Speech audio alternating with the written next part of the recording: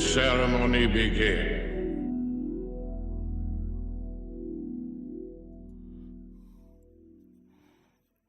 Oui. Hello. Hello. Hello. Hello. Hello. Just a little bit. Yeah. Better. Human, Milo. Rabbit is around there somewhere. Yes. We're streaming today. I'm at home. Nothing to do. Biscuits. Wait, you're gonna get the... Hi. Hello. Oh, it's raining. We actually have dry weather with a bit of clouds, but I think they're playing soccer in the stadium, right? So it's gonna be like boom, boom, boom, boom, boom, boom, boom, boom, again. Yes, ranting, chatting, babbling today. Just nothing really planned. First off, yesterday after the stream, suddenly I had to, let's test something. I was testing the Acoustica plugins. I just loaded, like the silver, like the free one.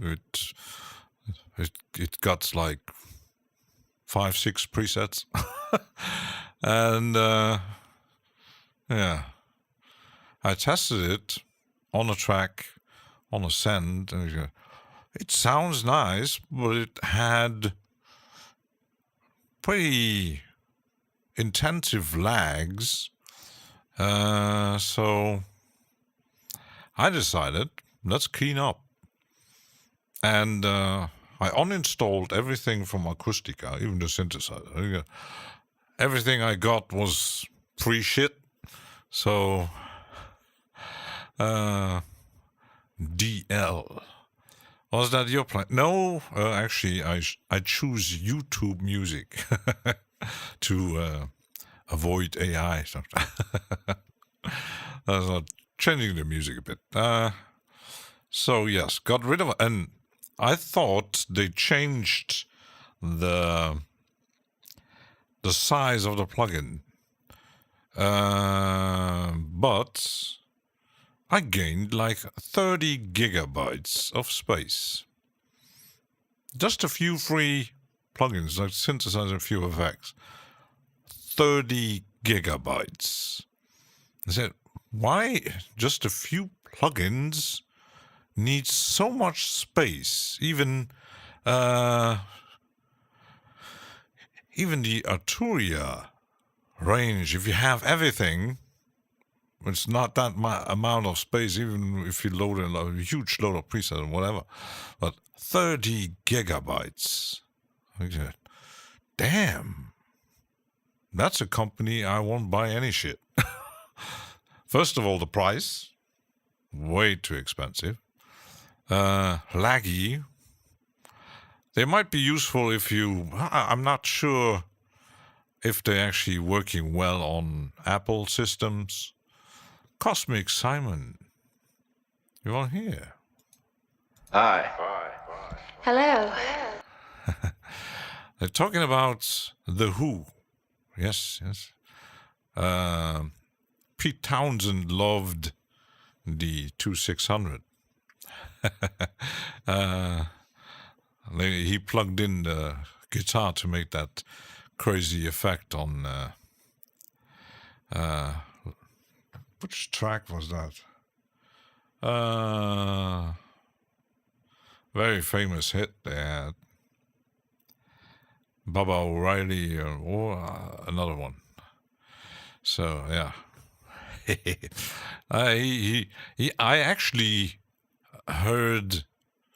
I think George Harrison was kind of experimenting with those synths back then, and he made his first solo album was very... It's almost like the stuff that Eddie Sonic does, very experimental, drony, soundscapey thing, and actually no one bought it, except maybe just because of the name. But yeah, plugins, Ranting. Yeah, Acoustica, I'm not gonna buy that because I mentioned it. I do have a certain budget, and I don't want to spend normally for plugin $100. That's an okay price if it's really, really something good. 200 is almost, that's a category I wait on a deal. Australis. Oui. Hi. Hello. So yes, and this morning I was I had to do some comments. Someone actually posted on YouTube the little posts, and he said something about serum, and he was asking a question, and I just responded, I won't buy it. Period.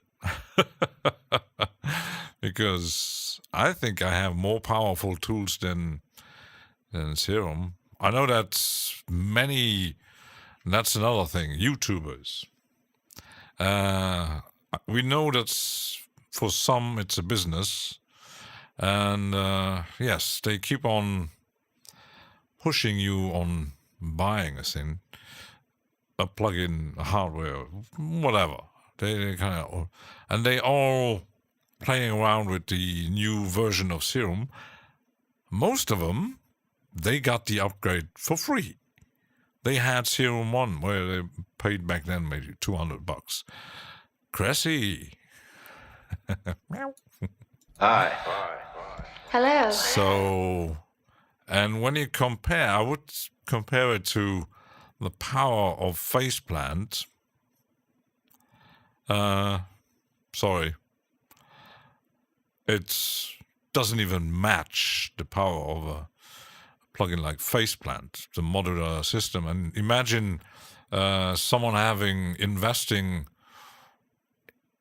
even less. I think we'll just check the price. I think it's over. If you using, I only have the free version.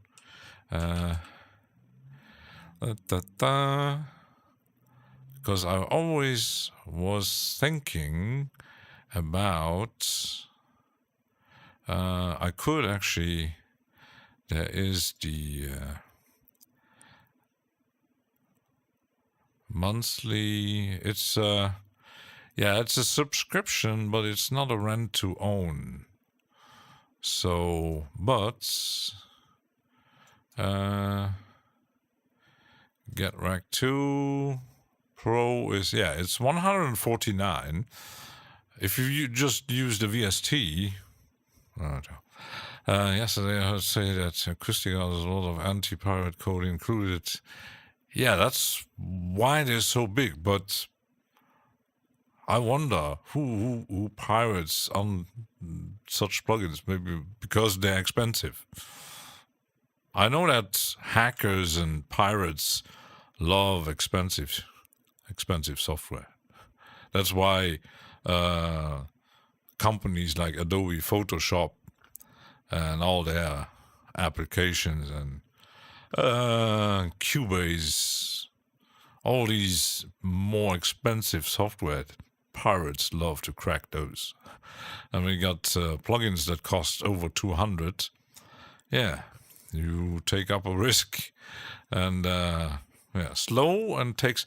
Yeah, I was just because I liked Silver, the reverb plugin, but just making a tiny loop and then sending that. I had crackles. It's kind of like a staccato when it started. It didn't really react right away. So comparing to no latency plugins, keep forgetting. And I would rather buy, just grab the free one and then you add convolution packs from the Convolution XT, the Impulse Records site, even if you would invest the whole bundle, it's still cheaper than the whole reverb bundle for silver from Acoustica Audio. So. The most expressive, unique sound source just require a microphone. Microphone. Yes. Yeah. So, yeah. But, yeah. But are they actually, with that kind of code, really avoiding being cracked, hacked, or whatever? And this morning I was going through, I was on Venus Theories Discord, and someone posted a link. I don't know where he found it, and it was asking, is this legit? There was a site selling plugins, doors, contact instruments. The prices already said, nah, sorry, this isn't legit at all. They had Ableton Live Suite 12 for $30. And there were two prices. The 60 was barred, and yeah, they had a deal for $30. Imagine buying, spending $30 on Ableton Live Suite, and finding out, oh, shit, it's either a pirated version, hacked version, or you got, I don't know, 200 viruses when installing, or the license doesn't work. So, yeah, definitely not legit. Just, all the prices, they had like a lot of expensive stuff on there with prices. Shit. Do you ever use Silent One? I heard about it, and I know it ain't Lena Digital. It kind of looks like the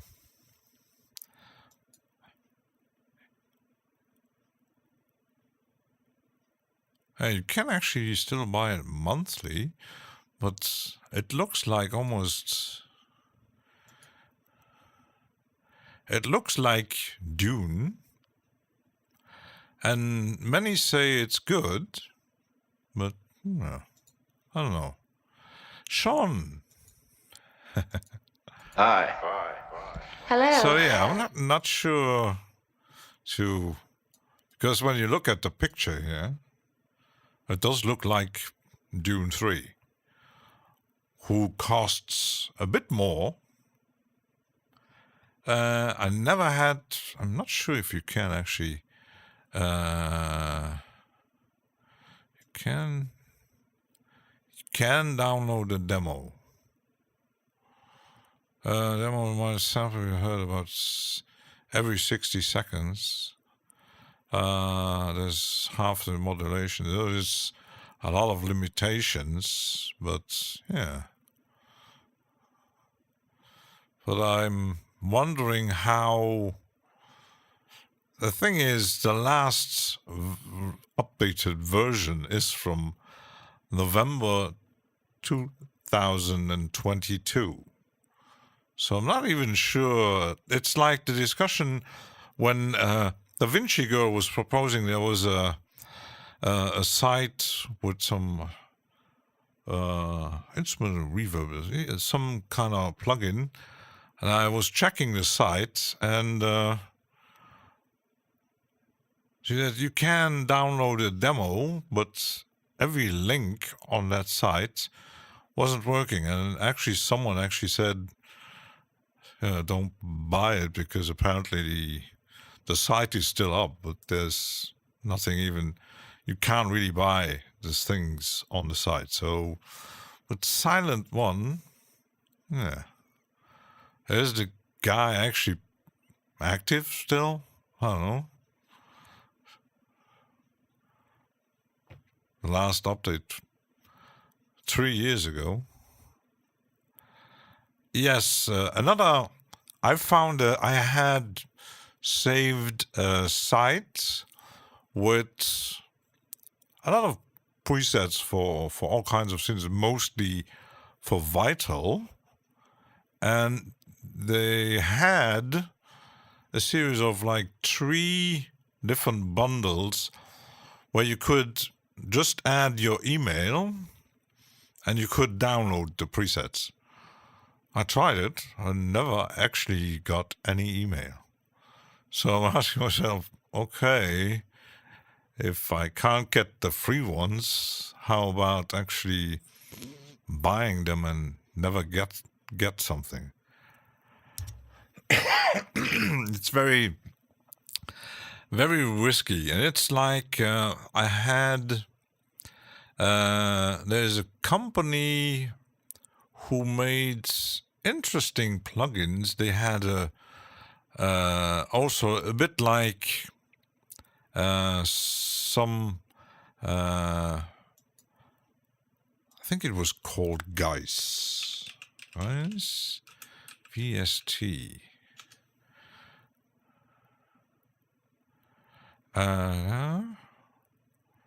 No. There is Geist from F-Expansion.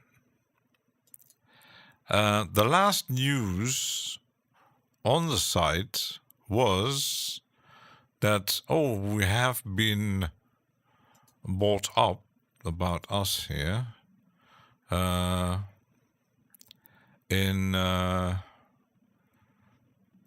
first they had a collaboration with Rolly, and we know what happened to Rolly, and then BFT acquired by InMusic.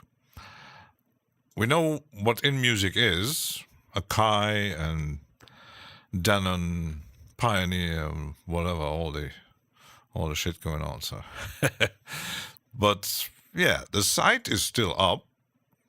They had some interesting stuff. They had like there's a synthesizer, 2 synthesizers, and they had the beats.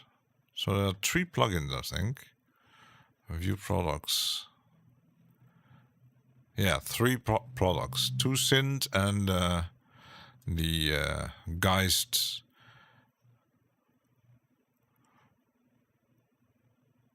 And the price is, $179. So it's kind of like the HY plugins.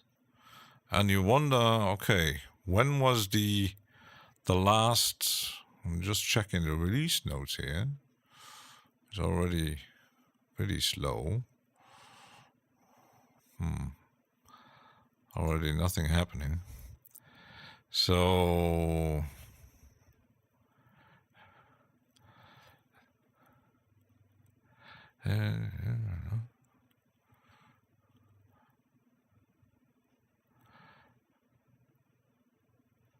extra activations. Yeah, but the thing is with software, it's like even the link doesn't really work. They had the expansion is, but yeah, you wonder. Okay, like spending like 179 euros, and how about the other synthesizers? There's no price. Yeah,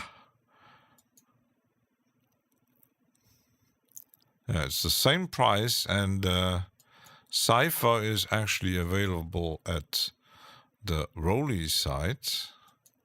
Let's check the strobe, same. And Rolly seems to, they're still, I thought they were actually gone. They're still selling the piano and keyboard stuff. So yeah, but it's all InMusic, and I don't know. Got me some Air plugins to use with Reaper that I was using Pro Tools. Air plugins. I I had a few that I did get for free, and all the air plugins, especially the old ones, where they was using iLog, and I had the opportunity to grab that was a whole package with all of their plugins, and I downloaded it, installed it, and it was constantly installing the Pace licensing system, but it was programmed that it was installing an old version. And I didn't realize it at the beginning. After installing everything, they asked me to restart the computer, and I was in a loop, and starting up, it destroyed my Windows because of Pace licensing system, an old version. I said, air plugins, never again. I do have, they changed since they made updates. Since the updates, it doesn't do that, because the same happens when you install new updates or even new sound banks or plugins from UVI. It always tries to install Pace and iLog system, but with UVI it recognizes that there is a newer system or the same app already installed, so you don't get problems, because if they install some old version, maybe that's a reason why people don't like iLog. So I don't know. They're watching so fast, I can't feel. Plugins, money thrown on window, not really top of my to-do list. Yeah. Yeah, but Kev Human invested in a lot of, but that might be maybe different if you have Ableton and investing in Max for Live. You kind of, but still, even there are, even for Reaper specific stuff and scripts, like the stuff I have one, like the no, not this one. Where is it? The from NVK. I have the search. Pretty useful. They make scripts and kind of plugins for mostly game audio, sound design stuff, and they're not very cheap. I think there's one who costs over $150. So, and the same is for the looper thing, like a bit like a clip launcher in. I'm not sure if I have it still here in my list here. I might have. Not the slicer. It's called Play. It's like also HIDA, the script manager and track template thing. Yeah, it costs money. And recently, some actually want to make money with themes. I paid for the Pro Tools theme a few bucks, but sometimes they're asking money for something. Mm-hmm. But because the script, the play thing clip launcher is like $60. Should be, yeah. Imagine, like, I know that John Matthews said my Reaper stuff, my Toucan plugins will always be free, because he had the situation, someone in Mexico, I think, who made for a bunch of his plugins, he made UIs, and he was asking money to buy these. There was like a framework you had to download to change the UI of the Toucan plugins. And John knew about it and said, I didn't actually told him that he could do that and even ask for money for it, because my plugins are for free, and you asking money to, and apparently since then it dropped down. It isn't available anymore, so it's very shady. And the other one's the World Suit 3 from UVI. Yeah, let me check the UVI site. You could just get the Sonic bundle for a few $1,000. World Suit. It is, it's 301. Kevin even likes the shade. Yeah. I think UVI should do a bit more. The instruments are, some of them, not everything. There are some of the sound packs you get. And yesterday, someone was asking, they made some time ago, they had another sound bank, and the guy was actually searching for it, but because UVI doesn't sell it, it's I discovered a list what they made, and some of the sound banks were taken over by other different sound banks, but this one specifically wasn't available, and they actually didn't take over the sounds and make a new one, something like that. It was kind of good luck finding one, and and he said if I can find it, it works in Workstation, but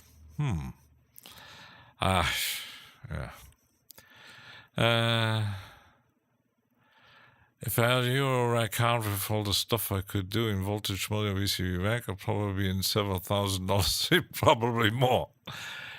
Yes, that's for sure. Because, modular hardware, it's like hardware synthesizers. Very expensive. And takes a lot of space. It takes passion. You need space, money, and actually using it. Why I decided hardware, just maybe little things like my micro freak, and maybe a sample or pedal or an effect thing, and that's it, a controller. I'm not getting into hardware. It's just, that's a rabbit hole. And modular systems, oh my goodness. But then voltage modeler and VCV rack can do whatever you want. Even if the voltage modeler can get quite expensive too. But imagine VCV rack costs like $150. 149. You get pro models, you get even a clap version and VST3 that you can load in your DAW. It's like using an overpowered Reason rack in your DAW. Some do like hardware, and we do know that we get the camps. You got people who actually purely hardware and not even using a DAW for anything. Some even are so old school, they're actually looking for mixers and tape recorders. We do get those kind of guys too. This morning I looked at the picture someone posted on Facebook, and I said, I showed you my synthesizer studio, and now you're going to see the photo of my son sitting in his studio, surrounded by synthesizers. And he had I'm not sure if it was a CMI, because he had a very small screen behind him. And I was thinking, how old is this picture? Is it 30 years old?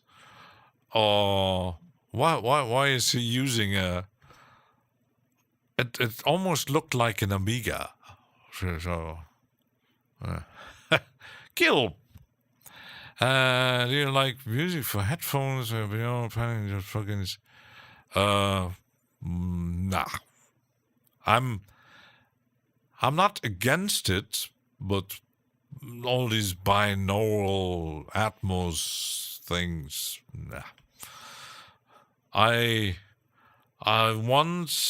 have a very expensive Blu-ray player who is made by a high-end audio company from England, and they actually discontinued making Blu-rays, but it's kind of sad. But that one actually played SHCD, DVD music, and all of those crazy stuff. And I bought once a DVD audio from Queen. I actually was surprised to finding one, because finding DVD audio, especially in my surroundings, in my country, is almost impossible. And I was listening to it. I switched to surround 5.1. I wasn't blown out of my couch from the sound. I'm in that category. I'm old school too. For me, stereo. And funny, Paul Third, who has recently switched also to Atmos mixing. He made a new studio and stuff, investing, and he made a video and he said, "Don't worry," with his nice Scottish accent. "Don't worry. Stereo isn't going anywhere." Because I had a discussion with someone who's totally into the Atmos surround binaural thing, totally. And I do get his point of view, because he's looking at this more technical thing.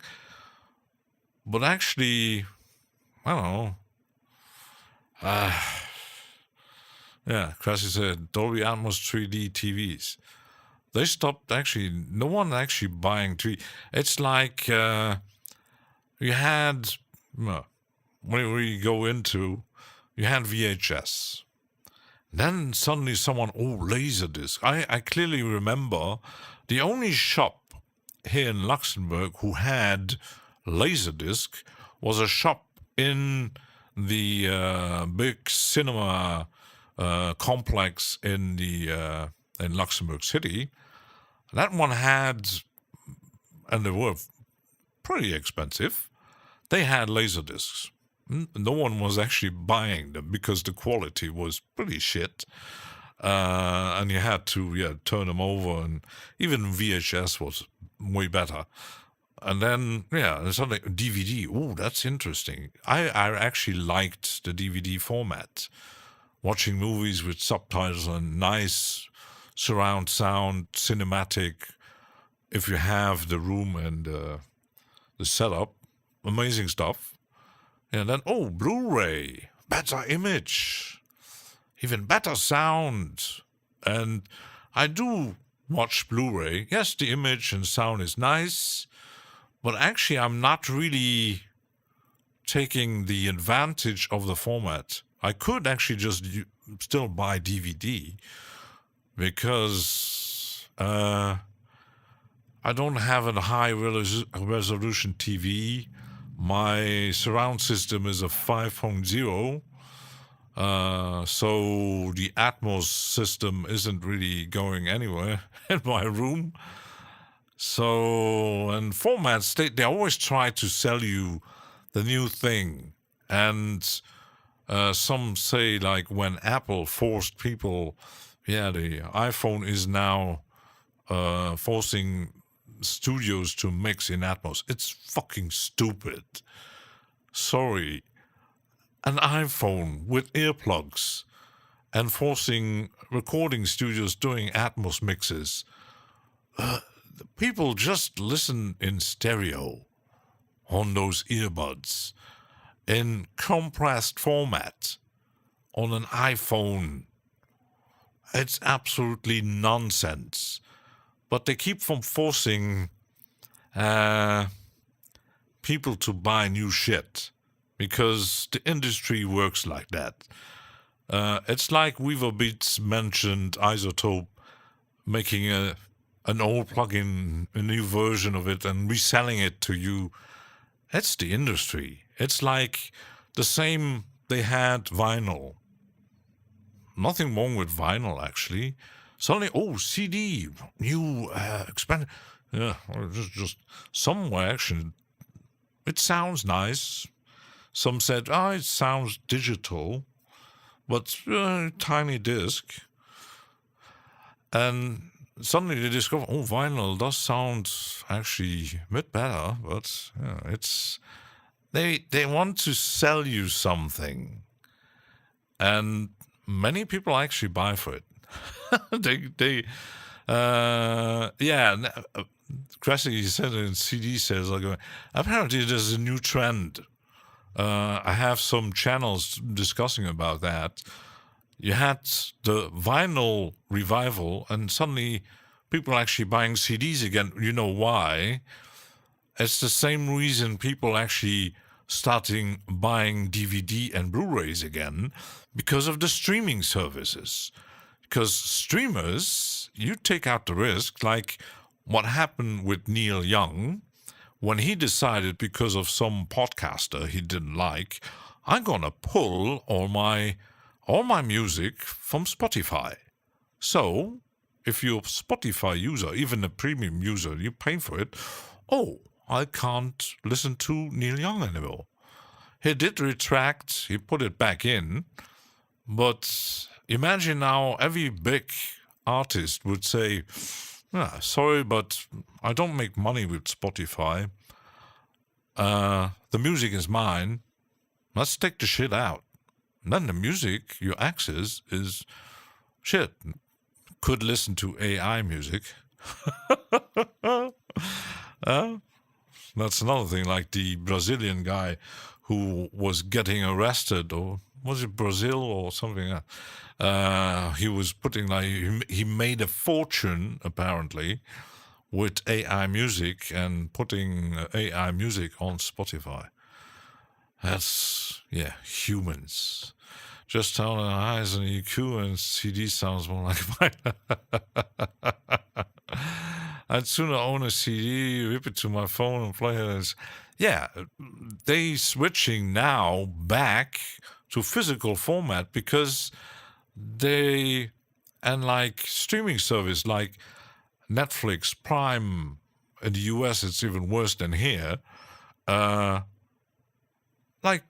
Just recently I was watching Prime, a series just finished, and they have series like Law and Order or something like that, and it has like 24 seasons, and then you go back and you go, I want to watch season 1. You can't watch it because the licensing is gone. So you just can watch like season 23. And the same, like Netflix had I would love to watch it. They had the Yellowstone series from, with those cowboys and stuff. And they only have season 4. Where's the rest of it? And on the other side, you got like the series from The Lord of the Rings on Amazon Prime. The only physical copy you can find is in the UK. You can't order it here. There's no German version or French version. No, it's an UK import. Why? And then and series on Apple, you don't find any physical copies. Nothing. Why? And the same goes for music. To find actually physical copies. Apple Music streams to a call book. But because even for DJs, some say it's convenient that we can download digital. We don't have to get the record boxes that they had before. Like, I know I have one, like full of records and going from club to club and rave to rave and having like 6 boxes to take care of. That's convenient, but yeah, still digital. And like it happened to me, I had a PC with multiple hard drives where my music was stored into, and it was actually based on Linux. And I like a kind of server, and I listened. It was plugged into my hi-fi system, and I listened to music digitally on my PC. And one day I decided, stupid me, to get a new like shiny external hard drive and put everything on there. It was like a 12 terabyte thing. I copied everything on it, and me, stupid, threw away the hard drives. And like 8-9 months later, I heard some strange noises. I said, what the heck? The drive was gone. Everything on it, gone. Kaput. I had actually a backup, some cloud backup. That didn't work. I couldn't actually download it. And I actually paid for it. So it's got fucking shit. So, yeah, all my music was gone. My physical copies are still here. So, would need a house to burn down to get rid of that. But, yeah. So that's the reason why. And that's maybe a reason why some don't like plugins. Because, your hard drive crashes, but you still could have access or backup. But with streaming, we know the normal people, the normal consumers, they don't give a shit.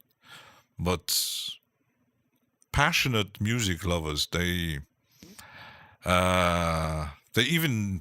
I have one channel who is he does reviews on high-end audio gear, and he actually features streaming and streamer players and stuff like that. Even he uses his phone for streaming service, but he doesn't use Spotify because other services are better sound quality.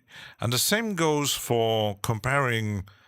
I hear it comparing Netflix and Amazon Prime. Eddie, no, I deleted something. So the difference, because Netflix tend to overcompress. They're doing a bit like radio. They overcompress the sound, so it's still surround sound, but when you watch a movie or a series on Amazon Prime, you get the full cinematic, boom, it's loud, it's explosions everywhere.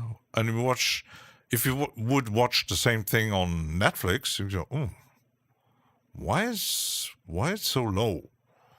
Because they compress like to get more bandwidth, to actually give you more access. So, comparing like watching Dune on Blu-ray and watching the movie on a streamer, that's a difference. So, physical copies. And funny enough, with everything, sometimes you got people who are nostalgic. Yesterday I was watching a young woman who has a YouTube channel. She does PC games, programming on old Commodores and stuff like that, with old magazines where you could copy the code was written down in the magazine. The good old days. I'm actually like playing my own music to Spotify. Yes, but the thing is, and another guy was talking about records and CDs, since he was talking about the pricing. Yes, the pricing did go up, especially for vinyl, but we know why. First of all, pressing plants, they're gone. They're almost non-existent worldwide, so the price go up.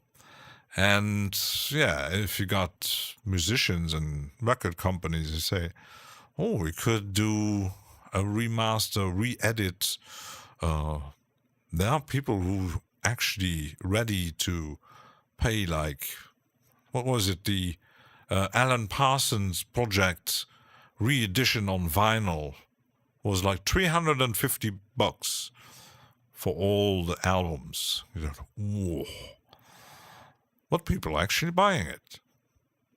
I actually bought, not so expensive, like I think it was $80, the vinyl re-edition of The Police in a box.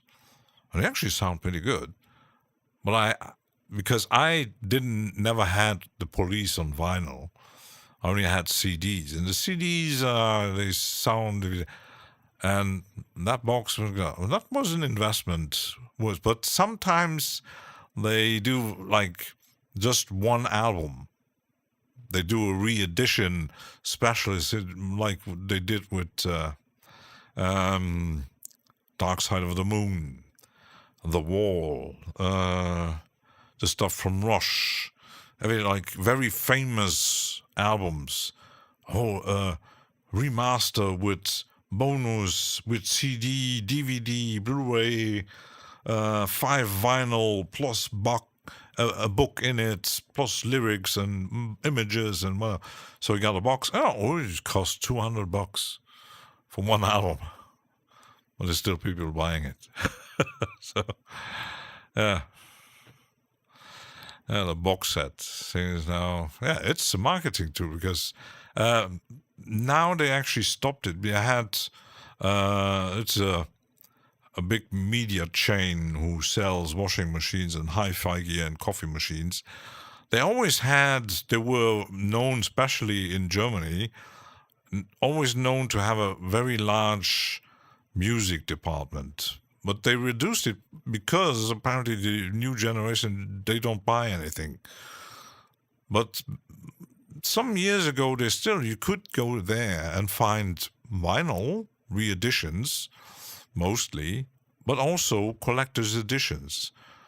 And pricey, but interesting too. But they reduced it. Recently, they had rebuilt the whole shit, and the company changed the name also.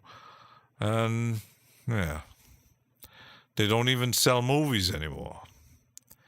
I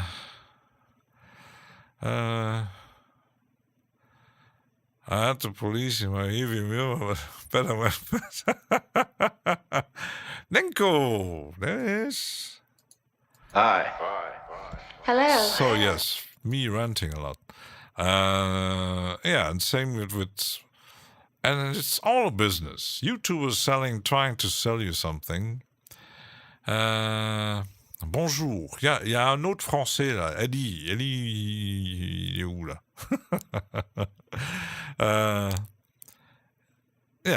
Companies are always trying to sell you something. It's same with food, cars, travel.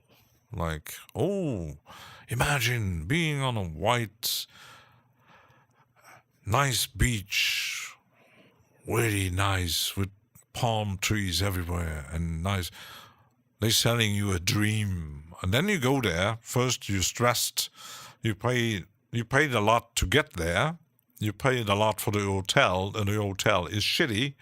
And you might be getting robbed because the country you're in is not very secure. Your vacation is shit. You spend like $3,000 on a vacation, and where's my dream?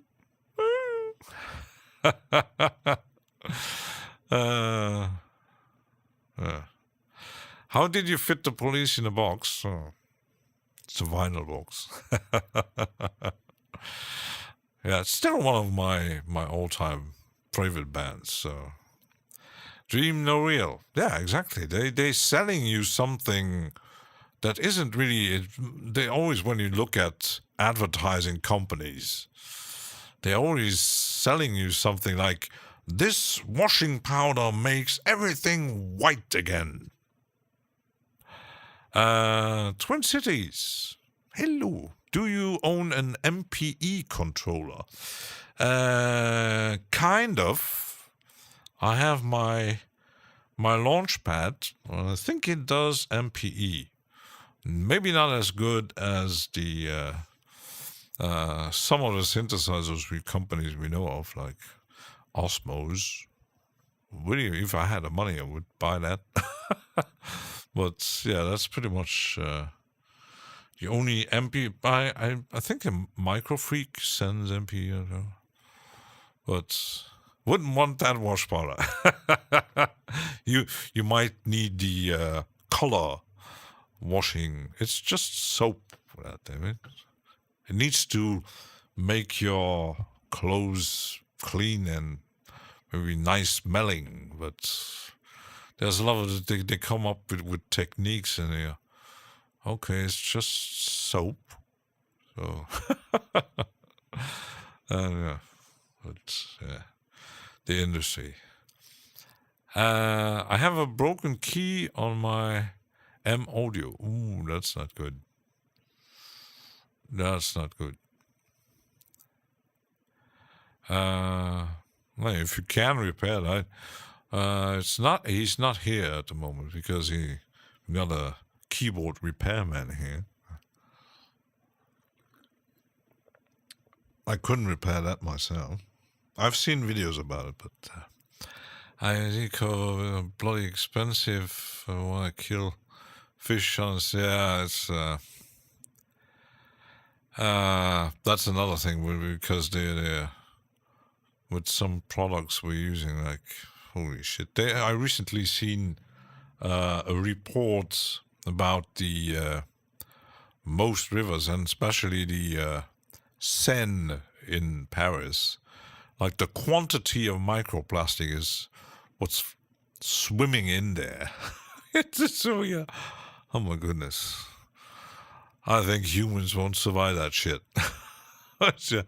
Apparently, they made some testing and stuff, and they wrote some papers about it. And almost every human is so full of microplastic stuff, shit in the body. It's even they found in microplastic in the brain. There's the Germans found out there's like 60 centimeters in farmer's soil full of that shit. So I think when you're hearing this, human would change, but they don't.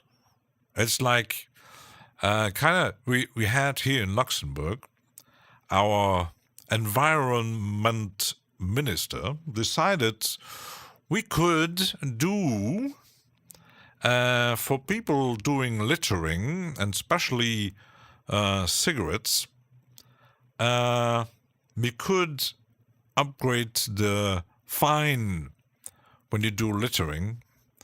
And the first time I heard about it, I said, what the fuck? Who is actually going to control people on the streets, on buses, on wherever they actually wander around, throwing their cigarettes on the floor? No one. There's no police coming. There's no security fining you because you throw away a cigarette. And just a month ago, our environmental minister was asked about with the press.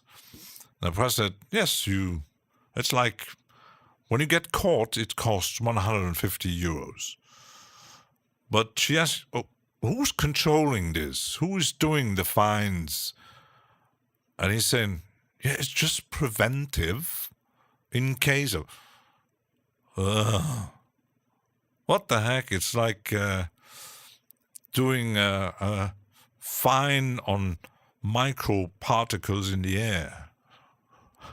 20 euro fine in Berlin. Victor! Is the EDM community loses like the rap community? That's depending on it. Brits probably have a higher level due to eating pot noodles. I recently I seen a video mentioning pot noodles. Someone actually he has a channel. He makes videos with microscopes, and he takes everyday, mostly food, and he had pot noodles, and he took out a piece of pot noodles, and it was already something weird on it, and he put it on a microscope. There was tiny, itty things eating the... and people eating that. They found fungus and clean up. If only stop emitting... Yeah, this... I had a lot of pot yesterday. No noodles. Yeah, the shit we're eating, the shit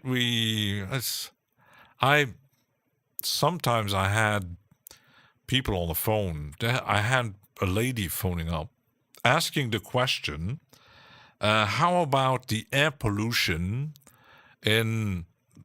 because we got here just a few kilometers from my apartment and where I actually work, there's a university with lots of young people. And she was asking, because she was from Belgium or something, because her daughter was getting into the university, and she was kind of scared about, because there's still a big industry just surrounding the area who still makes steel stuff and melting, and and she was actually, how about the air quality? I almost said, if you're actually scared about the air quality in these surroundings, just stay at home, close the doors, and don't come out anymore.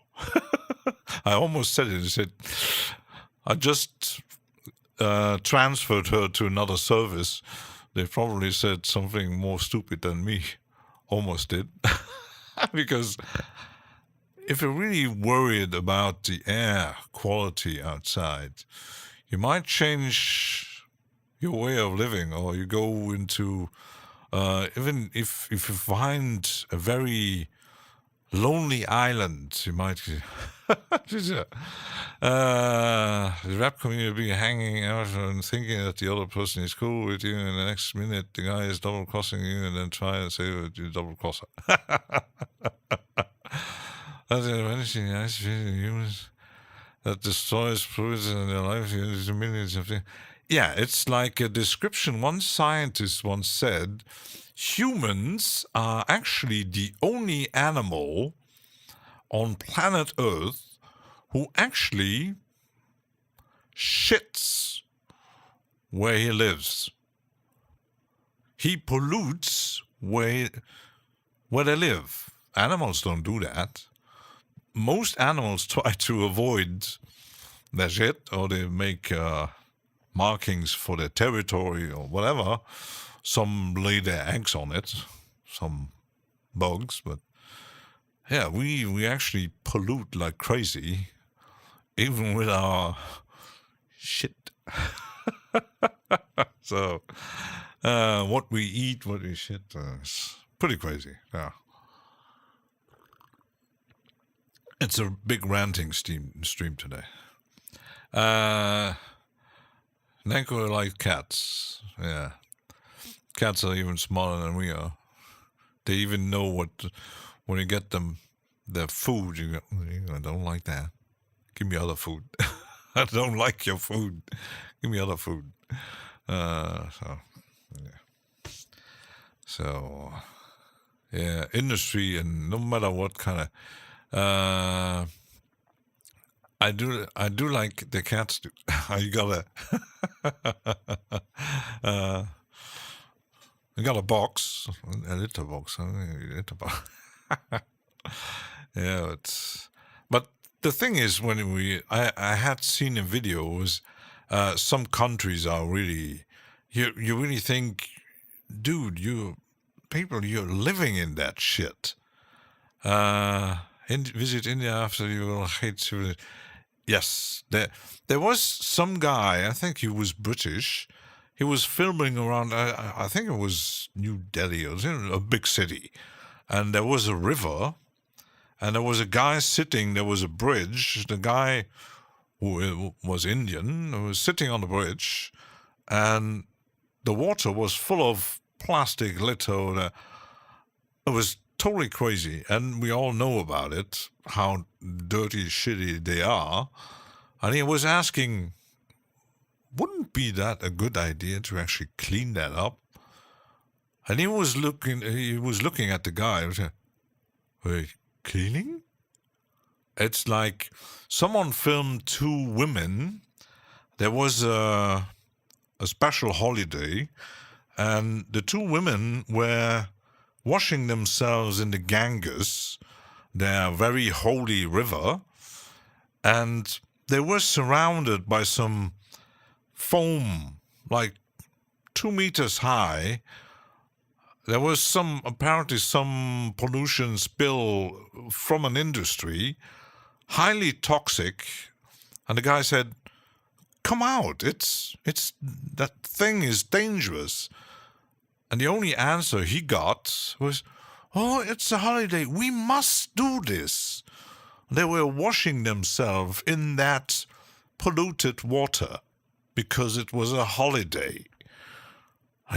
When you see that as a rational thinking human, you say, are you really that stupid? Really? It's like it's not just India. It's not just, when you see some cities, you go, what the heck is wrong with you? And even, I have one guy here in my street. He smokes outside, so he avoids smoking in his house. And I see him sometimes he's just on the entrance of his house smoking, but he wouldn't dare to actually pick up something to put his cigarettes in and maybe later throw them away.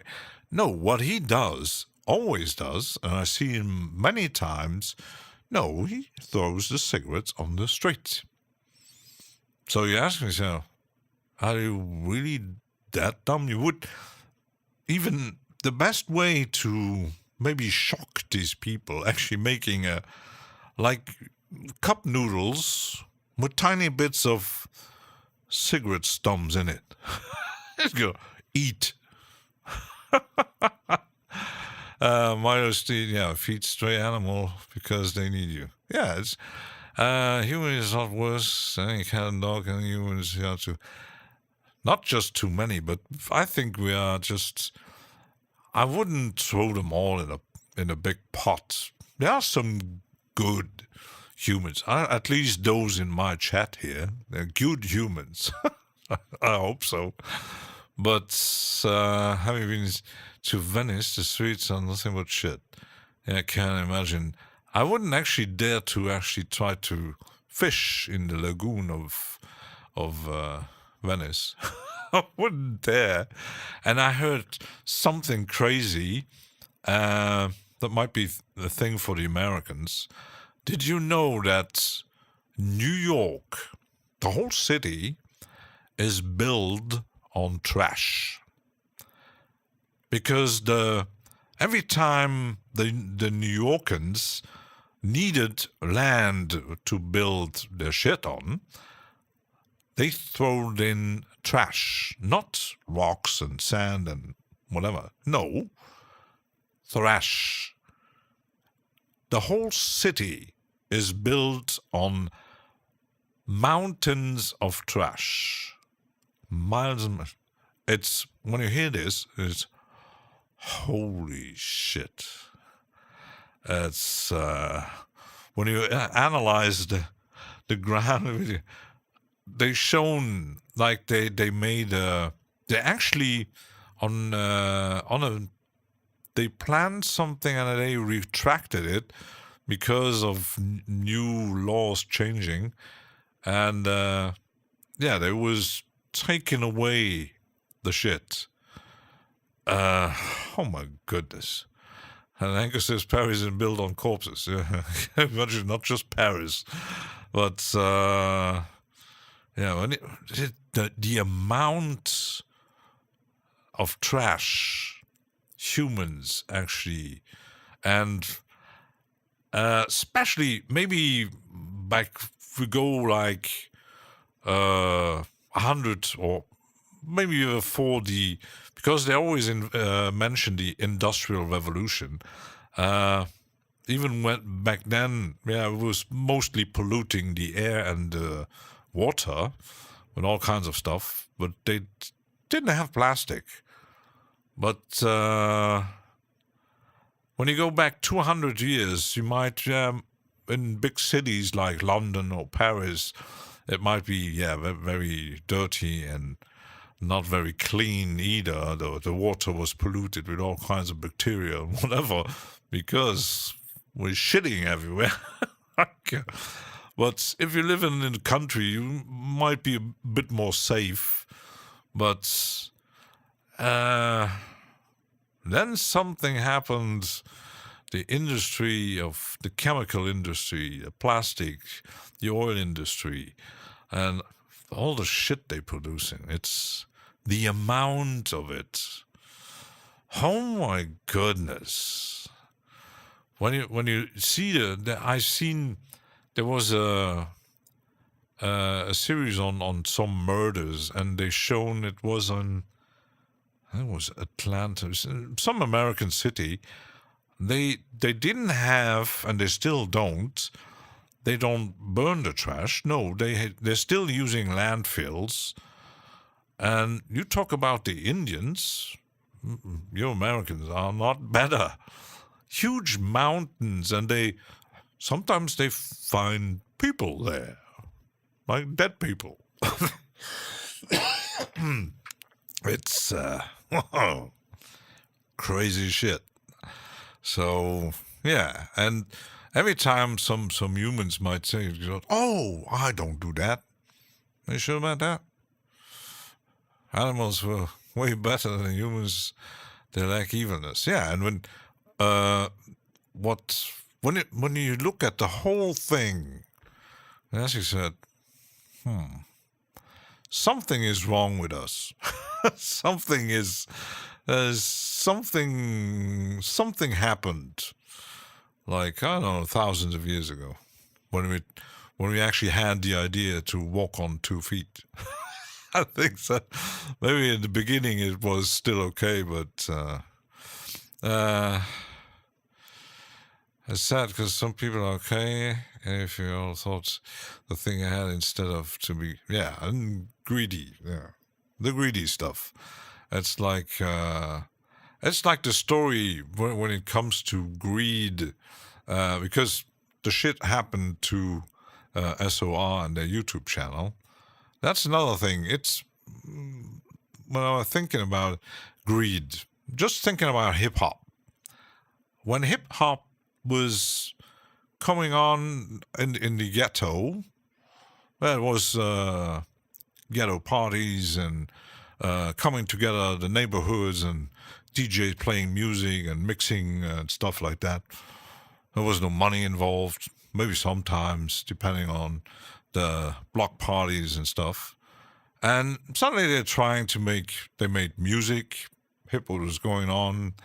Actually, they're starting sampling or stealing, and suddenly they're making a lot of money with it. And suddenly the greed came in. The lawyers, oh, you sampled that beat.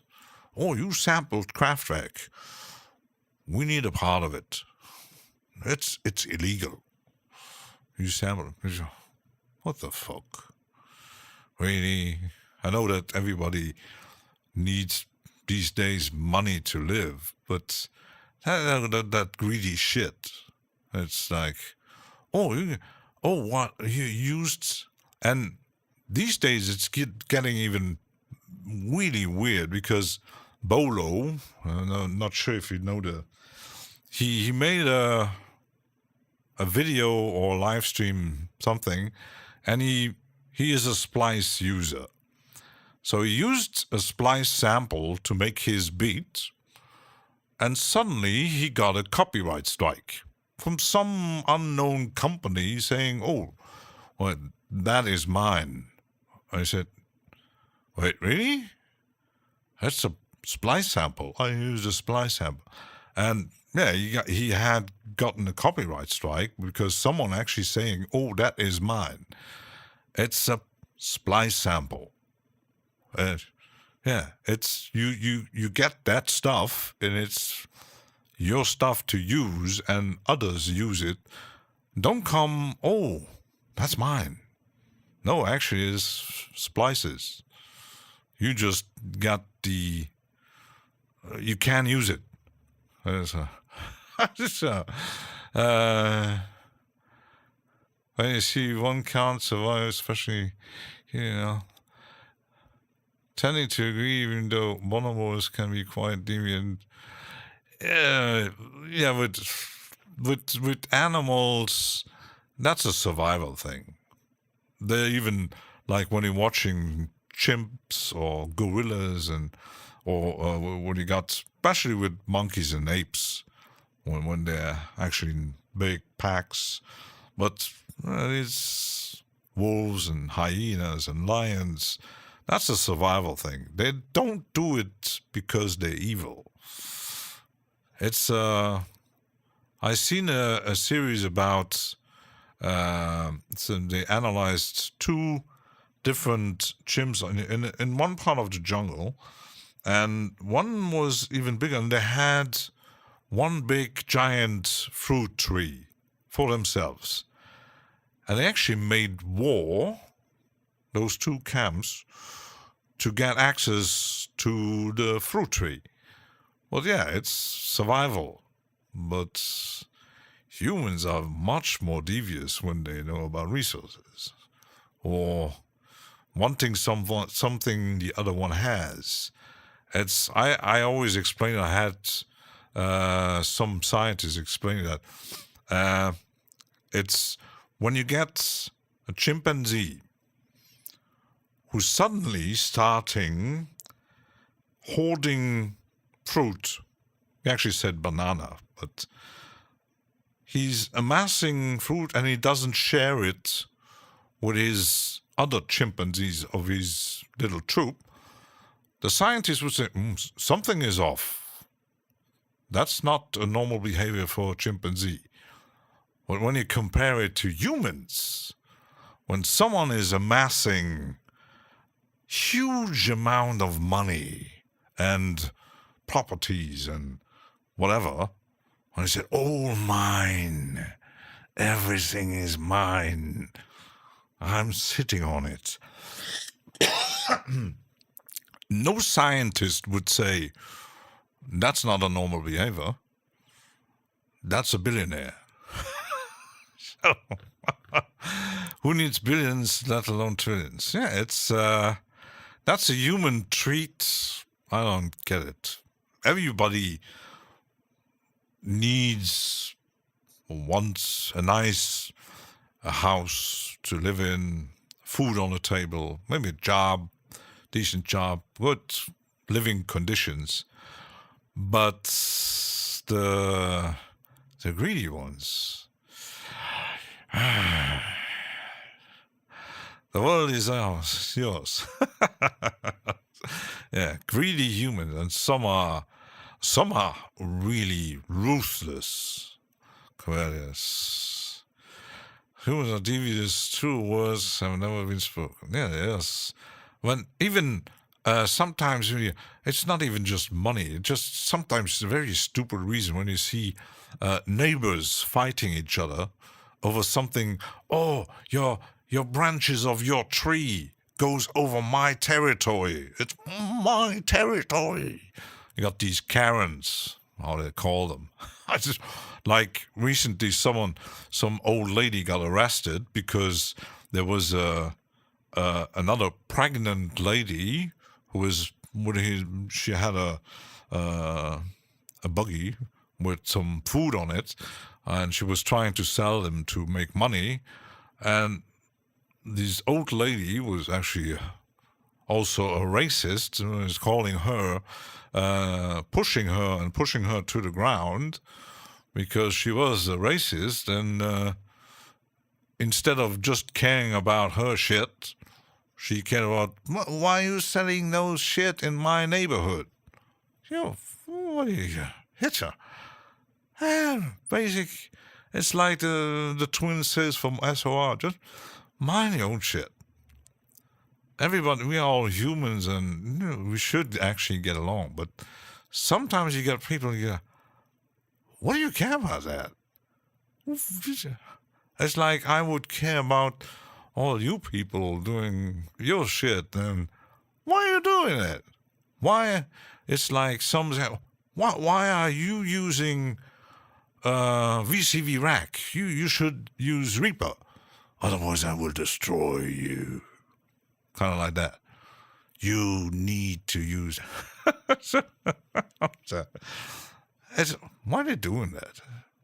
Why are we like that? I don't know. Like some companies said, oh, our plugin is the absolutely mind-boggling. It will arrange your mixes in a matter. You never heard anything like it. Oh, it just costs $500. I said, okay. Why? Oh, it uses AI to improve your mix. It's Monday, isn't it? Yeah.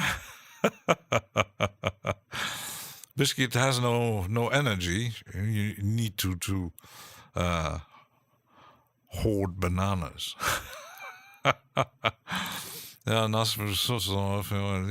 Yes, they are, but just like religions, we are the best. Not the religion. That's another thing. You could discuss it for ages. And just one thing is sometimes people explain it, especially the three main ones. And it was, our God, this and that. It's better than yours. And the other side says, no, wait, mine is better. Mine is hard-loving, and suddenly, and the third one is, wait, mine is caring, and suddenly comes another more smarter one, said, since when there are three? It's just one. And the other thing, no, that's not true. Our God is the one true God. When you hear some evangelical, I'm just calling them morons preaching on American television when you see the videos, you go, what the heck is wrong with these guys? What's this?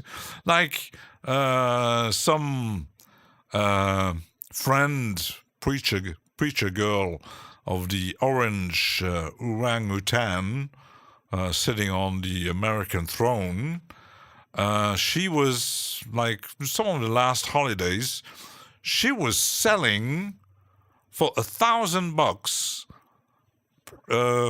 prayers to make you feel good. $1,000 prayers.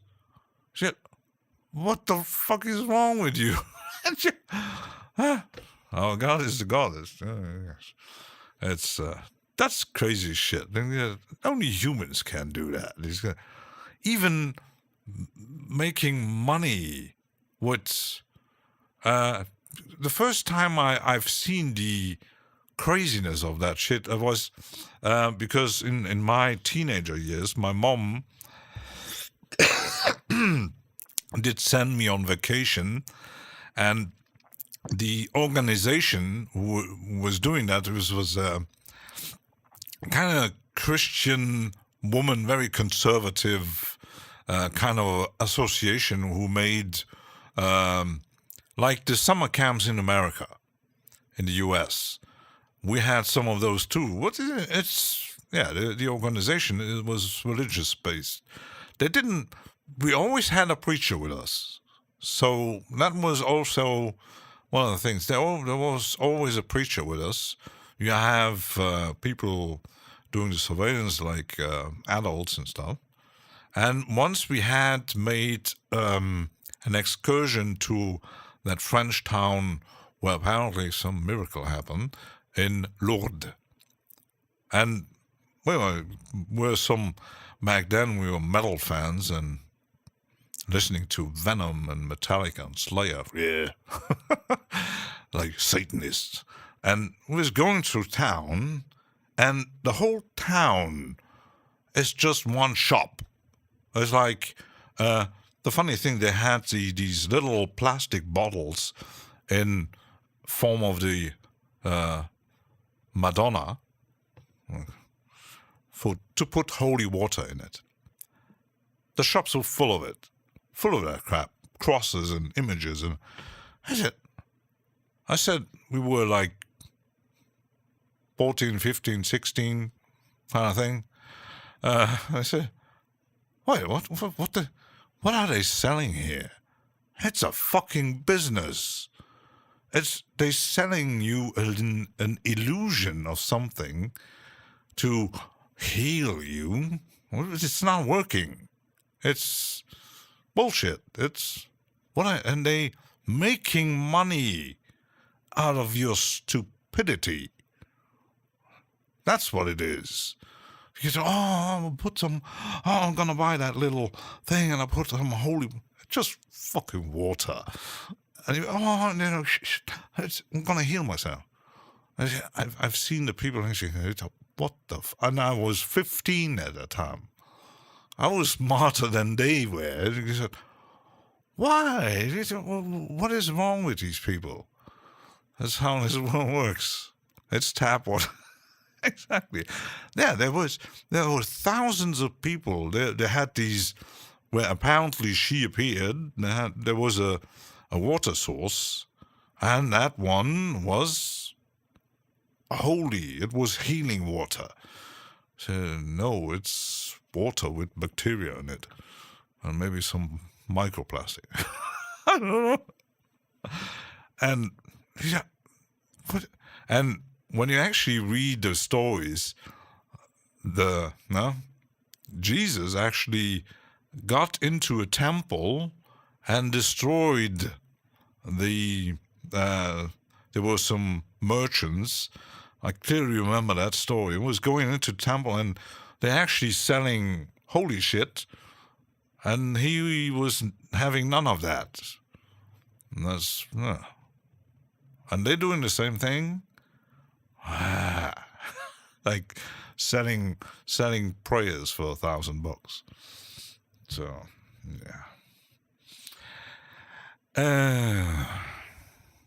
overturn the tables. Humans, you could actually rant for days. So the story goes. It's still a story. Because I'm actually at the moment I bought a book.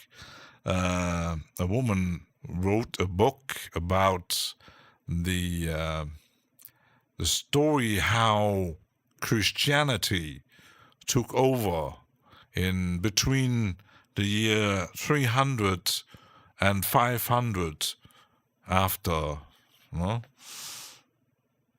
just after, between the fall of the Roman Empire. And then when you read that stuff that she discovered and through all kinds of findings, and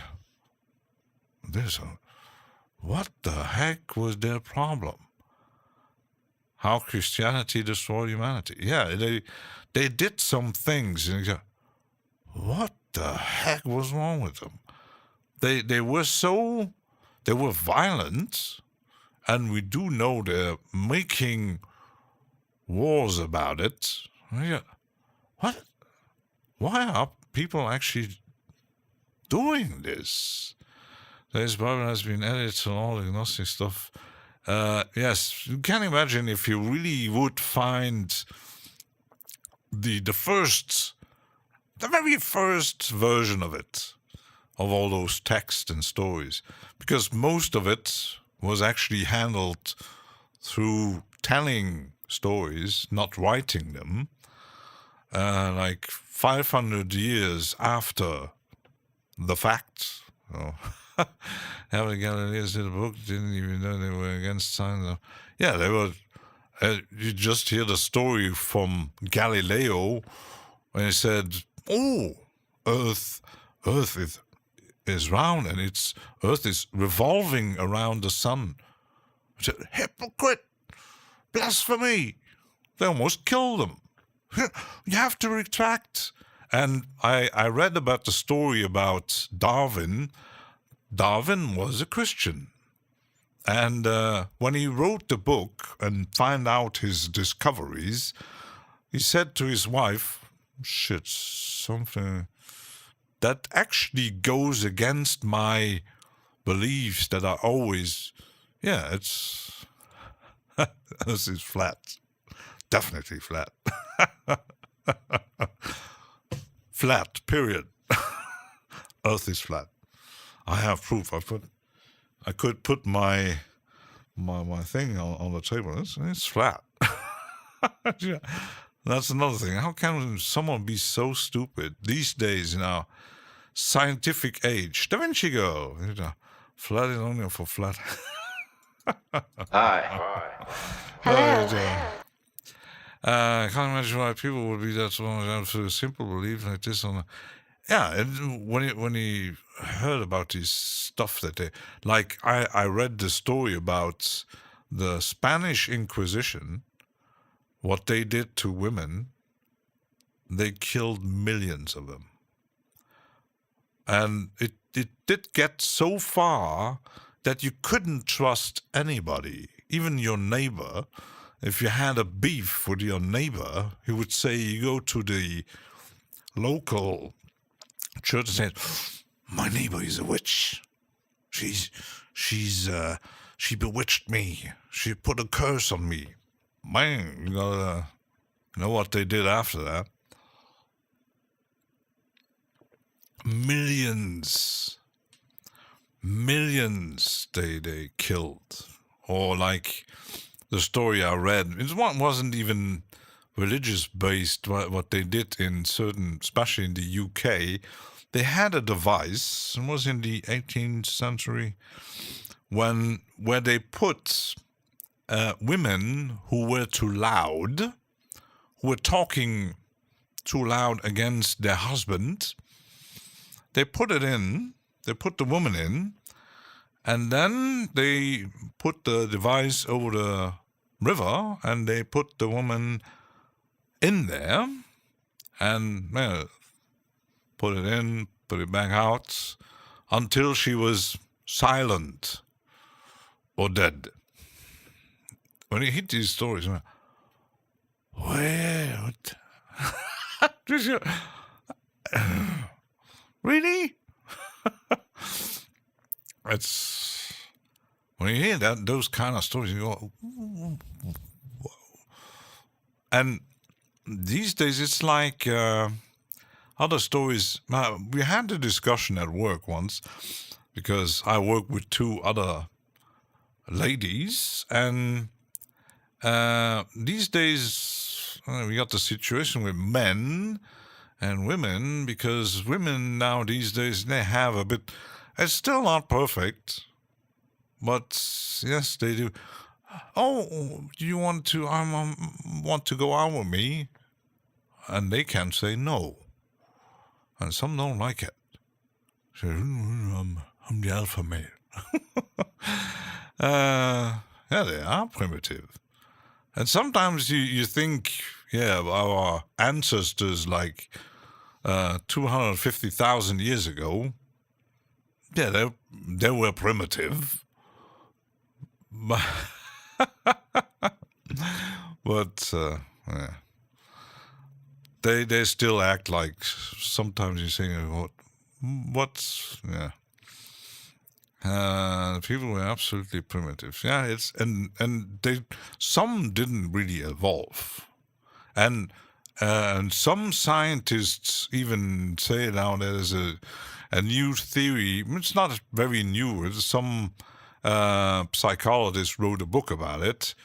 It's the age of stupidity, and it's growing. He's the Papa. It's not my. Anyways, I hate to stream. So yes, of course. No, I'm an atheist. I don't go to church. I'm not in the church, actually. But to get actually out of the church in Luxembourg, it's not that easy. Yeah, I'm. So, but I've been an atheist like 40 years. I once shocked my cousin. We had dinner at their place, and she said, "Oh, how about you? Well, I'm not sure what would we discuss." And I said to her, I was like 14, 15. And she said, "Once, I'm an anarchist. Second, I'm an atheist." I said, "Do you actually know what that is?" I said, "Yes, I know." And she was, "Oh my goodness." I was shocking her. Yeah, because my mom, through her education, was back when she changed a bit. She was very religious. She forced me on every Sunday to go to church. Every morning, Sunday morning, church. When I was like very little person, very young, yeah, I did go to church. And sometimes and something with like when I get older, like 12, 13, like that, I started thinking, I took my Walkman with me. And then I put myself in the top lobby and listened to music. I give a shit about. But there was one that I still remember, and she was, you have to. And I said, no. And you won't force me again. I'm not sure what happened exactly, but I said, no, I'm done with this. So, in respect, maybe change the topic from just in respect. Not so sure about that. Yeah. That's still I respect decent, normal thinking, rational thinking humans of any kind, any color. I don't like stupid. I don't like hypocrites. I don't like liars or people forcing something upon you. Like, no matter what theme it is, like, same goes for plugins, like saying, you need to buy this plugin or else. So, 8 words to the witches created from do no harm and do what you will. Yeah, it's yeah. And I believe in free speech as long as you're, first of all, not hurting someone. As long as you say certain words that goes beyond free speech, like when it comes to hatred. I told you that. Oh, like I'm actually not afraid of shocking certain type of humans, especially the religious ones, especially those. I had on Facebook certain, we call them friends. There was one, she was from the States, and she was always posting these very conservative. Yeah, I've suddenly, nah, you know what? I don't want to see it anymore because it's sorry, but most of my friends are more rational thinking than this stupid posting you do. So sorry, but yeah, that's me. So if you don't like it, because if someone doesn't like me, I actually don't give a shit. You don't like me, move on. It's like any kind. If I would see some YouTuber talking bad about someone, or dissing someone, or disliking a certain group of people, you can stick with your beliefs, but don't force them onto others or me. But yeah. So let's take a break. I need some calming down. Otherwise, so be right back. Whee!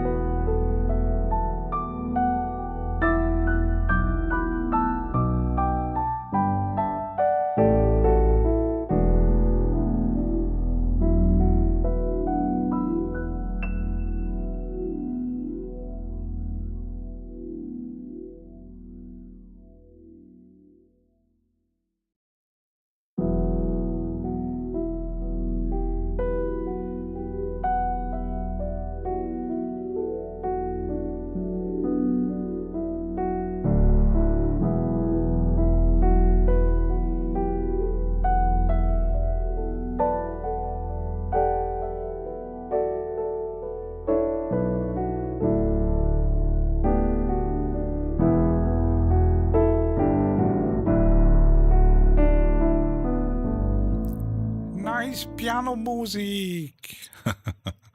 Eddie Sonic is there. Bonjour. Da Vinci wants to Dream Theater composition. Ooh, competition. Didn't heard about that, but hug break.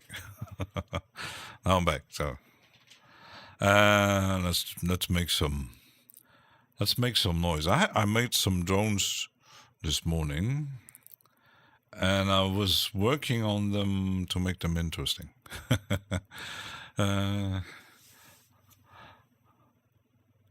Where's the chocolate? I didn't even have chocolate at home. Chocolate eggs. Yeah. And I was even going through when you imagine when you install Reapack, let's change a bit the theme here, otherwise I will be ranting forever. The JS folder in Reaper. When you got Reapack and they have so much sources installed like me, the downside is, I would say like 1% I know what they do. Most, especially toucan stuff, they're pretty explanatory. But sometimes you got stuff in there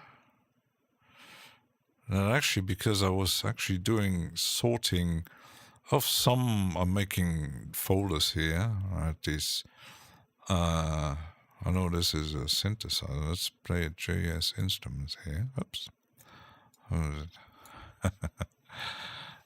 Yes, CD is definitely making a comeback thing. Feels well to feel your own physical. Yeah, we were talking about physical media is. I sold a few things. I sold a huge load of vinyl records and some CDs because space. But I still have a huge movie collection and TV series. So I'm not selling that because sometimes you got the if you're lazy, you don't want to, because I was saying streaming is nice, but especially in my country, it's still, even though we got Prime, Netflix, and we got you can actually, I have a media player, where I can actually watch Apple TV or Apple iTunes stuff. But I did subscribe for like a month because I thought there was series on it. I said, need to watch it. There was a series from the first, actually based on Isaac Asimov's robot series, and the not the robot series, the not big, like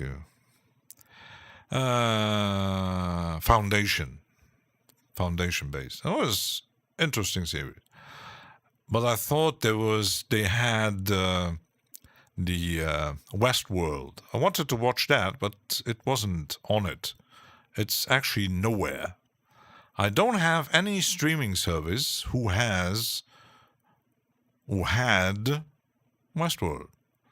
So I would need to buy the physical media. And the same goes for, we don't have access to Paramount Plus, even though it's included. I think in Germany you can, but here you can't. Some channels, because you can subscribe to certain channels on Prime TV, that doesn't work in my country.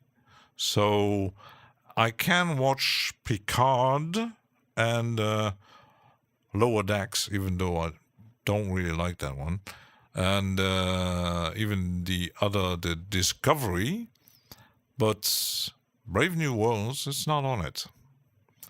So I would need to buy the physical copy of Brave New World to watch it.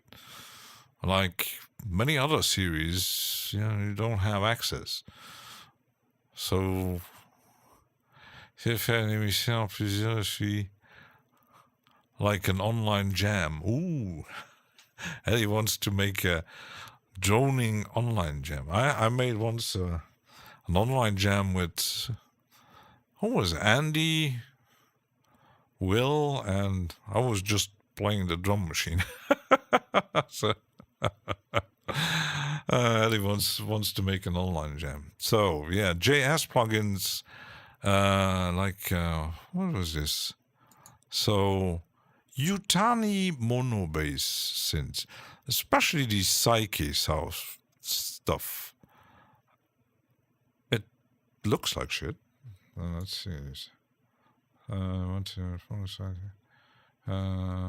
No. Kind of, it's a mono thing. So.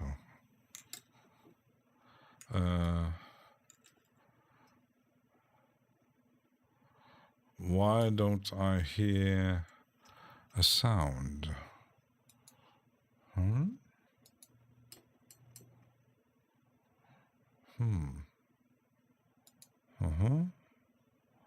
That's odd.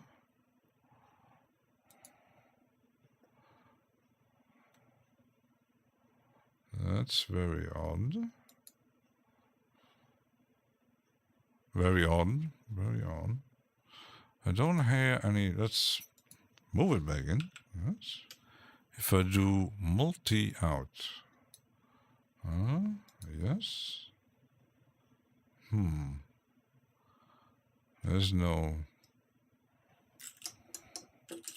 sound here. I should check not to lie. I stupid today. I'm very stupid. I did put the track here on solo. Oh, GG. Now that's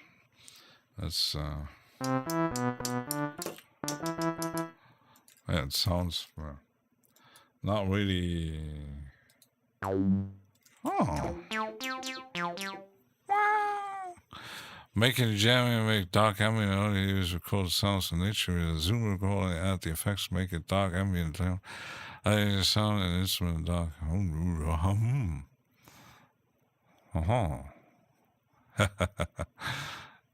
Yeah, that's yeah, the thing is, Eddie is, he's doing hardware with his huge, I would say almost like a fortress of synthesizers and samplers and loopers and so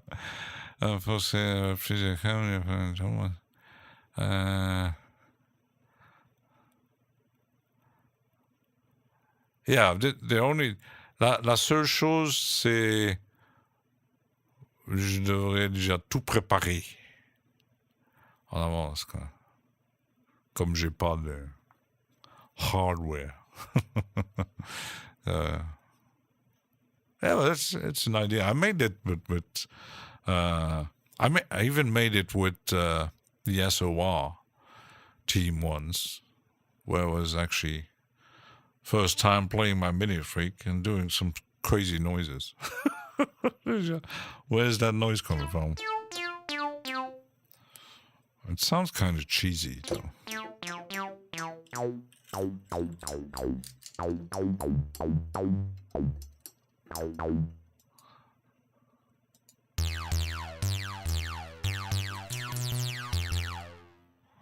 So, to be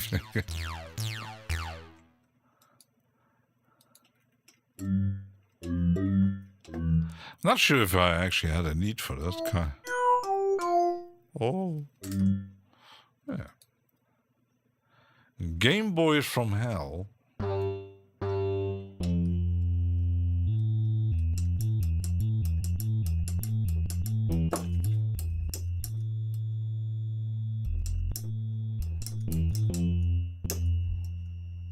Ooh. Is it a free synth? Yes, it's part of the Psyche Ria Pack stuff. He has effects, but he also makes instruments. So if you have Reaper, sounds like juicy cheese or squished lemon.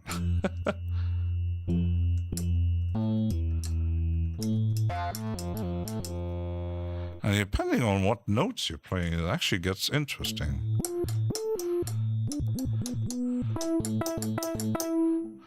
Especially on the pressure.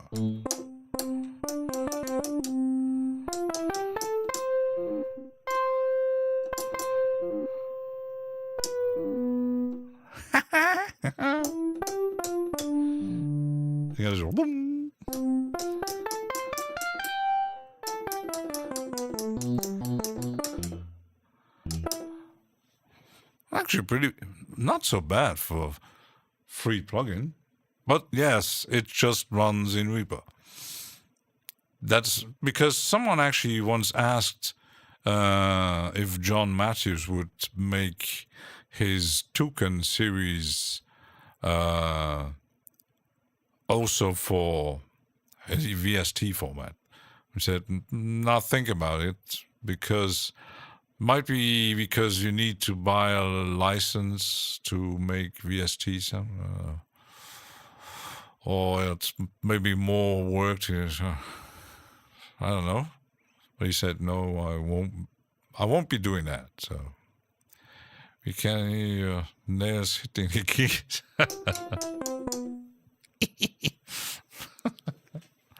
I might need to make them a bit shorter because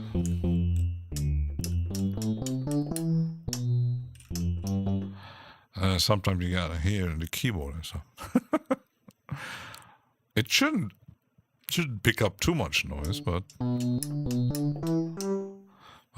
yeah. No, strange. It sounds a bit like Triple Cheese, the free CM computer magazine synthesizer from Yu-He. It's kind of interesting. You broke it. It's noisy. Oh, that one. That's a rave sound.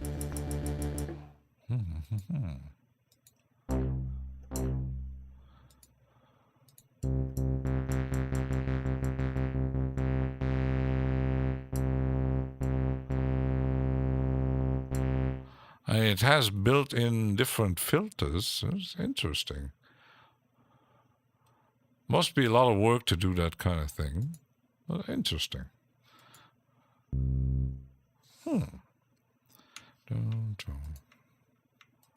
So, interesting. I'll put it in my JS Instruments folder. There's another one, Cheesy Harmonic Synth. What's that? Oh, that's Funky Bassman. Hi. Hello. Have you heard they found 8 shafts under the second pyramid? Ooh, I heard about it, something like that. Ooh, 600 meters. Oh my goodness. There's no sound here. There's... And there's no preset.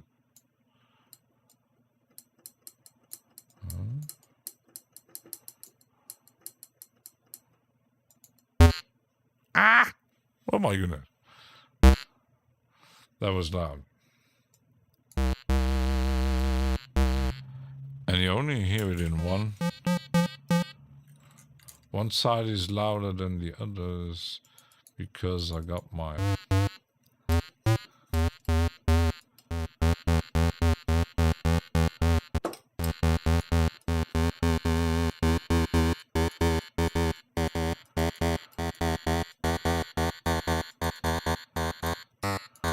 It's almost like an FM thing, you know?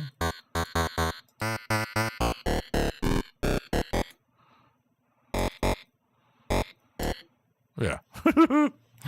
It needs some effects, little reverb delay or something that come with. Yeah, that's. I'm not sure. Because it's a scripting language, it might be a bit more limited than other formats. I don't know. would need to ask John Matthews, who programs this kind of stuff. And he made some instruments too. He made an organ, he made a synthesizer, and something, I think 2 or 3 instruments. But yeah, it's very basic, so you might need to know.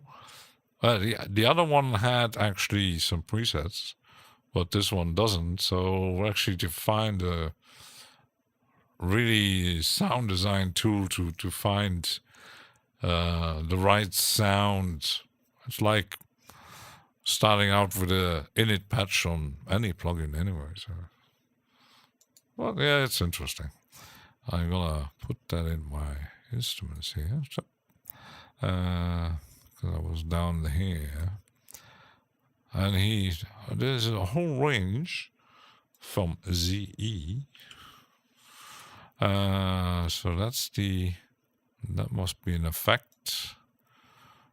And they must be looking all the same. Yeah. Look at this.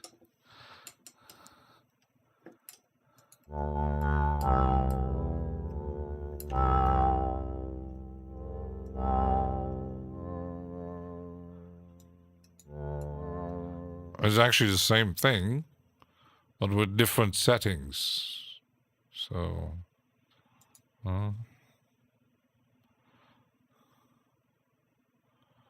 so that's the code. Oh my goodness. That's the. Oh my goodness. Yeah, let's not go into that.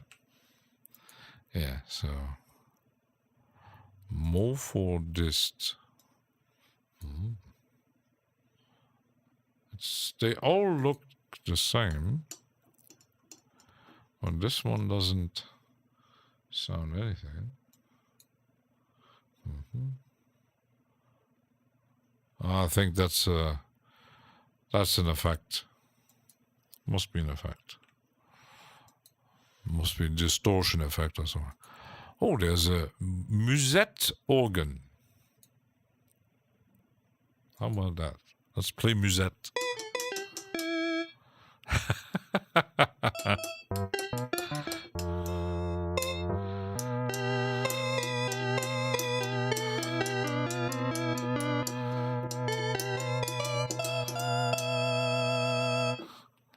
Oh my goodness.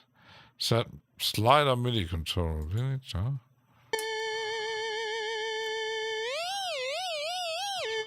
Oh my goodness. Can't find more cheesy. Don't think. Oh my goodness. So it means so anyone can modify program own effects into. That's a good question. I don't know about the JS stuff, how open source or closed they are actually, because you can open the script. Well, it might be if you're really good into coding, you might change some stuff. I don't know. Don't even know what this is. Zoom Analyzer Demo. What is that? I have no clue what this is. It says Zoom, but wow. I don't know. There are tools in there, and most of them don't come with any description.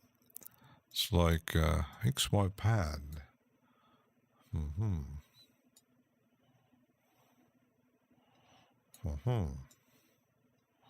That might be control or something. Because, yeah, might be a MIDI controller XPad thing. Interesting. So, there's so much stuff in there.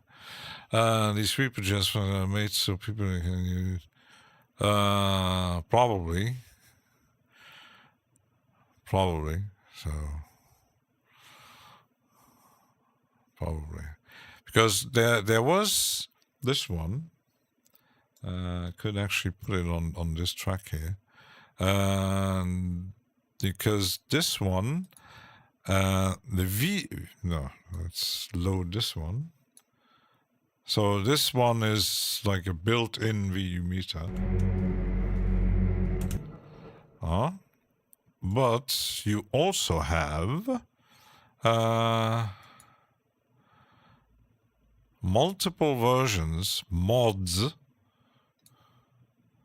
like this one, the Xeno mod, from the same plugin, and they're different version actually. These two look actually the same, but they call different. So there's it's the Xeno mod of VU meter, and that's one of the plugins you can actually integrate into your track thing. So you got a VU meter, because that only works with DGS stuff. Most of them actually. I got a wave shaping distortion.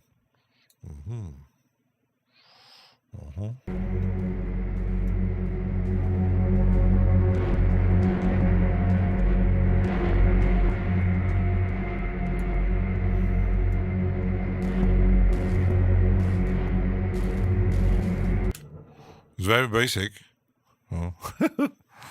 Wave shaping distortion. The thing is, if you are actually on a tight budget and just want to have some kind of fun, Reaper is your friend, because you don't really need even to buy a license, because you got the annoying nagging screen, and many actually never paid for Reaper, so it's stealing. It's not open source. It still costs $60. But if you can't afford that, that's another. Yeah, it's not 600 or any other. No, and you got tons of cheesy synthesizers and effects. Some of the effects are actually pretty damn good. Maybe that's just like a wave shaping. It's not much of. So there's a wah-wah. Quite interesting for guitar players. There's a wah-wah.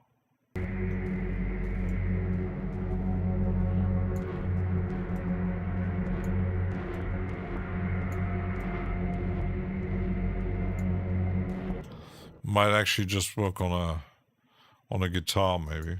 I don't know. So that's not working. There's a few tests. White noise generator. Wigware multi-channel peak view meter. Never seen that one. It's very.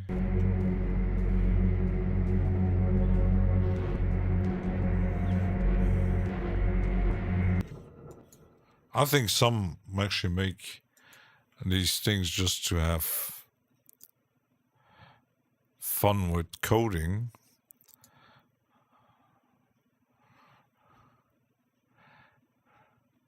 People even make music with Linux. Yes, actually are. Yesterday we had some of these people in chat, like Odo. Well, he uses Bitwig on Linux, so it's pretty much everything built in. I once tried. There was actually a Windows version of it. It's not really free, and there was another one. The thing is, they quite often look ugly. So, but I know that. That's actually wait, because let me check. Because downloads. Yeah, there is a Linux port on Reaper. Tried outdoor once, but couldn't get it to work. Yeah, it's very, very special. And there's another one who actually had a Windows port, but it was very, very odd. But yeah, you could. The downside is for Linux users if they want to try VST. LMMS, yes, exactly that one. Oh my goodness. Oh my god. I installed it. It's oh my goodness. What the heck is that? I was kind of. It's almost. I was as lost as in the Harrington mix bus, same as or in Traction. Okay, now what does what? Oh yeah. But still, it depends on what kind of, because there's so many people out there doing, like people doing those micro-tune, micro-chip things, like old gaming music. A Mixcraft for Windows is the most unpopular. Yeah, it's... there are some popular and some very unpopular ones. It might be Mixbus from Harrington. It looks strange. It has a total different workflow where you totally... I tried, for example, to... I was kind of working like in trying to figure out how I could actually put MIDI notes, and I couldn't figure out how to record it. And at one time it actually worked. Harrington because he used to be popular with mastering engineers. Yeah, I might be, because as a music making thing, I don't know. It looks old, and I guess even Luna looks better. Well, yeah, if you just UAD user, that might be a thing to use the UAD DAW. And there was another DAW who you don't see very. It's kind of an underdog Bitwig kind of thing. It doesn't look pretty. It costs like the same amount as Reaper does. And I forgot the name. And apparently it's very modular and has a lot of options. But actually no one knows about it and no one actually uses it. Anyone use Traction Waveform? I actually had it installed. I can install. It's not the full version. But I don't know, because never seen Nuendo. Yeah, Nuendo you would see in a very professional, because it's very advanced. It's definitely, I think it's $1,000. So for a home user who maybe have too much money, that might be something, but it's very advanced for very professional application. But that might be most of the pro things from Steinberg, except Cubase maybe. Nuendo is like a Hans Zimmer DAW. Yeah, it's very advanced, very advanced. I checked the price because I know it's $1,000. And you got also, well, that one is actually the notation stuff from Steinberg. So if you're really into that, there's even a light version. Write music for up to 8 players completely free of how many same you. Oh, that's interesting. There's a free version of it. I never knew about that. There's a notation for free. I could use the notation in Reaper, but I can't read notes. Not yet, at least. But Nuendo is, premium audio for professionals. What is Nuendo? Sound design, editing, mixing, post-production, Dolby Atmos, virtual reality, music, MPEH, only immersive stuff. That's very, very advanced thing. It's, full version is $1,000. That's, as a home producer, I wouldn't, never used DaVinci Resolve. I had the free version, and it's very, you can make videos pretty easily with it, but I had quite a few crashes. I thought, not so, I wouldn't pay $300 for something. Why I mostly use open source video software. My video editing skills are very basic. The paid version uses CPU for rendering. How is it? It's not as good as Pro Tools. It's because Pro Tools is still in the professional, because that's the thing with like schools. It's in most things with schools and professional. Like I heard about a story which is quite funny. A guy, he attended in college, and I think in California or something. He wanted to learn photography. But the first thing they actually thought, they got way back using film and developing. I said, why are you still teaching that? The only people outside of school still using film are a few crazy amateurs or professionals, but because you can't get, the cameras are all used. If you actually find film and all the rest, it goes. It's no one actually using that. Why are you teaching that?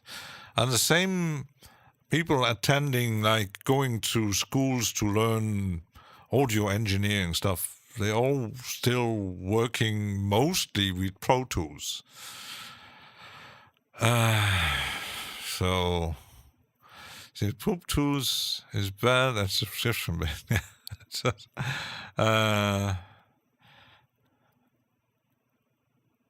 How the cool thing about DaVinci Resolve, you pay once and get updates. Yeah, it's like a bit like FL Studio.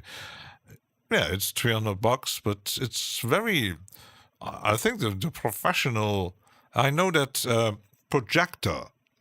He makes his video still in Adobe Premiere, and he made a video ranting about he would like to switch because Adobe Premiere isn't really the standard these days anymore, because actually DaVinci took over. It has way more interesting options for video editing, and there are even more advanced tools than DaVinci, but Adobe sucks. But you have to, when you actually using Adobe Premiere, it's like $20 a month. Cornish Waves, he's back from the vacation. And Cornish Waves was going through the world, and so it's like $20 just for Adobe Premiere, the CC subscription. And I know Projector said it's not really that good anymore. And when you see, sometimes when you watch YouTube videos or something else, they all use DaVinci, especially the text. Some actually just use the free stuff, with some basic texting when you know how to find and how to edit, and it's pretty useful too. But mine was, and apparently the new version 20, I think it's 20. They have so many new features. But the thing is with DaVinci Resolve, it's all a big.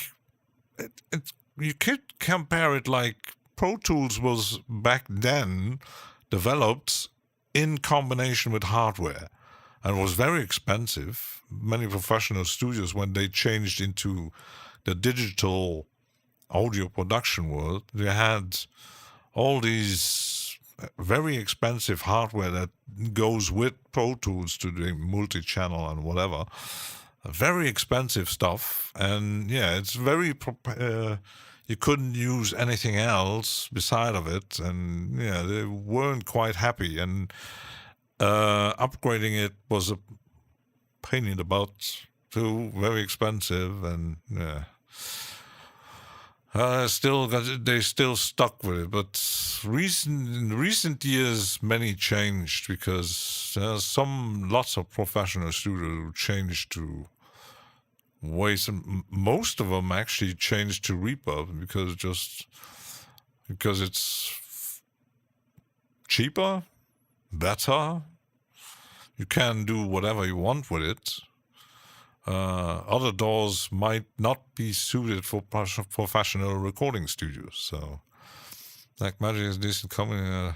Yeah, and when you look at the video gear and video editing stuff they have, the cameras, some say they are actually a bit too expensive. Well, there are better cameras out there, but it's a global system. Like not just the software, the hardware, the cameras. I seen a video of someone who is a professional video editor artist. I said, is the Resolve environment actually interesting for maybe content creators? And it is expensive, yes, but most software that subs only these days sucks for you. I totally agree. It should switch back to one-time payment. Yeah, or not just one-time payment might be a bit for some difficult to grab the money because they maybe have not enough or don't have the possibility to foresee. Do I have the possibility to save enough money to buy the whole shebang? But I always say the best option for more expensive stuff is rent to own or multiple payments, like that American company was not Sweetwater, but the one who recently was used by Viral Beats to buy hardware gear, where you actually, without credit check, you can buy a lot of gear and say, okay, that's a certain amount, and you got a credit, you pay every month a certain amount. For some, that's a good option, and hardware, software, I think it's still the best system you can have. Rent to own if you don't have the money to, like, imagine, because they don't do it. Imagine Spectrasonics selling Omnisphere instead of a one-time payment for almost $500. They would say, oh, we give you the option of rent to own, like $20. I know it's possible because Melda Production does it. You get the whole shebang, the whole bundle. Either you wait on a deal or you make it like Kev Human did on the right moment and do it like a, I found a little loophole. Yes, and then you get the complete bundle. You pay, it's $50 for, it's like buying a car. So it's not even rent to own, it's payment every month until it's paid, and then it's yours. It's like the system like rent to own on Splice. I bought Bitwig like that. Even though I don't really like the Splice app, I just hate it. So image linings, fair way of doing. Yeah, then lifetime free update. That's because the system like Bitwig does it, or the very famous Waves. Oh, you used you bought a software and there's a new version.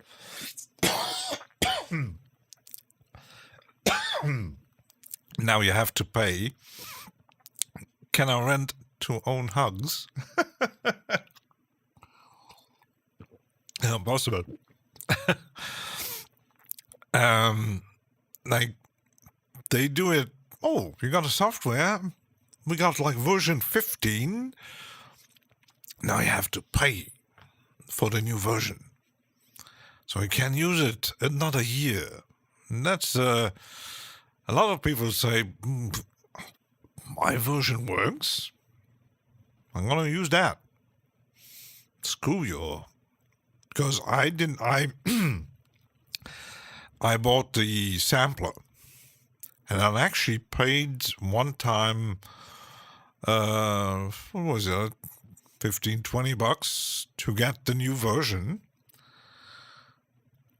But then I said, why? It's working.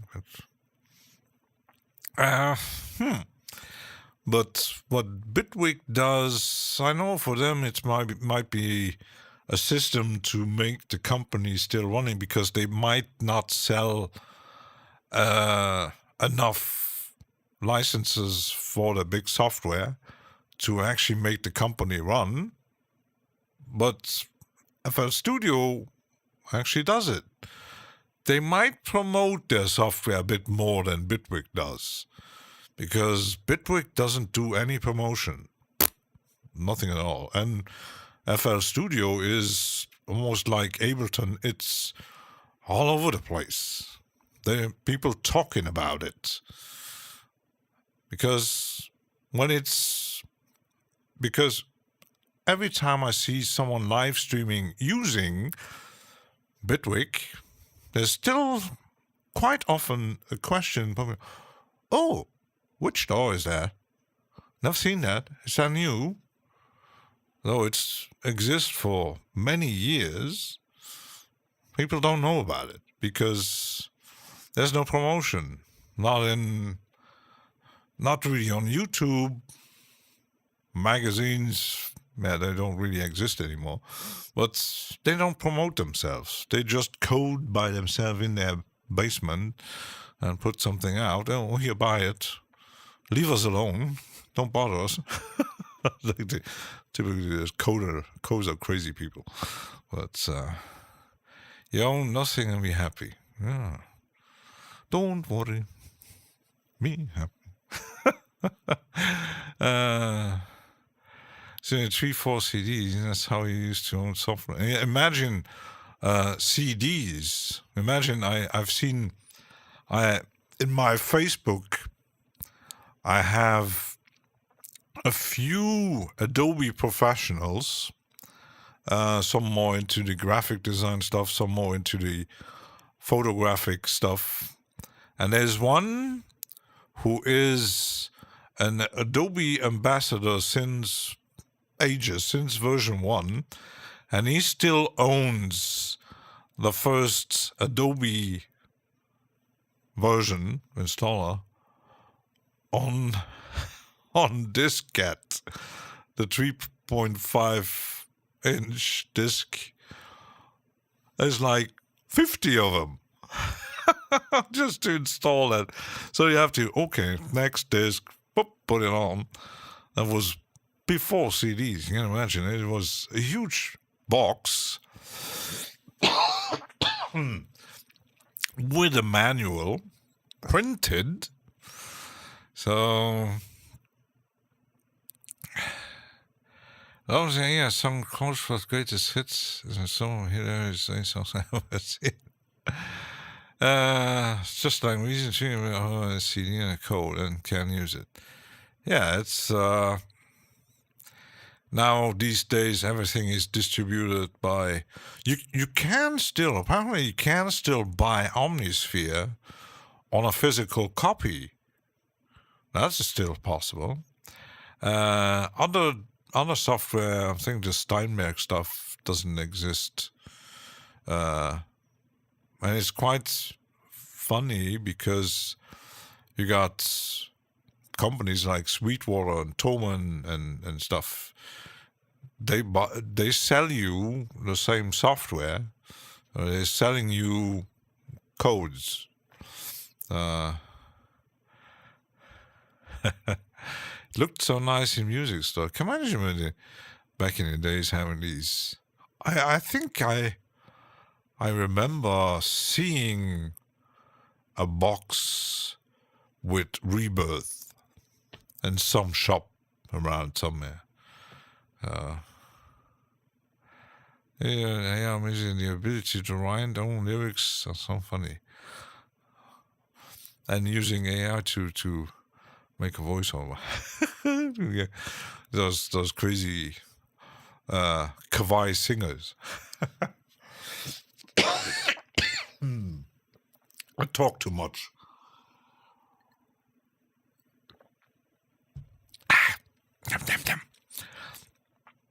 Actually never used AI. I used AI to make images. I used ChatGPT bit for text. I made my channel descriptions with it and even the stream description with it. That's quite fun. The thing is because some discussed that, how to use AI. It's a tool, okay?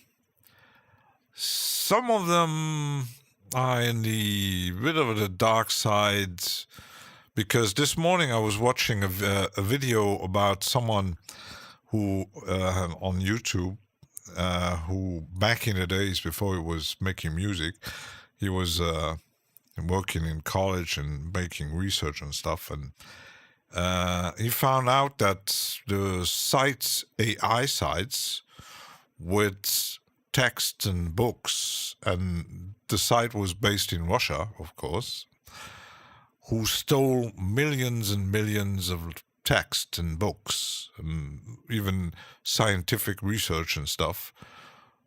It's like an AI who just steals data. Tigreal, he's alive.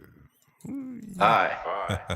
Hello. So, yeah, and he actually found out that some of his texts were stolen by AI. So the thing is, how about regulation with AI, especially with images, photos, videos, music, text? It's... Some say, yeah, the data is out there. It's on the internet. It's like, it's the same method if you just take, like some do, just some random picture on the internet and put that picture of a nice guy or a nice woman in your profile picture on Tinder, and you say, oh, that's me. And someone actually, he's good looking. Or she's good looking. And then you read the person. You don't look like that. Oh, sorry. So, yeah, that's stealing. So AI is... I made some stuff for my samples, like this one, this one, I think. There are secrets buried in the cold earth. Welcome to Sound Explorations with the Huggmonster. That's AI. The result is pretty interesting. It was free, so it's interesting. Or like this one. Did you get it? No? Then read the fucking manual. That's AI voice. Wow. It's getting so advanced, and when you see in videos, it's still, but with other stuff, with tech, especially with text, because these days some companies or some people using AI with some risky. And I'm not sure if you've seen that video. Ben Jordan made a script or code or something to discover on streaming services, to find out if the music is made with AI. And he made a video about it, and apparently the word got out, and there were some people actually trying to buy the rights to use it. And he said, no, it's mine. You don't get it. It's... it says constant quality. It feels like maybe in time, probably. I think in the future, rich people make human clones of president using realistic face masks. But they're already doing it. Like when you look at some, it happened in, I don't know which country. There was somewhere in Asia. There was an election, and someone made a deep fake video from a dead dictator from that country, spreading out lies about the elections, and yeah, it did get out, and some people say, oh, wait, the guy is dead. Why is there now a video out there saying things about the new elections? He's dead. So yeah, deep fake. And some of them is really, really hard to see. Is it AI? Is it real? The world is really going to the dark direction. Yeah, it is. I seen how they used all kinds of tools, including AI and other stuff and deepfakes and whatever, to Brexit, the U.S. elections, Mr. Bannon and his company, and not just using these kind of tools to screw people over and manipulating their opinions on all kinds of stuff, especially political. That is a way. But the worst part of it is actually the people working for those companies who actually know what they're doing, but they get paid for it. It's a job. Well, it's okay. I've seen in some documentary about the manipulation of elections back then, especially with Mr. Bannon. And there was one woman who actually became a whistleblower, and she said, what they've been doing, it's something is... And that's the thing with politics, control, religion. If they trying to using all kinds of tool to forcing their stuff on others and manipulating, lying just for their own gain. That's, yeah. I wonder why they're doing it. For their own gain? Just, another human trait who... Like, you know what's happening all over the world. It's pretty scary shit. that suddenly things change and then suddenly you're not safe anymore just because of how you look, or the color of your skin, or who you like and love, who your friends are. That's scary shit. Really scary shit. But a reflection of eternal condition, they feed us to manipulate them. Yeah, it's like even now they're talking about AI and all that stuff. But when you look at certain media, and it's not just the US, it's everywhere, they have been. I had the problem with my ex-boyfriend. He wasn't watching the news or documentaries or some maybe smarter things. No, he was just watching stuff that makes him even more stupid. And he actually believed that stuff he was watching. Like scripted shows, reality shows. It's all bullshit. It's all lies. It's stupid entertainment. You really don't believe that kind of. Oh yeah, you don't. Oh, it's and the news. I know that, for example, in the United States, they make you scared of everything. They make you scared of the black man. They make you scared of the trans man or the trans woman or the gay people or the rainbow flag or the Mexican.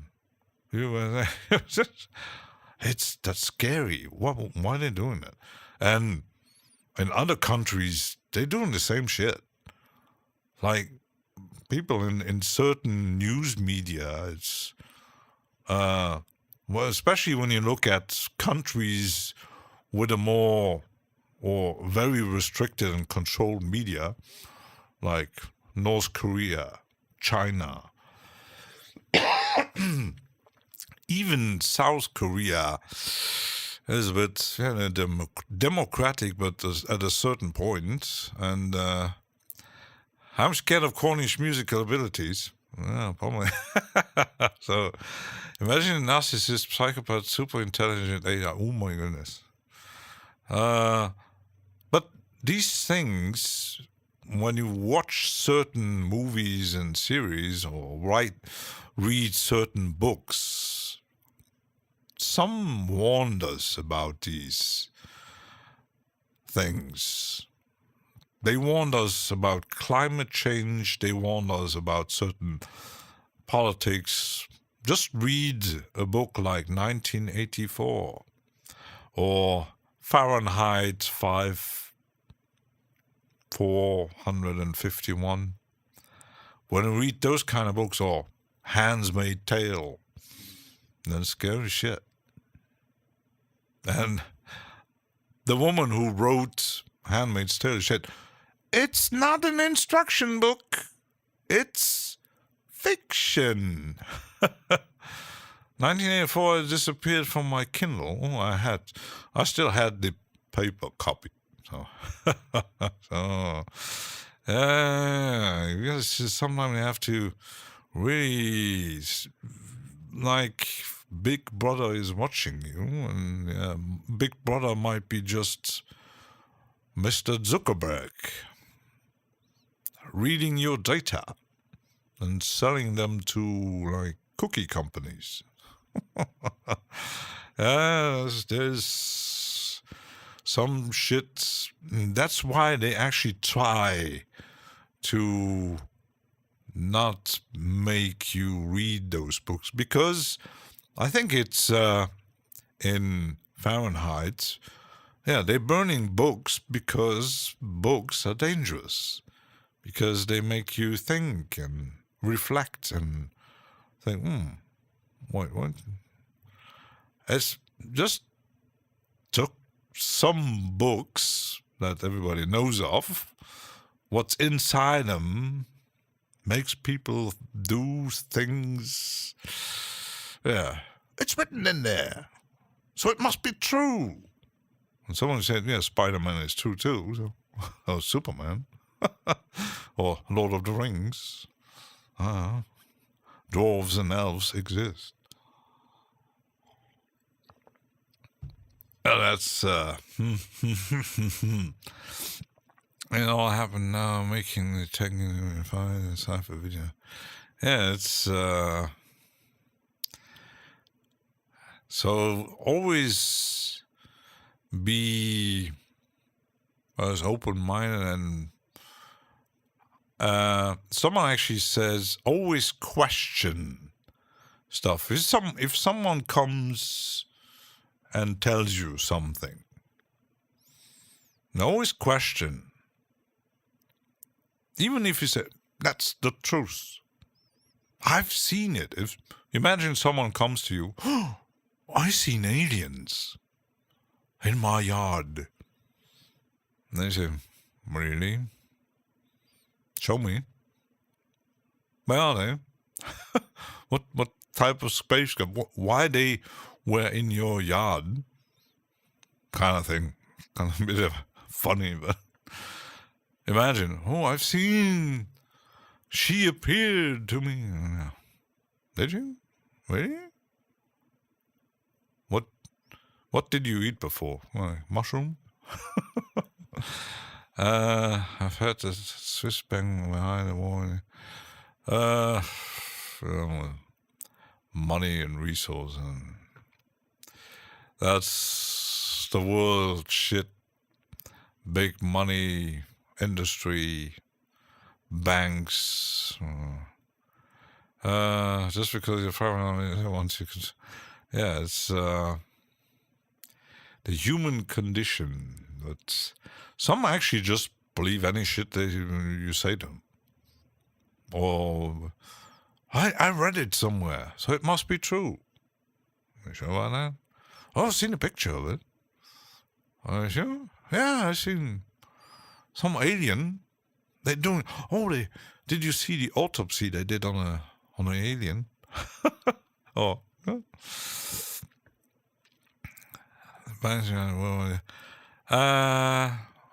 Yeah, that's like. I'm not sure. It's a drawing made in 1930s, 40s. It's a very old drawing. It was published in a newspaper where you see it's a restaurant and they sit people around alone on some table, and you see cards like schools, education, healthcare, and stuff like that. They're all sitting around in that restaurant with nothing to eat because no one's serving them. And there's one table where some big, huge guy sits there, and all the guys from the restaurant serving food and drinks, and on the back of that huge little guy sitting on that table eating huge amount of stuff was written down, war. War is money. War is business. It's sad that it is. And even on fiction, when you there was some of the Star Wars, there was one scene where there was landing. I think it was. I'm not sure which one of the Star Wars was it. There was on a planet. It was huge because they had to break into a casino to get some access code or something. And someone said, "Why are there so many rich people on this planet? Who are they? What?" And someone actually answered, "What do you think? Who actually profits from the Republic doing war all around the galaxy? And we don't do this. We do the same shit. War is business. and it's about resources, and it's not about the people. It's about resources, money, weapons, tanks, and when something happens, we need to spend more on military. To be secure. If everybody would just take care of just themselves, and maybe just making business, like selling food and whatever to other people, and taking care of their own business instead of, he offended me. It's like, what the heck? It's a very nasty business. When you hear things with, just watch, it's satire when you watch the movie from Nicolas Cage, where he plays that. It's based on a real character that is very well known, who I think he got arrested at some point. He just selling guns to whatever had the money. Even enemies dealing with both sides just to make money. What the heck? Well, let them kill each other. I'm good. I made money. What the heck? So, and that picture says everything. When someone actually says in some countries, like the U.S., when you're living in that country, how much they spend on military, but they're not capable of actually taking care of their own people, but spending billions and billions for what? Building tanks and guns and rockets and choppers and planes and all kinds of shit. For what? Playing, and they all doing it. So, we need to spend more. For what? Make beats, not war. Yeah, exactly. I think some artist said, if people would be all like us, the world would be a better place. 40 million homeless in the mighty USA. Yeah, it's when you hear these numbers, and even I live in a country where when you hear sometimes when you hear some reports or some statistics, it's the richest country in Europe. There might be the banks or some of the 1%, but we still got homeless people. We still got people who can't even afford to live because the housing is too expensive. The rents are too expensive. And we are the richest country in Europe. Fuck you. Sorry, but that's a lie, because these up there, with the money, they just don't care about the others. You could work. Why didn't you go to school? That's such stupid excuses, because, But we're like the US says, we are the most powerful country. You can't even take care of your 40 million homeless people. When you watch certain cities, or like Skid Row in Los Angeles, what the heck? The drug problems, the criminality, the really obvious racism everywhere. And really, you spending millions on military? Really? It's like, what the heck is wrong with you? So, no room for homeless and poor and cold, second home. Yeah, it's like, I think that's have been always a certain, when you got certain people who have a certain status that look down on, why is he homeless? They don't know what choices he made or why, but on very rare occasion you get someone, oh, I would like to help them, like build houses for them. That's a good thing to do, not just fighting against whatever. But yeah, they don't give a shit about that. They just the scum, like they call them, like the lowlives, the trailer people, kind of like, oh, it's the lowest of the lowest, so just leave them be. But yeah, the homeless is a massive issue, but you still got people who are so greedy to always constantly, when the prices of living and a home, a roof above your head is constantly going up, that some people actually just can't afford it. Why? Just because you're greedy? So, because, for example, I'm renting here.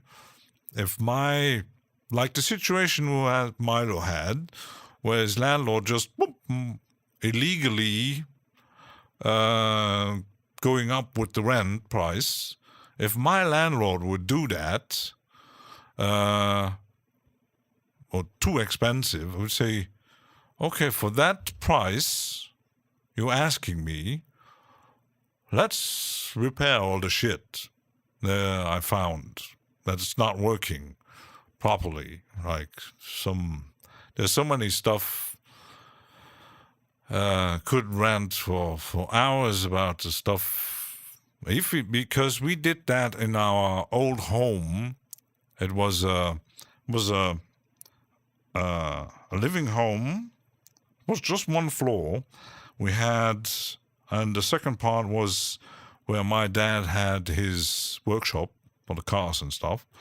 Really a huge thing. It was very old, and at some point the owner sold everything to the state, the government, and they took over, but they didn't increase the rent until at some point they came, oh, we would like to have more, because the prices did go up, and my mom said, okay, if you do that, you have to really do this and that and this. And it was like the windows, like the heating had to be renewed, and really big investment. And what they did, they decided, you have to move out because we're gonna destroy everything and sell it to someone else. That's what they did. They threw us out instead of investing in. Yeah, that's what they did. Nice, isn't it? They say find somewhere else to live. Yes. Because in our country, they're actually surprised. Oh, why are so many Luxembourgish people moving out of the country? That's simple, because it's too expensive. For certainly, when you see the prices, and when you don't have a large income or none at all, you kind of be forced to move into Belgium, Germany, France, to actually, they're still cheap. And when you really go like 100 kilometers around Luxembourg, then suddenly the prices drop so low that you think, oh my goodness, I can rent for like 400 or 500 a whole house. And I think, why not in my country? Why I have to go into another one to actually get a cheap housing? These in Europe, you have freedom of movement. Yeah, that's on other countries. That's another problem. So, you want to move? Yeah, Brexit. Yeah, that's. I seen that news channel. There was one people calling in, and suddenly the guy behind the microphone said, "Just tell me one." He was talking quite aggressive. He tell me one thing that really was good about the Brexit, and he couldn't. The guy on the phone was starting to stupidly laughing because he hadn't an answer. Because he was believing in his own shit, and what? And like in certain countries, they suddenly starting to waking up. And I was watching a video just before the stream. Actually, someone, I think it was a financial expert or some about business and stuff, and he said, taking up with China, that's some bad idea. Because China might be communist country, but you can't compare them. If they want, they got so big because of us, the countries around it, because we go, it's cheap labor. Why don't we move we're gonna move everything down there. It's cheap, and then we buy it back with a cheap. Oops! Now you can say, we don't sell you shit. You want to put import taxes on? China is not expensive. China has. I seen a documentary about. They have a different method. Russia is aggressive. Russia is attacking.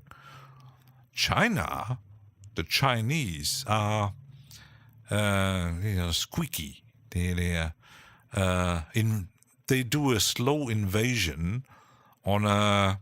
They like methods. They made a deal with some country, some Asian country, and they said, you like roads? We can build you roads, but we will take over your businesses. And they're doing it everywhere. They're far smarter. They don't attack. They infiltrate. They infiltrate. That's what they do. In every part. Like, if they want, they wouldn't sell you any shit anymore. And then imagine that. Whoops. No phones, no TVs, no cars, no what. The tiniest thing we use. It's made in China. China has a silent method. Yeah, it's very. They're infiltrating. They're infiltrating. The Russians are. That's why they always call the country the big bear. We are Russians. We are also. And the US is a bit like the same. It's like one grizzly bear against another grizzly bear. But the Chinese are the snakes. They are smart. They can. It's even in the plug-in world, software world. Chinese are so sneaky, they can copy anything to perfection, no matter what. from whole villages to electronics, software. They got some kind of image of something. They can copy anything because they have the infrastructure and the knowledge. What someone actually said about, oh, you want to build iPhones in the US, with whom? With what kind of workers? You're going to find them where? In Chinatown? I think so. Like that.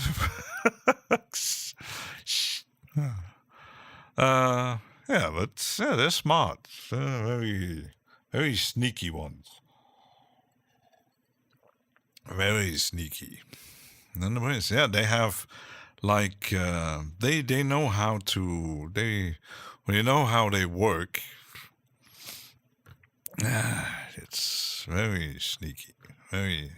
Everything is really, look at since the end of World War II, they're preparing it. Sneaky hugs are good. Sneaky, from behind. October.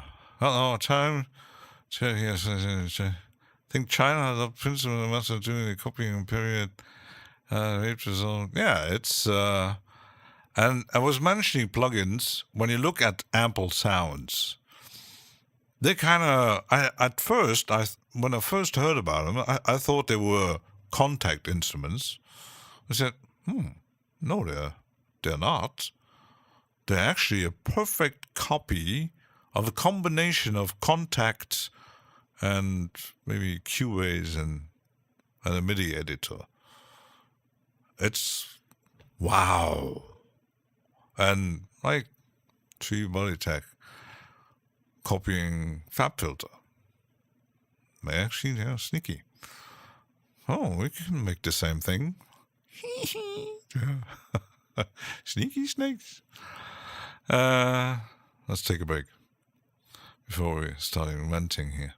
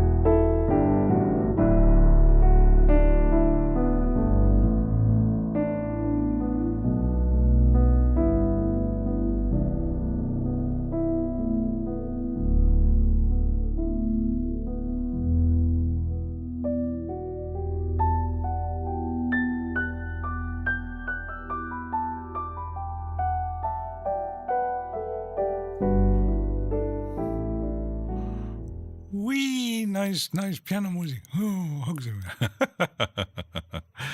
Cheers, October. Yeah, China. I clearly remember when I was young, when you were talking about, it's made in China.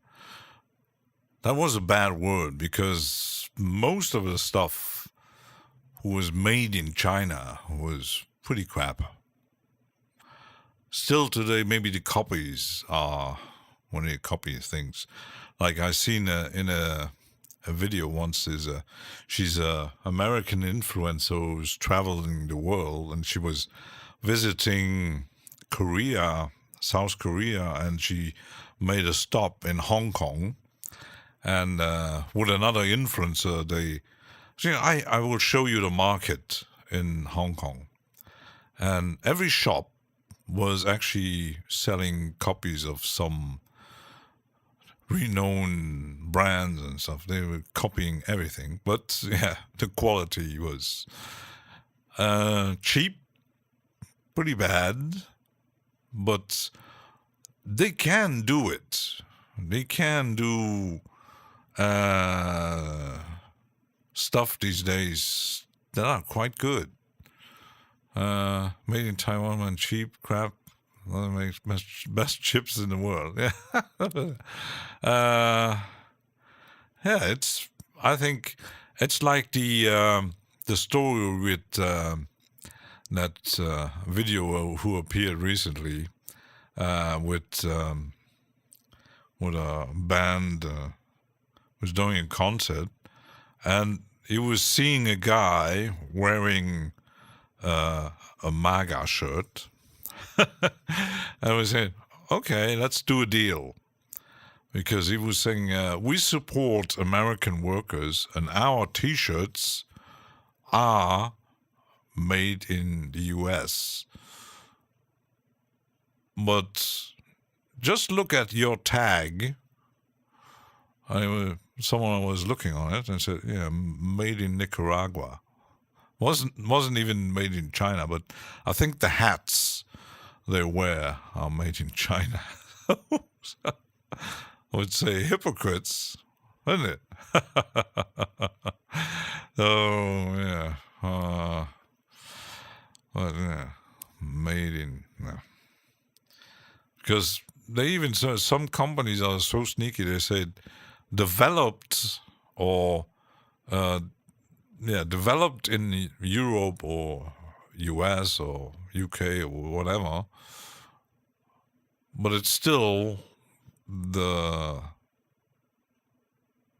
company maybe the office is in somewhere, but it's still made in China. Designed in Cupertino. Oh, but it's made in China. My timing on the device is made in China. Exactly. I don't think you're gonna find really a lot of products. Maybe with the only thing you might find who still is made in your country is some kind of form of food. But maybe not even processed food, but maybe sausages or veggies or...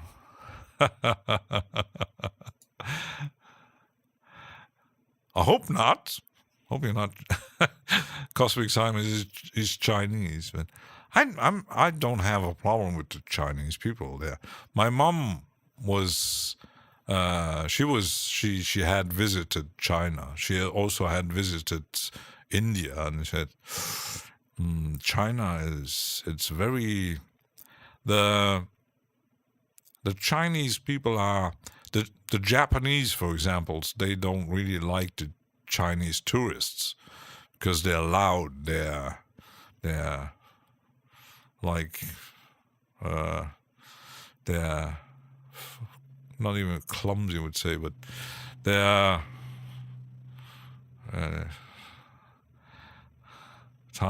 Tarian. VP name. You're gonna change the name again? about nowadays quality. I mean, you guys seen about Chinese scientists creating a flash memory? Yes, and that's the thing I was talking about. These days, they're making stuff that is... They're not just... They copied stuff for so long, but they're not just copying, they're improving. So they're actually improving stuff. When they copy stuff, they're improving certain things. And how their society works, probably, it's kind of they're like a collective, like ants. I would compare them to ants or bees. They're busy bees. EP. Like the Germans after the bombs. Yes, they're. I think it's in part of their culture. I don't know, kind of things. They're copying things and improving, and their scientists really, if they have something like they did with the apparently developing even cold fusion and stuff like that, or making something energy like the sun, was actually doing it. And why some actually are scared, because apparently the Chinese electric cars are big difference, because apparently they're not just cheaper, but they're effective. Japanese company, yeah, I heard about that. Ooh, but that's the Japanese are very traditional and very ancestors, tradition and stuff like that. And anything they do, like the food, the carpentry and stuff, it's took over generations to do with, like a Japanese kitchen knife. Or Japanese sword, or Japanese houses, the old ones. They are proud people, yeah. They perfectionists. Yeah, the ancestors are very important, and the generations taking over. It's the Japs. The Japs. Samurai. Hi. Samurai. Not those. Not. I've seen.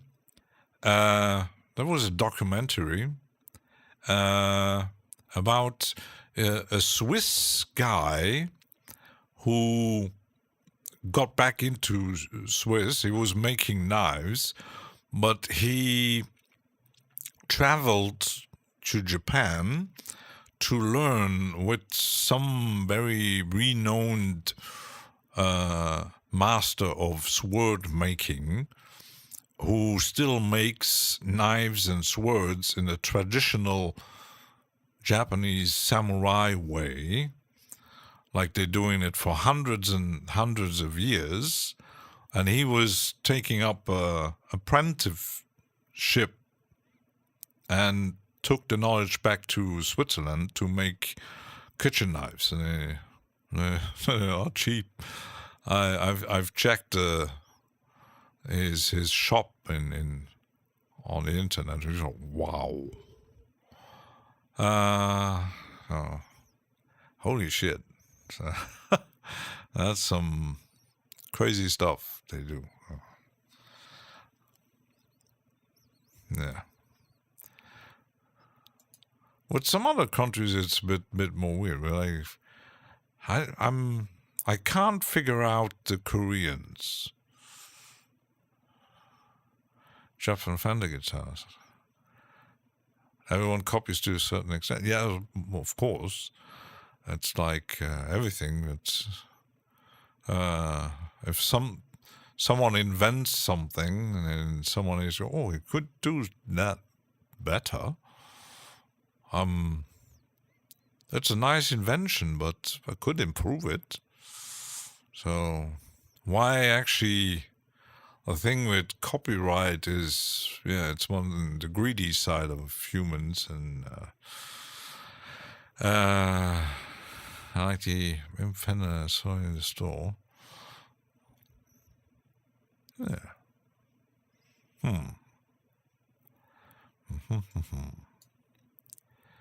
So I'm still in the JS folder. But the thing is, on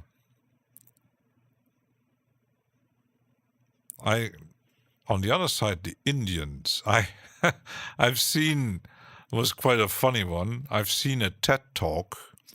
The guy was actually wearing a mask not to be recognized. He was talking about the Indian people, and he said, Indian people are lazy. And actually, he said, I know because I am one. And in some, I wouldn't throw them all in one basket, but when I look at their country, how they live, it might be, because he was showing an example. He had, where he lived, there was a big crossing, a huge road, and they had always had accidents because people crossing the road.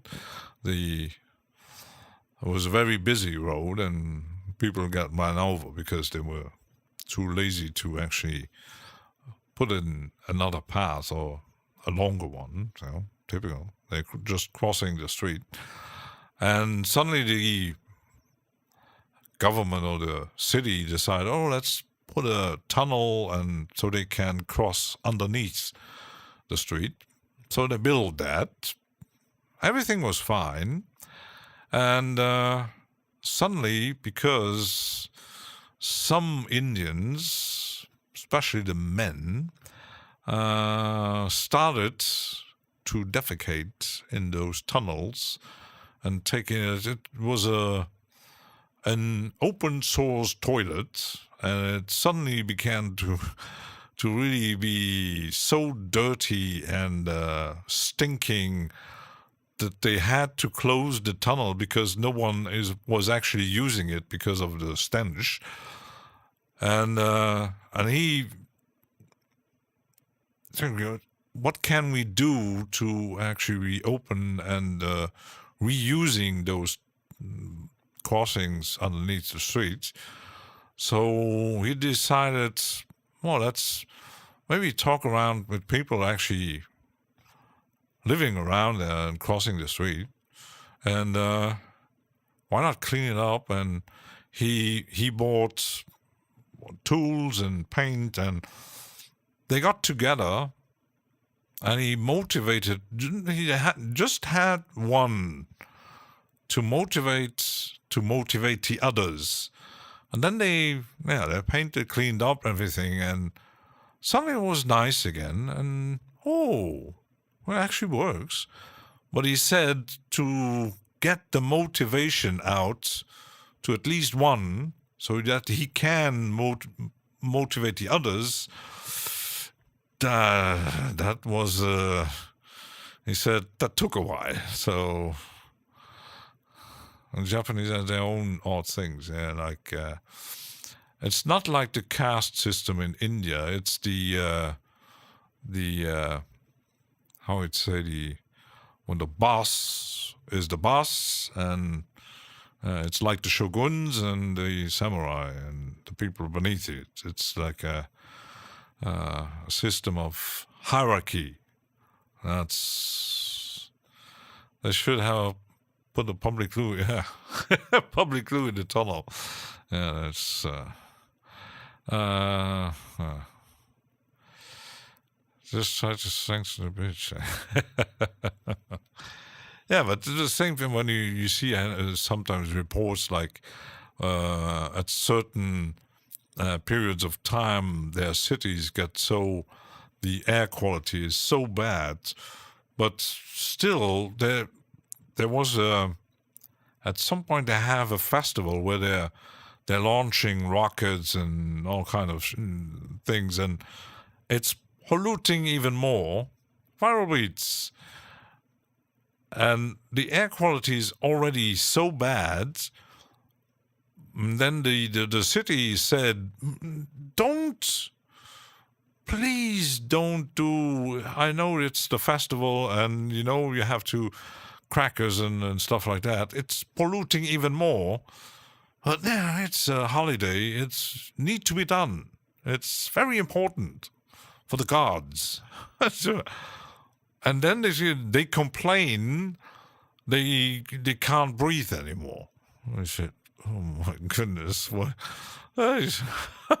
Why? Why? Someone actually said to you, it's bad. It's bad for you, and not just for you and all the others. And then you see pictures. We can't see the hand like 50 centimeters before you. It's all gray, and then they have to put on masks when they close down schools because you can't get outside anymore. Why can't you? The Chinese can make it like they did with the Olympics. They said, "Oh, the air is so polluted. We could change that." So less traffic, less pollution. Suddenly air quality was going up. So, yeah, crazy stuff.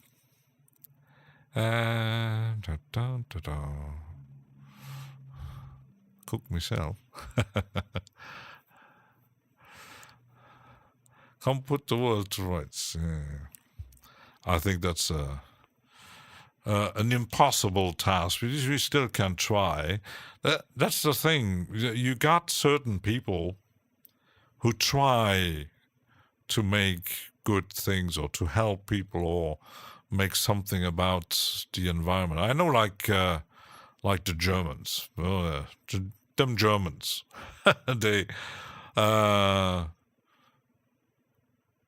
especially about the green movement, the environmental movement, they're always picking up on those. But we're trying to improve your living situation, your air quality and water quality, and doing the energy thing, and and they start, get rid of them. They're taking away my stuff. Oh, it's not. Oh, it's taking away my view. When you put some ventilator on, or you put some solar panels everywhere. And they say, we're trying to help you. I don't want that. So, seems all the food is contaminated, which is a different thing. I mean, I've seen a video.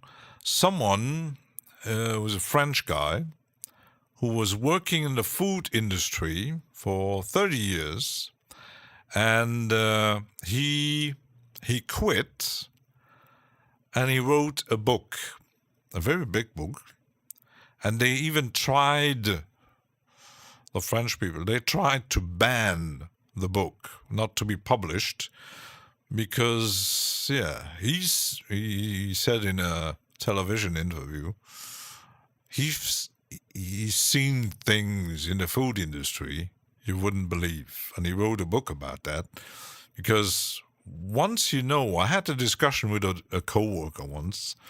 Once you know, we actually sometimes he bought something to eat, and we were analyzing the contents of the thing he bought, and I said, you really need a chemist degree to actually know what's in there, because there were names on there. It's like a chemist recipe for food. It's unbelievable. You don't know what you're eating, actually. Even sea salt has plastic. Yeah, it's...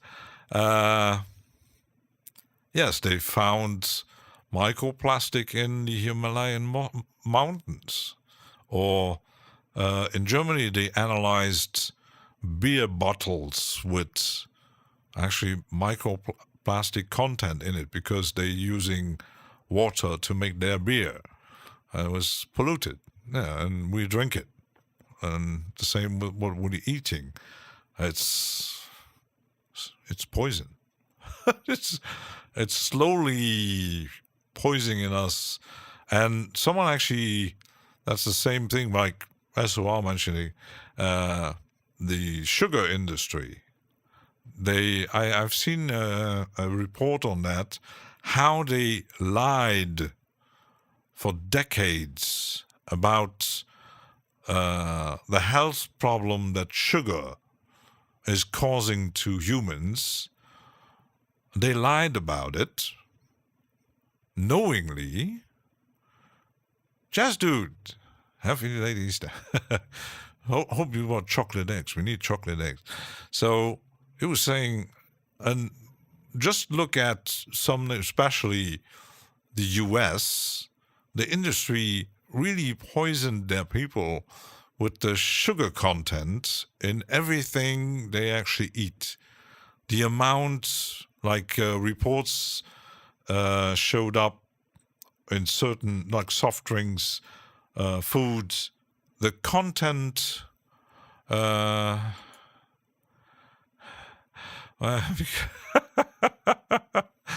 hope not. But it's absolutely crazy. It's like I seen a report on how the milk industry lied about certain things. Oh, milk is good for the bones and the teeth, and just damn lie. You actually shouldn't, because funny enough, when you look at American movies and series, when they eat lunch or dinner, they always had a glass of milk on the table. Why? Yeah, because it's kind of sponsored, like, oh, milk is good for you. You know what you call straight arrest. You can't have the world they eat themselves. Yeah, probably. Maybe, who knows what they're actually up to. I had toast the whole weekend working on a rolling system once installing software for that. Oh my goodness. You poor guy. Nick. We're gonna do all the new people here. Hi. Hello. Today it's the ranting day. We talk about. We don't actually do much music. I'm in a ranting mood today. The Matrix. It's made in China. You missed that. You missed that part. It's probably made in China. Glad not every Easter rant. Yeah. Oh, it maybe gets me, I don't know, maybe gets like 1,000 views on a stream. Ranting. I do drama. I'm going to do drama today. That's maybe why I put rant on the title. I'm gonna get famous. Like, I'm gonna do a show like Viral Beats. Oh yes. Let's make a show like Viral Beats. Not ranting. Drama Monster. I'm going to do a show like Weaver Beats. Oh, yes. Oh, yes. Weaver Beats. Dissing everybody. I feel I need more drama in my life. I unsubbed at a certain point for Weaver Beats, but sometimes he's funny. Right? When he's starting to criticize Weaver, yeah. Or when some is at a certain, when he smokes too much weed. So I watched someone's making a stream with some friend of his, and he was totally stoned, and his friend, I think he was drunk. They both were in a certain stage, and suddenly some started ranting about something, and suddenly you couldn't hear the microphone anymore because you clearly saw that he was ranting about something. He was kind of pissed, but the microphone was shut up, so maybe it's good. But we do, yeah. I said you're a crazy woman if you don't so find it for your torment for all years. Yeah, that's the thing with also the industry took care of it, that we can't repair stuff or it gets broken too quickly, and you can't when you're looking for parts. The same thing when I don't know if you know the channel Bendit Mark, who is the repair guy from the UK, quite a very friendly chap. We'll put to say Kent. Oh, there he is. Kent knows. He's our repair guy. Cheers, October. And sometimes he mostly repairs either hi-fi gear. And the last video he did, he had a mixing desk from the 70s who wasn't working anymore, and he had a problem with the channels. Some of them were missing parts, and it's very difficult to actually find the parts that still fit and work with that kind of old thing. And but he still managed. He probably because of he's kind of, I would compare it to, I'm not sure if Kent knows the guy, because I don't think he repairs instruments. I know he repairs hi-fi gear, radios, televisions, and jukeboxes, and audio gear, professional audio, amplifiers. He had once, that was kind of, that one was going viral because he made a video. Someone sent him a high-end phono amplifier, and a very expensive thing.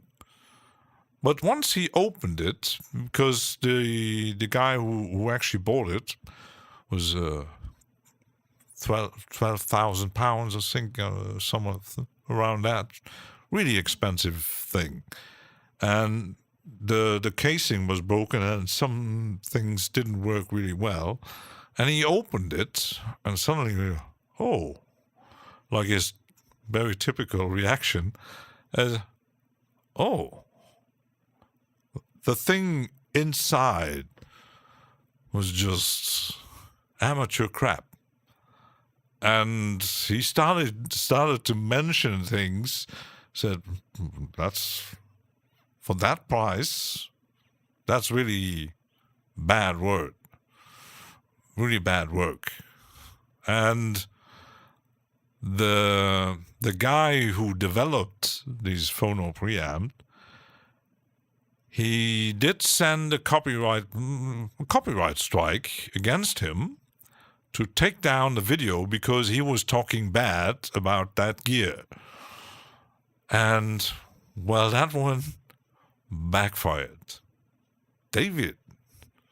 Because suddenly other repair guy channels picked up the case. They actually had copies of the video, and they made it go viral. And yeah, the guy who made that phono preamp actually retracted because it was very bad for business because everybody knew what kind of shit he was actually screwing people over with expensive high-end gear who wasn't high-end. But the thing was, the preamp was, the casing was big, the inside was very small, and then he had a huge external power. The power thing was, and Mark said, actually, I think the power supply is the most expensive thing on the phone of a thing. This is good.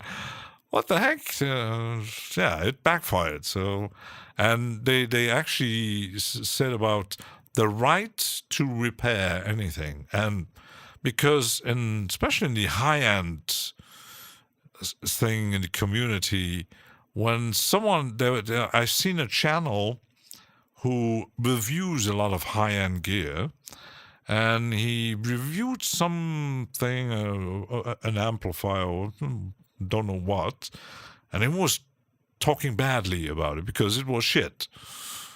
And suddenly the company was sending him a letter from a lawyer that he shouldn't talk badly about it. And you go, really? And he did a counter attack and said, I still have the right to my own opinion on my channel to actually, when the stuff is shit, the stuff is shit. Even if it's high-end, especially if it's, you imagine paying a very large amount of money for high-end, and it's crap. I wouldn't even consider high-end. I bought a mic preamp, and of course it was made in China, and it had a tube in it, okay? And at first it worked really well, given a nice tone to the microphone. And suddenly I seen there was I would say, it wasn't glass, it was plexi, it was plastic. And suddenly I seen, at first I thought it was humidity or something like that. And because it created heat, I said, well, actually, okay, let's open the thing. And I tried to clean it, couldn't. And I found out what it was. They used, for some parts to actually hold them together, some tape. And because of the heat the tube was creating, the tape, at least the glue, was actually creating fumes who was attacking the plexiglass. So you, in the end, you couldn't see anything. And put it together. I did clean it a bit. I did put another Scotch tape on it, a different one that I bought somewhere else. And like 5 days later, I stopped working. Oh my goodness. Yeah. I could have sent it back because, I was so pissed at it that it talked to the hammer. I destroyed it in tiny, itsy little pieces. It didn't cost a fortune, but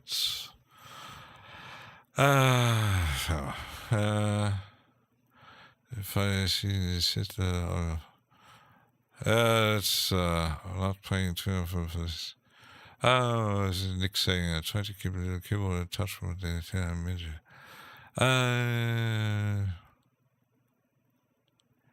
And that's why some people are actually mentioning the right to repair. But sometimes you get, either you can't find the parts, or you can't even open it. I have a very expensive Dyson vacuum cleaner, And I had it for years, and suddenly the button to switch it on and off again, that one didn't hold down again. So, oh shit. And I tried to find any screws or to open the casing. I couldn't find anything. How would you repair something like that? I really couldn't find any. Maybe I didn't look at the right places. I know. Then I said, okay, I'm gonna use it in my garage to clean the car and then just put scotch on it, scotch tape to hold it down, and then put on the plug, and it's still working. It makes a weird sound sometimes, but it's still working. But yeah, repairing stuff. It's like my PreSonus mixer. Suddenly, boom, one day decided, oh, the audio interface isn't working. Use a cork, might work too, or a piece of wood. So yeah, the right to a right to repair. I've seen a video. It was about I think it was American. I think it was an auto repair guy from the States, and he talked about why do car manufacturers suddenly started to take away some stuff like checking the oil stuff, and some people that actually, if people know where to look and how, they could check on themselves and even repair some stuff themselves. The company's actually taking away these things to actually make you, who owns the car, to go into the shop and let the repair guy do the job. Well, it's kind of a business. So no, don't do it yourself. It's too cheap. It's too risky. Go to the repair guy. So she loves the things. She's going to pull in electronic Germany. Lots of cheap stuff. Oh, car stuff. Yeah, the same goes for electronics, especially in cars. I worked in the business, so I know. We had at some point our chief engineer, who had to be constantly going to Brussels in the central office where they're making courses when they're throwing out new car models and how the electronics works and how the programs and how to diagnostic. And he was constantly relearning stuff, and without a computer, who actually costs a fortune, especially for certain brands who had their own special computer,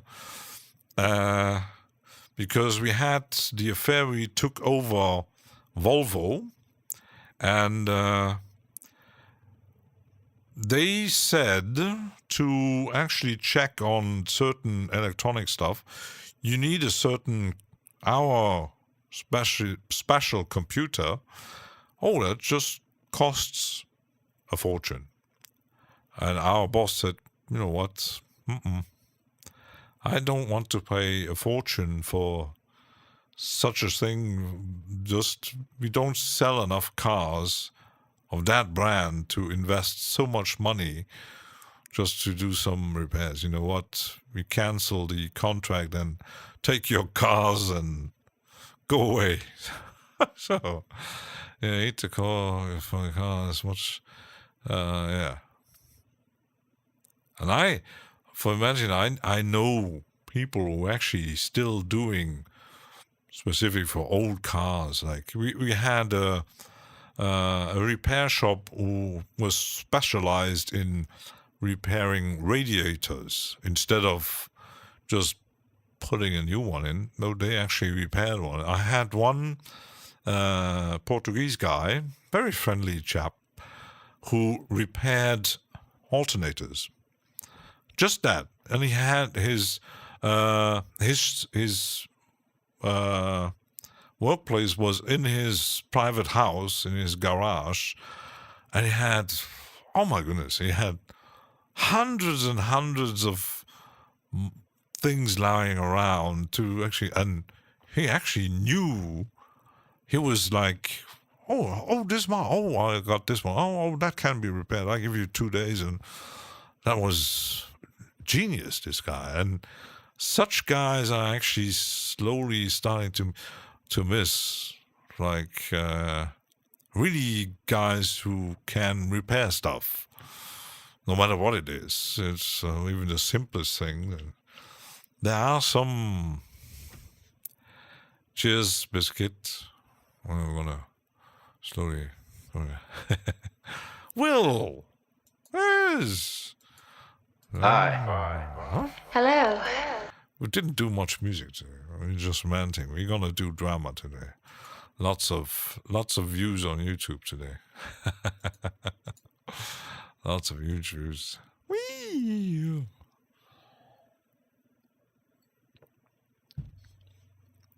And the same with software, it's a bit different. But once you start having problems, the problem starts because certain companies are known for lack of support. And the same, I had, for example, my online game, Lord of the Rings Online. I played it since the day one, since the beta test. And I have a VIP account. I once paid like 200 euros to get a lifetime access to the game without ever paying monthly a fee. And recently they decided to move their servers to a 64-bit system to make improvements. But yes, you had to transfer your characters. I said, okay. And I made that. First, it took a while because the server wasn't online and this didn't work and people were complaining and stuff. And someday, I now can do the transfer. And I made the transfer. And first, I didn't get any email. I said, okay, if the transfer was actually going through or not. And then I checked, someone said, just check if your character, and I checked on the new server, okay, characters are transferred. But it's missing one. Okay. Got back on the old server and say, just one little, my very first character I actually made for the game. Said, okay, it's still sitting there. I tried to redo the transfer, and I got back that's the first one I got an email, but an error. They couldn't do transfer. Okay. I said, okay, try it again. Same error. They couldn't transfer. No reason given why it didn't work. So I contacted support. It took about a week to get an answer. I said, it's not working. I showed them the image of the email and stuff like that. Okay, we're going to check. Since then, I'm still waiting on a response. I'm not sure if could check if it's actually working or not. And I thought to myself, if it's not working, and if it don't resolve that issue, I'm done. It's just a game. Yeah, you play it for long, you have a community, but I haven't played like ages because I don't have the time or not really in the mood for it because there's so much new stuff going on. But if the transfer isn't going through, I made the same decision with World of Warcraft. I suddenly decided, you know what?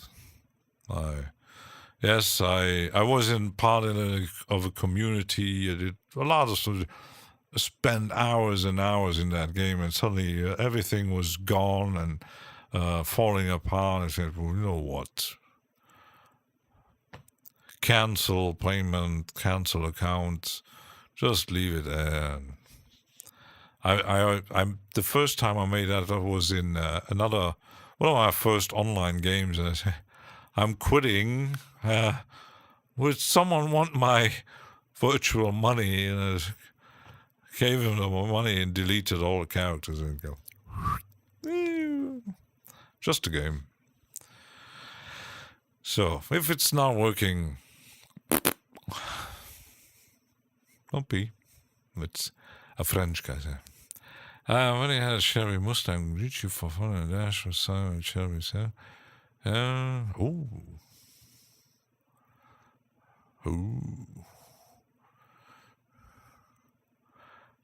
I have a friend of mine who's big into American cars. Nick played Lord of the Rings, and it came out too for a bit. The main game is Guild Wars 2. I played Guild Wars 1. Never played the second one. At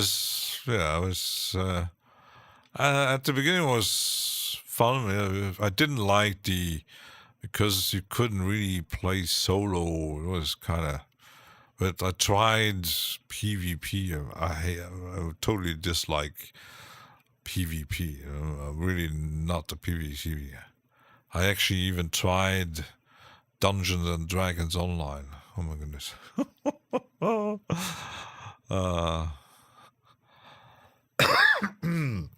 That one sucked.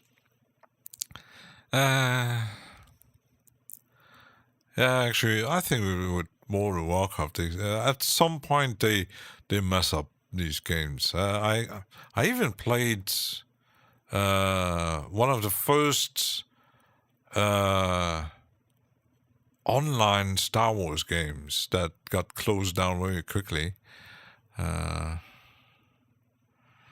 Black Desert Online. I think I tried that one. It was too much of a grinding thing.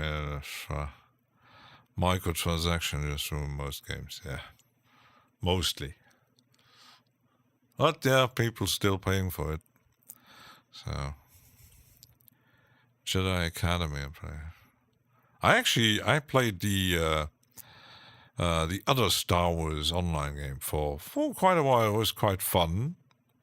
But suddenly the thing was the story itself, the questing, the leveling was going so quickly.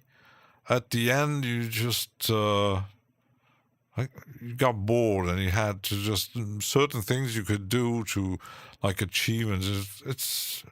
I even had a very nice, expensive apartment in the big city, but it was the same thing all over again. The same thing. It was I don't like really repetition. Yeah,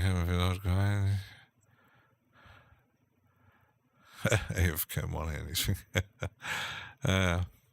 Yes, photo was fun, but. At some point, you get too old for that kind of stuff. I recently started my Steam again. I had bought a game. It kind of sometimes I like just to pass time, like a building game. It's kind of it's imitating other building games. They're all the same.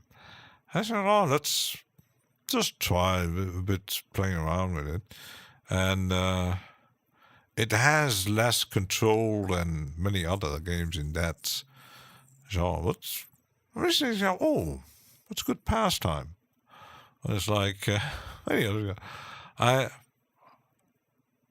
can't say I think in all the games I played, I think I really finished like 2 or 3 games. Yeah, AFK fishing.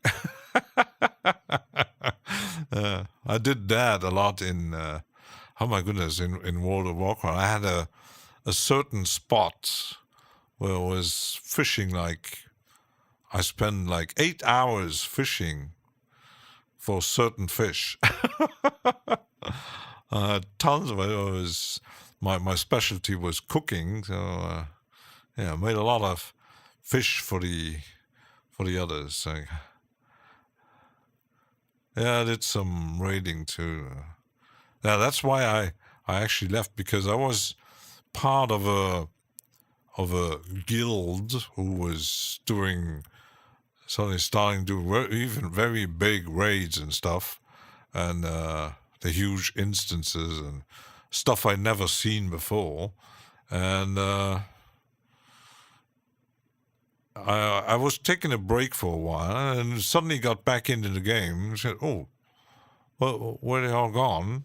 I said, someone actually said, "Yeah, they had some kind of disagreement and everything fell apart." So, and the same thing I began playing EVE Online first in the normal space, quite boring, and I stopped playing it.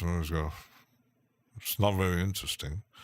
And suddenly I got back into it, and I got the opportunity to go into zero space. Ooh, where the pirates are. The PvP is happening.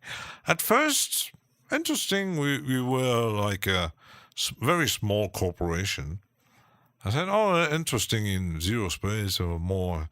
But it still was the same thing, but with the bad guys. And suddenly we were in the middle of some kind of big, gigantic corporation war. And our little space bubble was just in between. And for weeks and weeks, you had cloaked ships in our little space bubble from the enemy who were just waiting on you to get out of the station and shoot you down. That was, no, this is not fun anymore. So I said, you know what? Leave it, cancel, uninstall, bye-bye. This was a bit going way too far for here. PvP stuff. That's with these special corporation in the zero space. So that's a typical human stuff. Like, why actually? Why you have time? I just want to play. Oh. I don't want to let you. No. Playing isn't fun. It's like the pirate stuff. That's in game. Yeah. Mine is online too, but pinball from old Windows. I actually never played that. Never played Windows games. Like Minesweeper. Back to shooter a few years after. So, Elden Ring. Yeah, actually, I never really get into shooters, and I bought that it's like a fantasy game with these robot animals, like a very futuristic Mad Max thing. I can't remember. They actually published a second part and even a remaster version. That one, actually, I finished that game because it was so much fun to do all the storyline and have a multi-billionaire with several accounts. Just do this mining bitcoins too.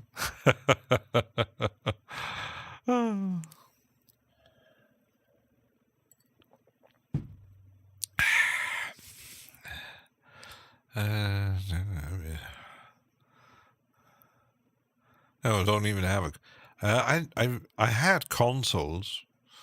I had an Xbox. I think one of the first one that came out. Sorry. And I had a Wii. Oh my god, that one was terrible.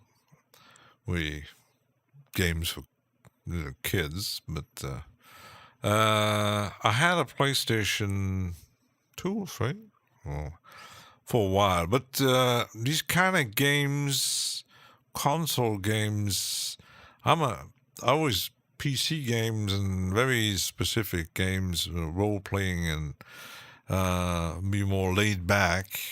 Because console games most of the time really drive me nuts when something when I was trying something and it didn't work, or like I wanted to, and at some point I need to stop because I need to sell it or something because it makes me go crazy, really crazy.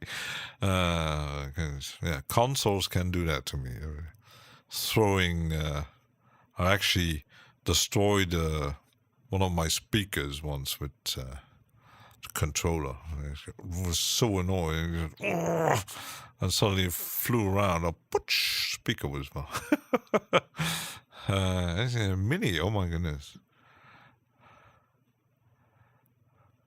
Oh my goodness. That's right.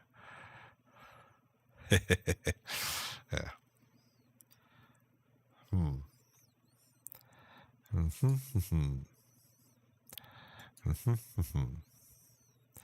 Yeah, these days I don't really play a lot. Sometimes I watch YouTube and then play around with it, but not much of an intensive gamer these days. Past two, I think it's come at a certain point of age that it's not really kind of pastime you want to spend hours and hours and stuff like that.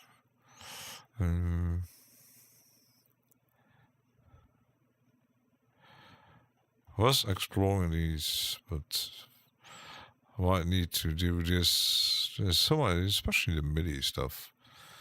I want to, oh my goodness. MIDI trigger, oh my goodness. There's so much. It downside, I have a PDF. I downloaded a PDF, but the list is from that 2023, so it's not very new. I actually have to check if some new stuff going on. See, polishing machine out there. It's going to save your old DVD. Yes, and I actually heard about machines who do shaving on CDs and DVDs. Apparently that's a new thing.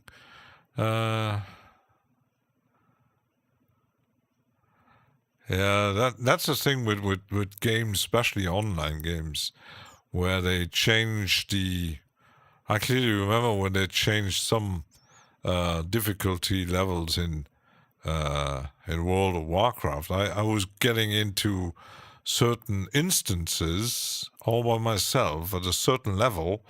I could just go inside and just explore the whole damn thing just to make some kind of achievements or making money or whatever. It was, oh my goodness, even some really hard instances and at some point I actually made a priest, and I specialized myself on healing, and I just looked for party members for instances. I leveled with instances. Instead of doing quests, I just heal until a certain level, and suddenly was getting at some point getting hard to find good party members, and suddenly it was, was getting a bit annoying, and sometimes you got people who, with their own doing shit, and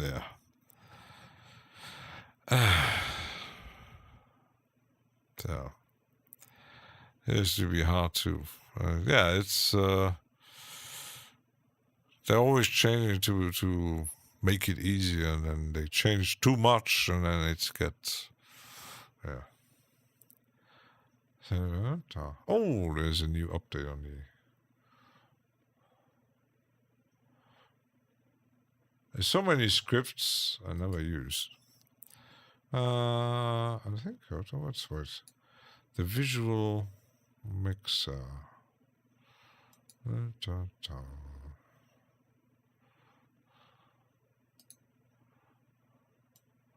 There's an update. It's still a bit laggy.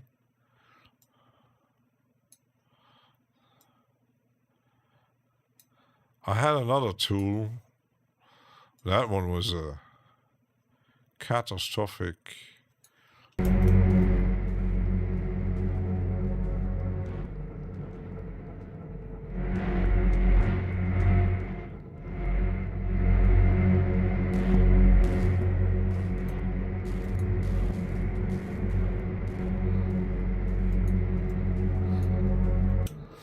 It's a little kind of useful tool.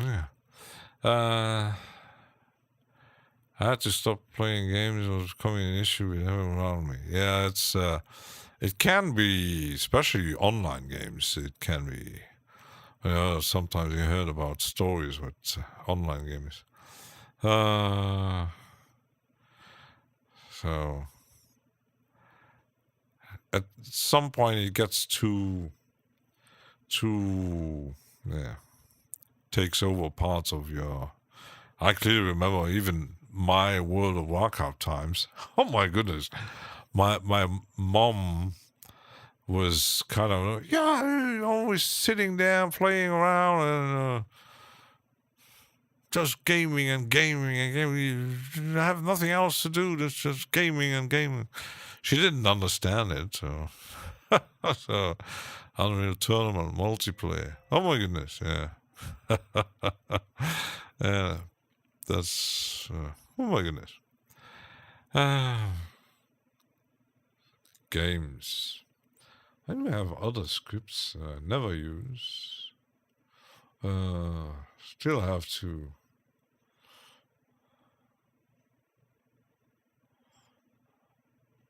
I think it's this one. Yeah, this one. Very interesting tool.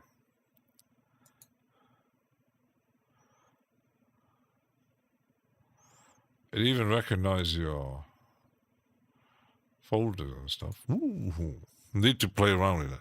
Oh, Doommonger. Hi. Hello. We could actually experiment with this. So, let's put. If it recognizes it. Aha. It does. Haha, it does. I actually never really played Unreal Tournament. Yeah, but it's like with all those the shooters.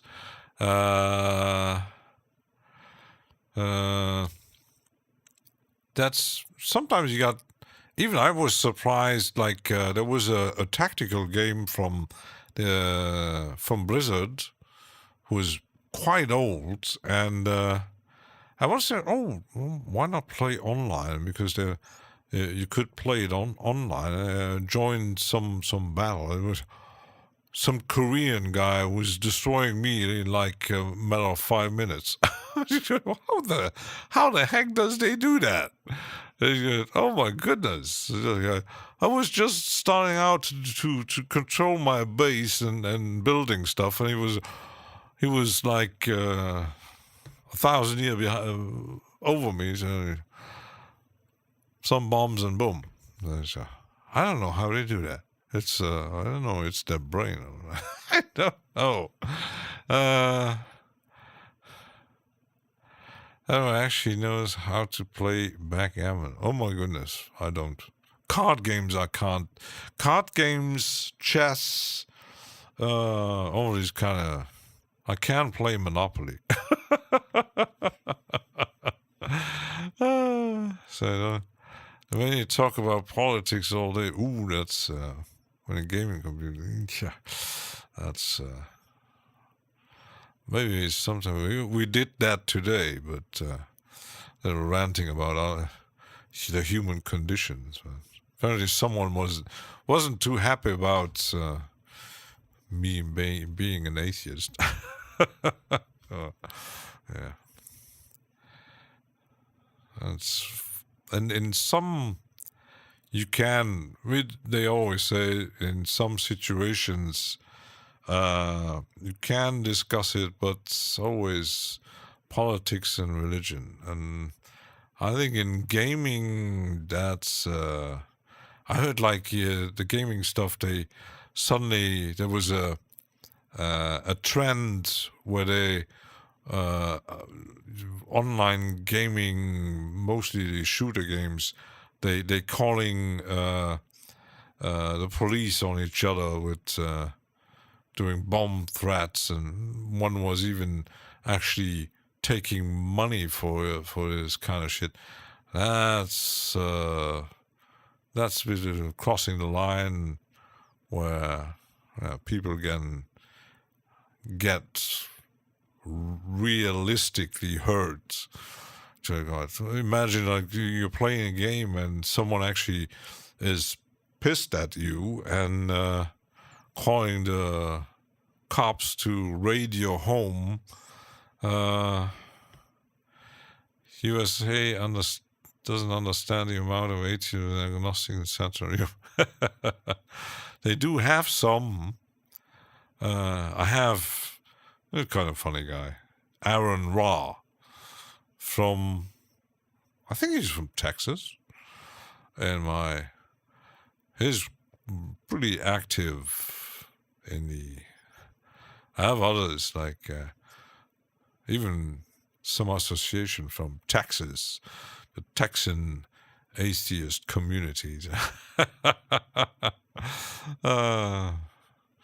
Yeah, in some parts, not just the U.S., because, for example, we have in our country a lot of Portuguese people living here, and like people from Spain, they're still very conservative, very religious, and that's almost like hitting a wall. Yeah. Oh my goodness. And I worked with some who were actually part of some of these cults. Like, oh my goodness. Oh my goodness. That's a lost cause. You can't. I've seen arguments even at work where actually the guy, he was Belgian, and we worked together. He was very young, still very young Portuguese guy, and he was part of a certain cult, a very known cult, and they actually got into an argument. It was getting really heated because the Belgian guy, his parents were in that cult, and when he was a kid, he was part of it too. So he knew exactly what's going inside of it, and the discussion was getting quite heated, especially at work. You better avoid that. So, I'm trying to simply empty. The UK is a bit. Well, I think some people go to just because it's a social thing, probably. but to really, I don't know. It's the same. The same with certain the holidays, and it's kind of it's getting.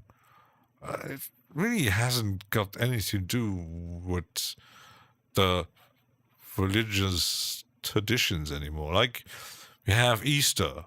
If you have some family do it for when they have kids searching for eggs and do these really odd traditions. Why searching for in certain countries searching for eggs and nothing to do with the religious anyway. They go down. It's what the heck. So yeah, that's tradition. It's like my mom still makes Christmas decorations, even though she's less religious these days than back then. But she still does. It's beautiful. And my ex-boyfriend is even worse. He has the whole house is like a Christmas market. It's good for business, but so is it. Sure. Oh. Yeah, it's just a habit. It's nice to have like, oh, we got holidays. Oh, long weekend. But the reason why is, but some say, oh, we could take him away, but also we go to work then. So, so maybe not. Oh, like certain traditions, and sometimes you got traditions, no matter what kind of. It's like the Thanksgiving in the U.S. And when you hear about most of the arguments and family feuds and whatever happening at Thanksgiving, when the family comes together at one time of the year, and it's like, it's just starting. Oh, you heard about that? Oh, you heard about this? And fighting each other. Yeah, exactly. I think some might get. It's like someone actually said to a very famous atheist, "Why? How are you all Satanists?" No, no, I'm actually a scientist, and yeah, you have more chance of being a Jedi. Yeah, well, Jedi isn't a religion, is it? Oh, is it? Was it? Welcome to the dark side. But I think we're at a certain point where we could grow over it, but you still get a lot of people based on all kinds of stuff. Ignorance is just I don't know, the sheer ignorance or just stupidness, still sticking on something.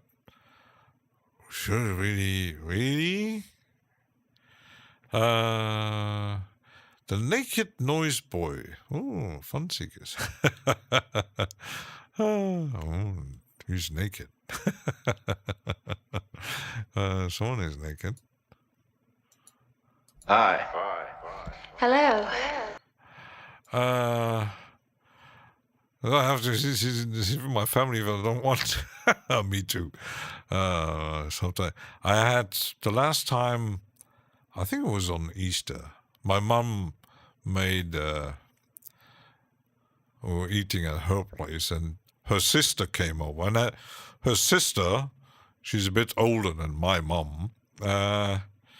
She's still very. Oh my goodness, she's the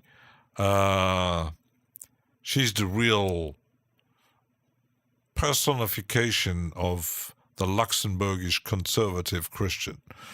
Oh my goodness. And she, the TV was on. I was just watching some because I was a bit too early. I was watching TV, some documentary about some animals or whatever. And she came over. Oh, I want to. Oh, just switch the program to was the first or second German television. And said, oh, there's a word of what was a priest telling her. Oh my goodness! And I said something, and she didn't like that at all. She got to it. You really believe that bullshit he was talking about on TV? Really? Like, and then I said something I shouldn't. Just go, yeah. Sorry. Well, I mean, in fairness, Thai is a much better fight.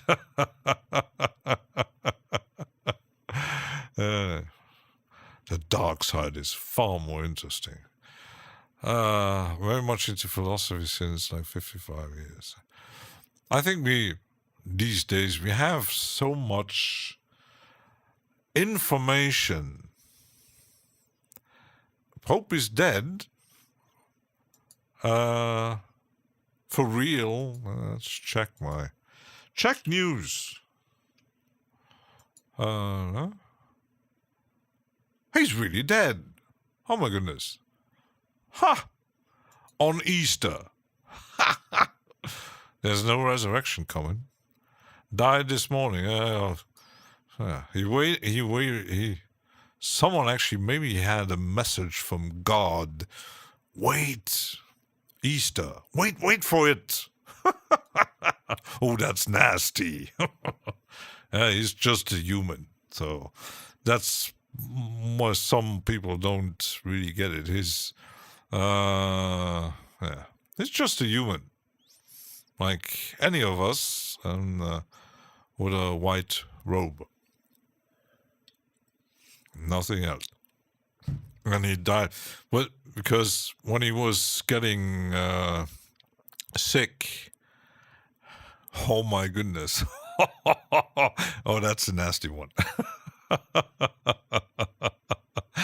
Oh my goodness. Yeah, the BBC says Pope Francis dies aged 88.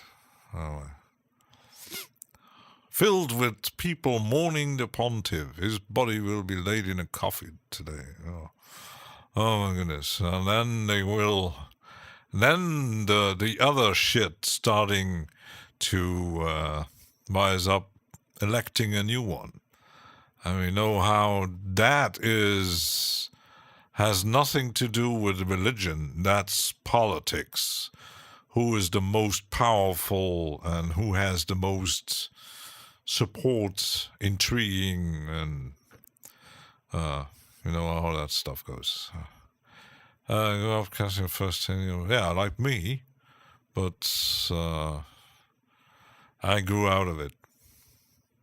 I actually, we had still in school was kind of, it still was forced upon you, religious teachings in school, and suddenly our government decided to change that to give the kids the opportunity to actually choose which kind of, and it was kind of moral. It's like, can't know the name in English, but it wasn't really religious. It was more open, questioning stuff. It wasn't really neither non-religious or stuff like that, but it was still religious themes and questions and coming up. Well, you actually had the choice, or do you want to go to taking the Christian side or the other? These days, it changed still a bit, but what I also don't like in certain countries, religion schools. Ooh. Funky Basement anyway. Having insulted everyone, yeah? Almost. I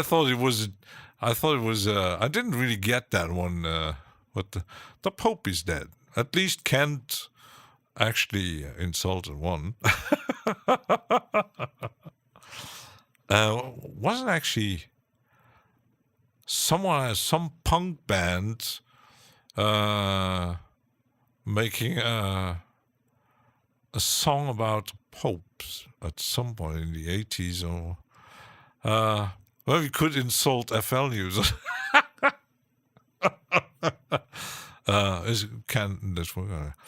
Can say I was Catholic too, because my mom, shall we say, interfere with.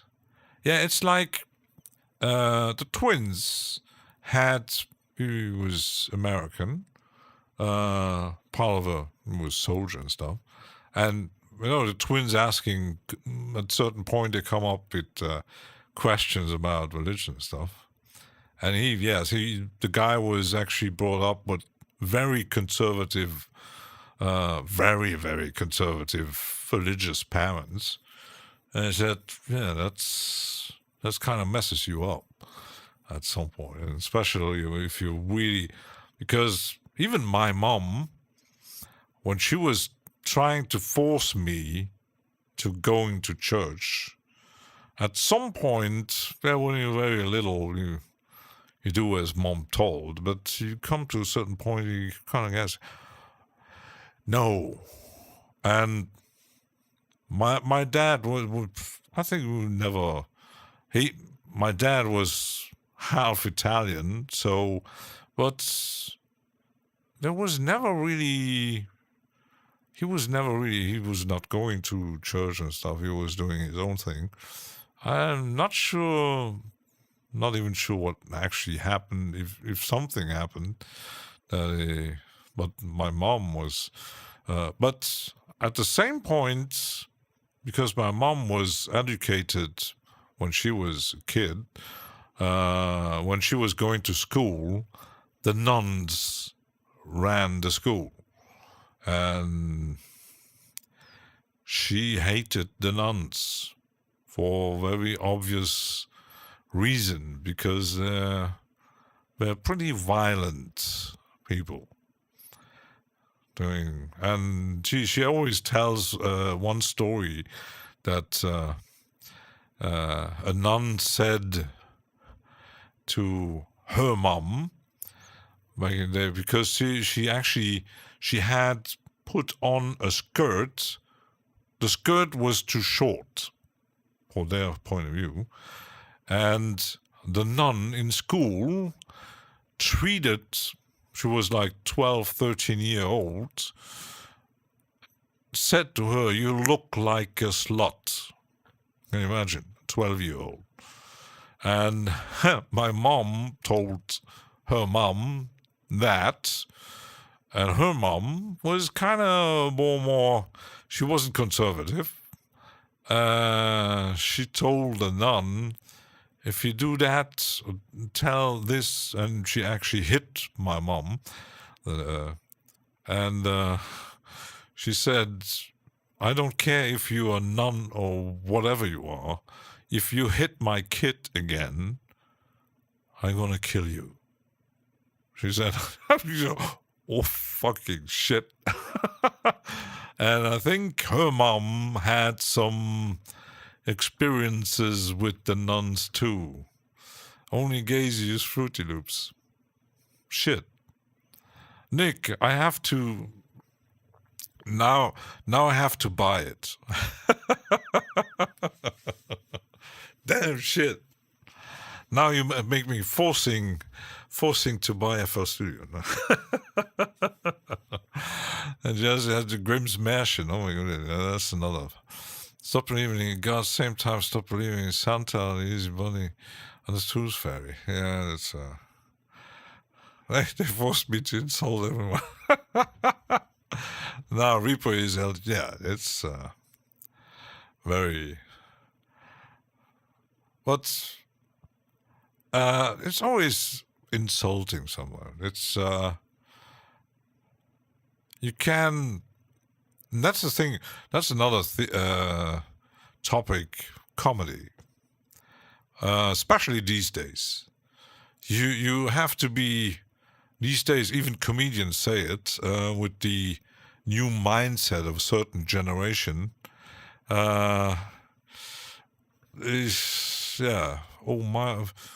Always taking care of what you say or do, or and there's like, oh, you might insult someone.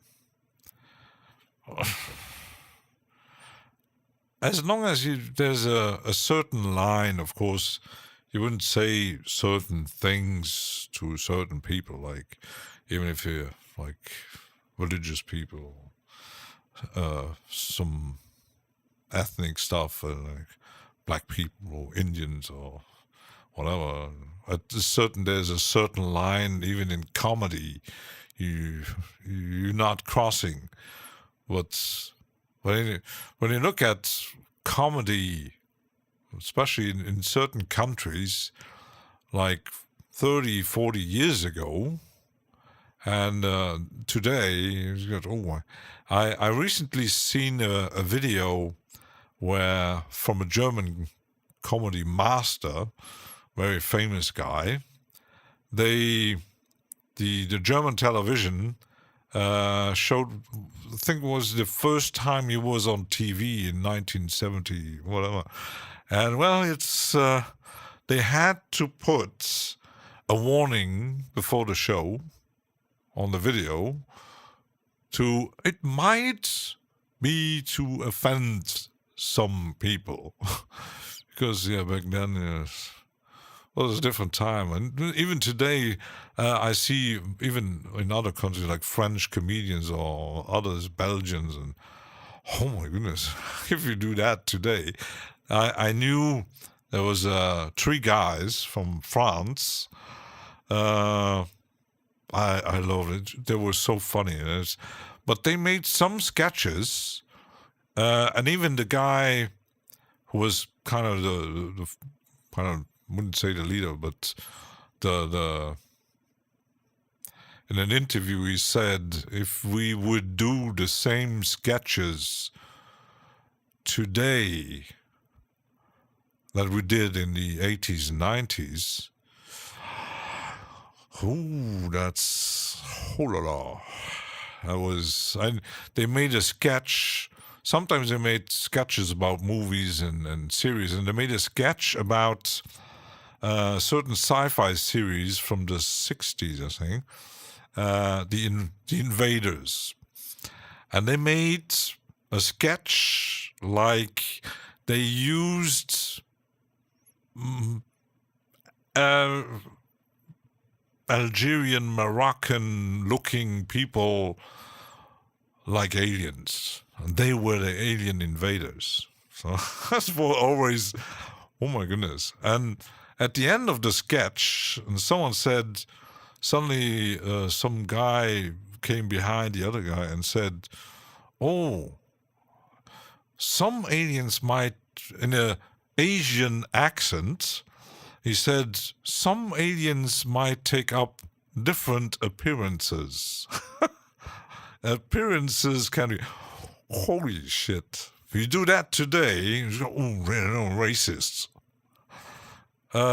Little Britain, I never actually, I seen some parts of it, but because the show was never shown here. I've never seen, I just seen some parts on YouTube and stuff.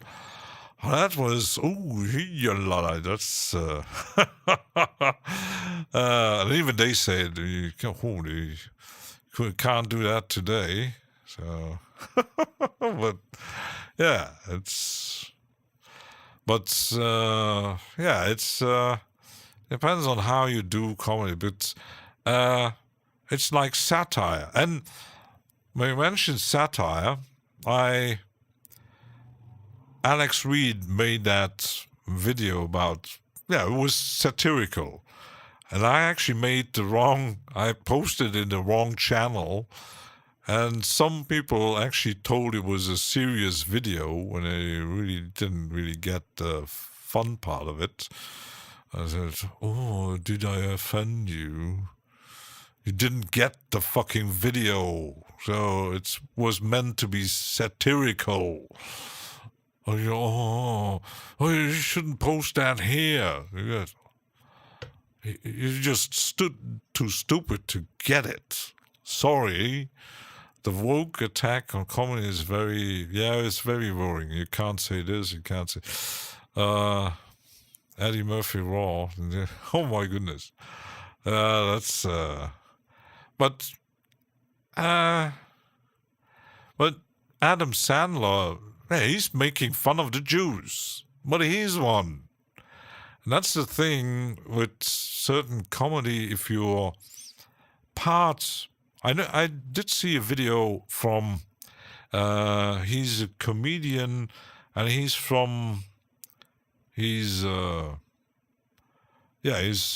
Muslim. I don't know from which country he immigrated in the U.S., and he actually makes fun of the Muslims. Well, he knows them. But, But the problem is, if someone from the outside, imagine, it's like that sketch, it was a sketch about black man saying the N-word. And it was a black man, and suddenly there came a white man on stage, and he's saying the N-word to his counterpart, who was black, and acting like a gangster hip-hop dude, and saying the N-word. And so the black guy said, "No, you can't say that." I said, "Why? Well, you might." Said, "No, I'm black. I can do that. I'm black. I can call my buddies the N-word. You can't." He said, "Why? You're white." So, remember the soup Nazi? I did watch a bit of Seinfeld, not everything, but I can't. Blacks have the ultimate get out of jail free kind of comedy, yes, especially certain I actually, even though I'm not black, I never lived in the US, I don't know the situation they're in, so I can't. But I think the blacks are fucking funny. Not even certain with but damn. But Seinfeld he's Jewish. But when you're part of a certain community, it's like I watched recently, there was a documentary about the gay community, comedy people. And they had a special show made in in California, where they all made an appearance, all the big names from decades ago, until all women mostly, because they were all women and gay. Mostly there were some guys, and there was one actually transsexual, I think. But even the guy from the UK who changed his gender. How is his name? Very famous comedian. He was there, or she was there, and it was quite interesting. And they told about the story how at some point they actually had to hide their sexuality, even in comedy, because and they actually made fun of gay people, even, and nobody knew. They're actually taboo subject and good to joke about. It has to be done in a very respectful way. Have many comedians it happened to. There was a French comedian. He was Algerian or Moroccan. At least he was from the Arabic point of side, immigration and stuff. And he was quite successful, and he had put a show up, and he was known to be at the Eddie Izzard. Yeah, exactly. he was making fun of most immigrants and sometimes also the Jews, and was a very limited. It was at the frontier of the good taste, and he made a new show, and someone actually heard about it, and it was, there's something going on, and he got cancelled, and the career was over. And he was even flagged as a racist. So at some point he was gone. So I used to work for him. Oh, that's yeah. That would be hilarious being a gay, hiding it, making a gay joke, and find out later. Like, yeah, it's they showed like precursors of.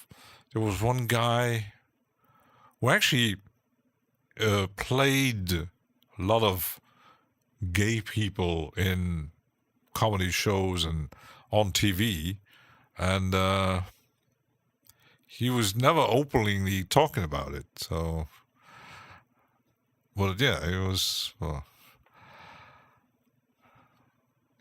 Well, yeah.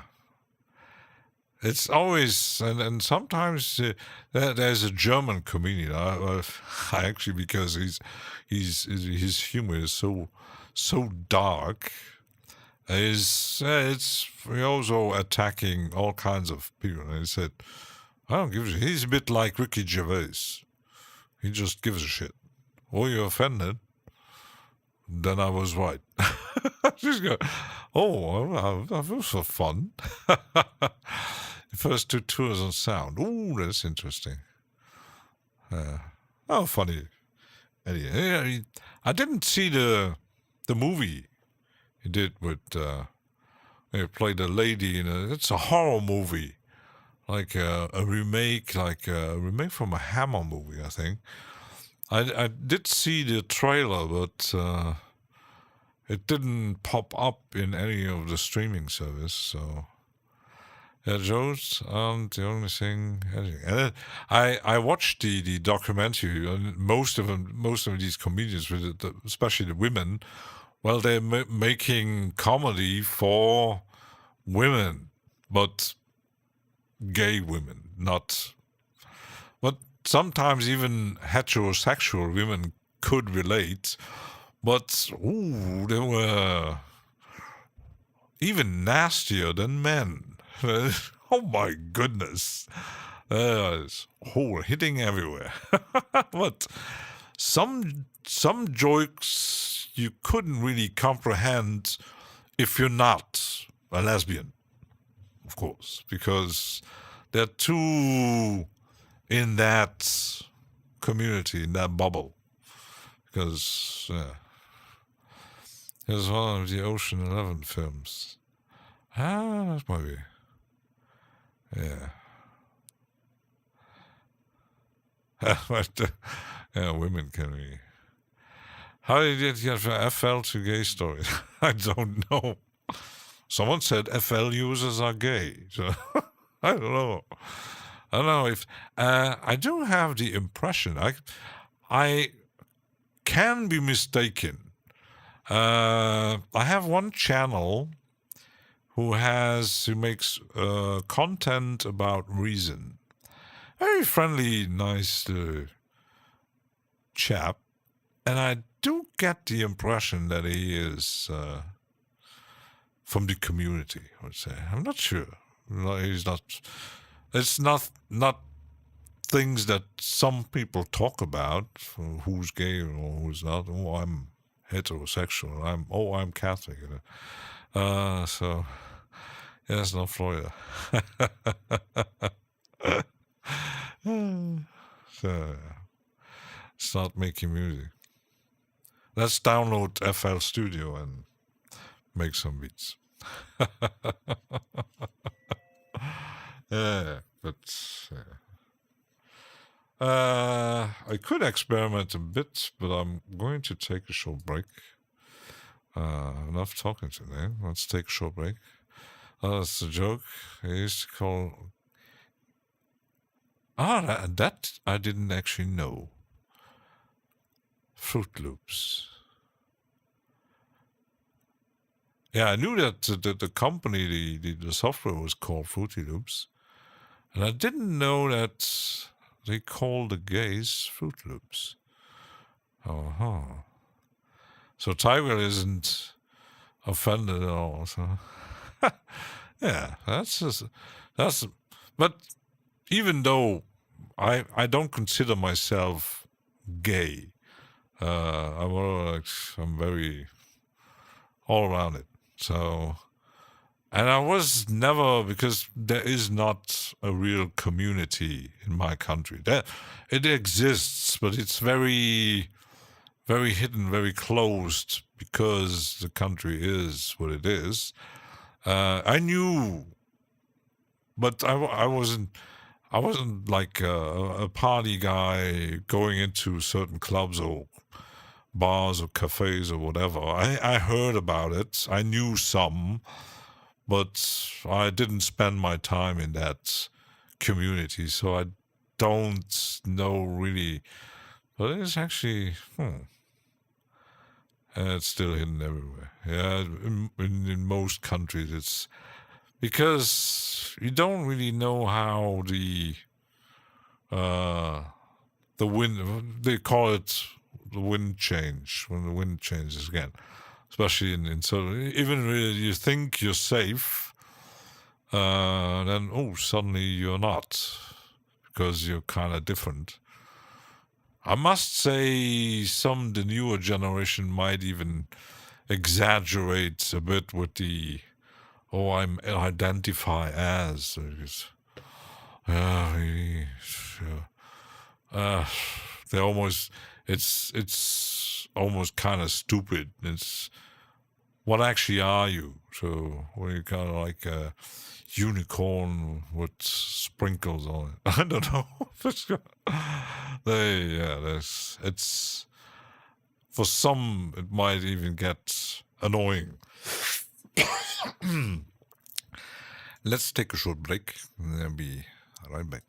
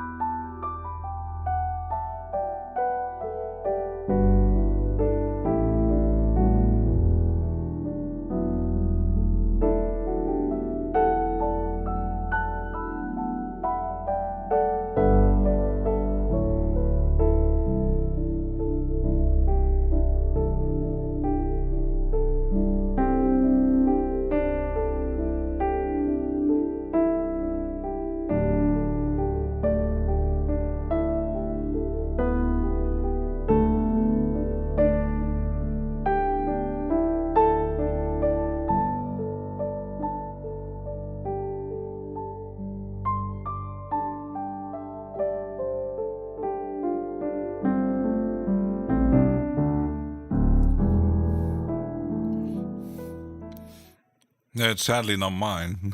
I like to play music like that. I might change because I wanted to. Let's get rid of that because I wanted to try. And did I put it in tools? I think. No, I didn't think I put it in MIDI. First, I'm going to use the MIDI shaper because how to make drones interesting. And did I put it in the EQ? I think I did. Because what I don't like, I'm actually eating a Ricola making. That's I made the craziest and also for studio. Interesting. I think once you know your tools, you can make anything and anything. Because I once heard about a guy doing metal in Reason. Why not? Possible. Ricola. I love that. You might not know it's. I think it was a German ad about Ricola, and there was a guy who was in Sweden and something in a sauna. And we go, oh, you have to try this. And, we made this. No. We made it. And he had a tie with Swiss cross on it. It was so Swiss who made it. Ricola. Because what I actually don't really like about this one,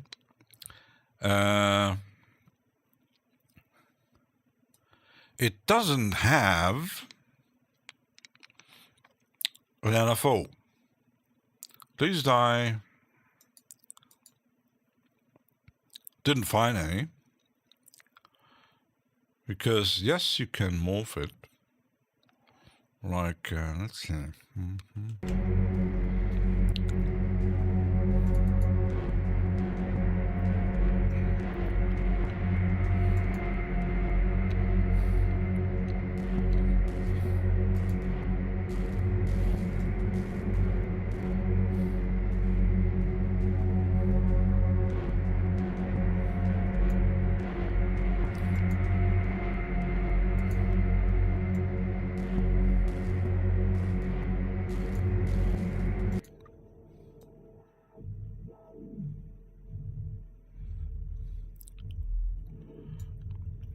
Still have to figure out how this thing works.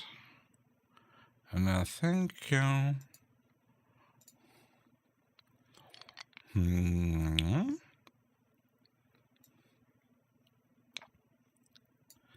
then you have to do what? So that is moving because, yeah, that's double click ads. You have to, okay. Found it. Then you have to do movements like this. Sorry. It's a bit, they could have done it a bit easier, but no, LFO, let's go. Yeah, I don't know why they did not put an LFO in this plugin. Because you have to use external modulation to do the morphing.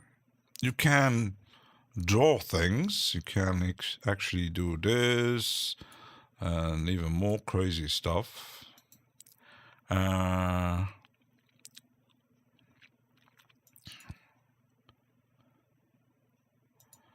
you have this, I can do this, I can do this, like go back here, and then it's moving like that, but it doesn't have an LFO. I also had to almost provide the documents it sold.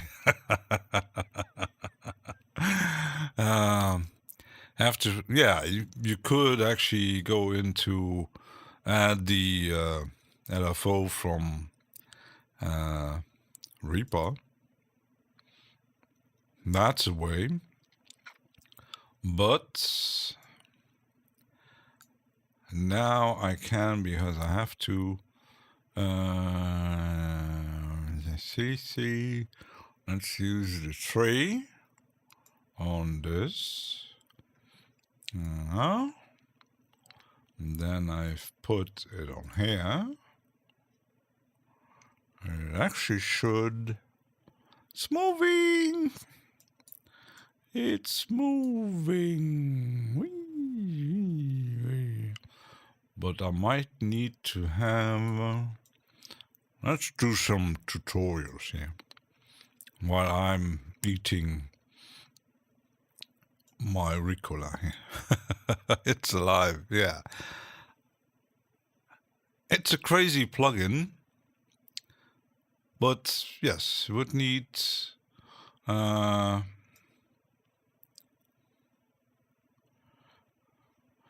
you also you could modulate this, but let's just morph this, but I have to put it so it actually moves the whole way. No, might need to do a 100. Okay, now it's moving. If I do 50. Yes, and then maybe do hertz and do it. Alright, you actually should sound crazy.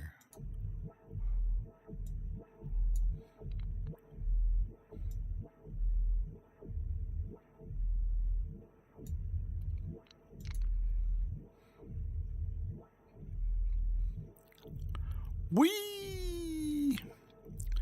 Pinch is like the Q of the filter. I think it is.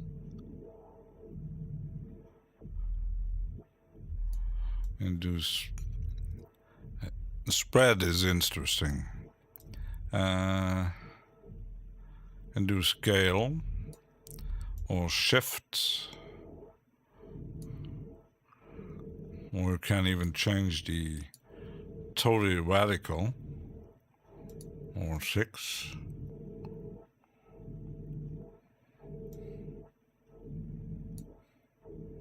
I'll do the scale.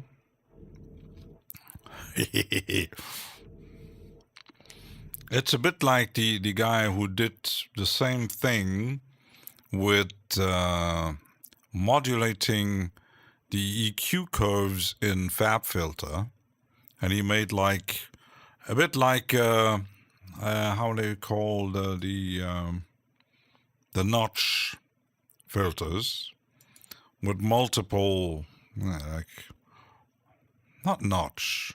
It's not a different filter. The I can't remember. A bit like a resonant filter, and he made multiple versions of it, and he animated, creating some crazy shit about that. So,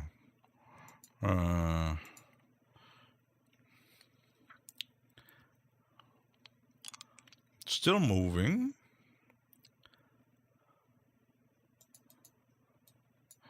If we do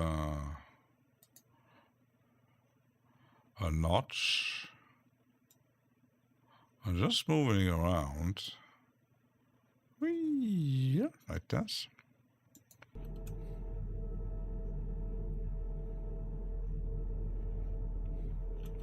And if you do a second one, and do notch 2,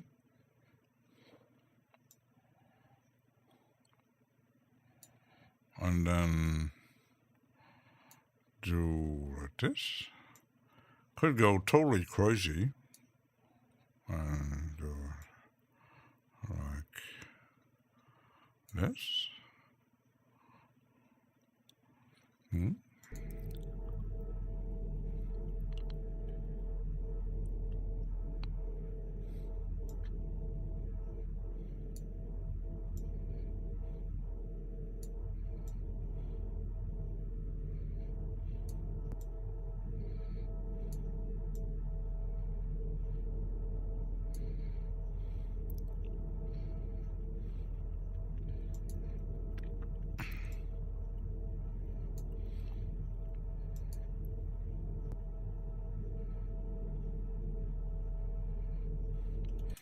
But the hug fit. But then you can actually go crazy with the with this here, or even multiply it.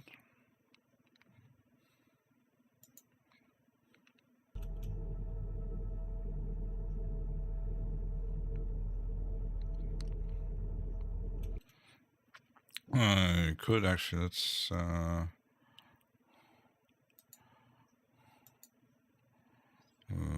do, instead of moving around, we could actually do another filter here.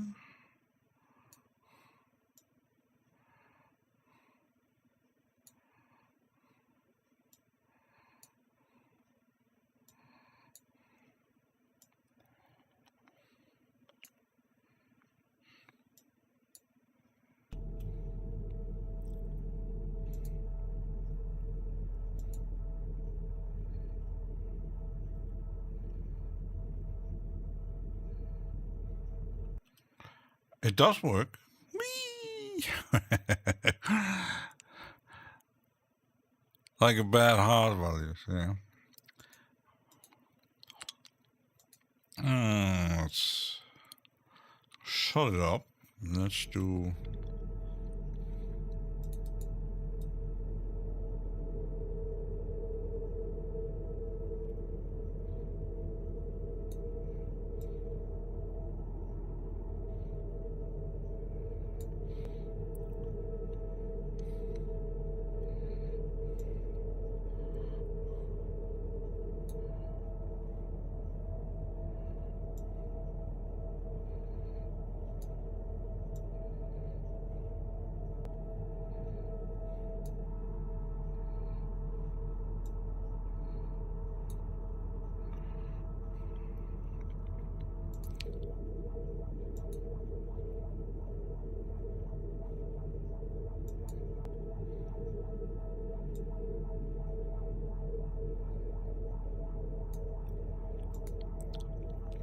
Do it like that.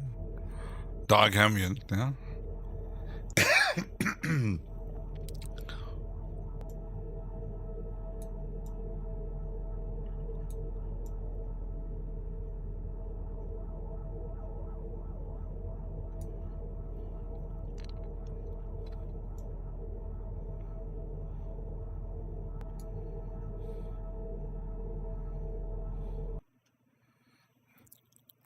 Yeah, pretty much it.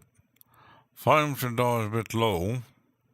That's a good question. I did.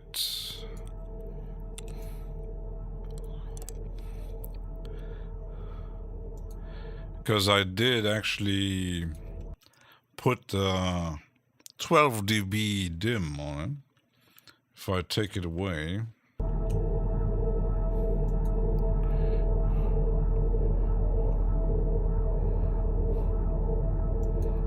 Now we're talking about industrial.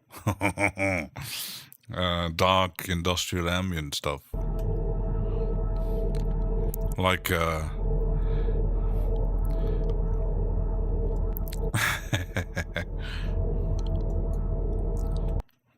could put some noise on it. I actually do like is the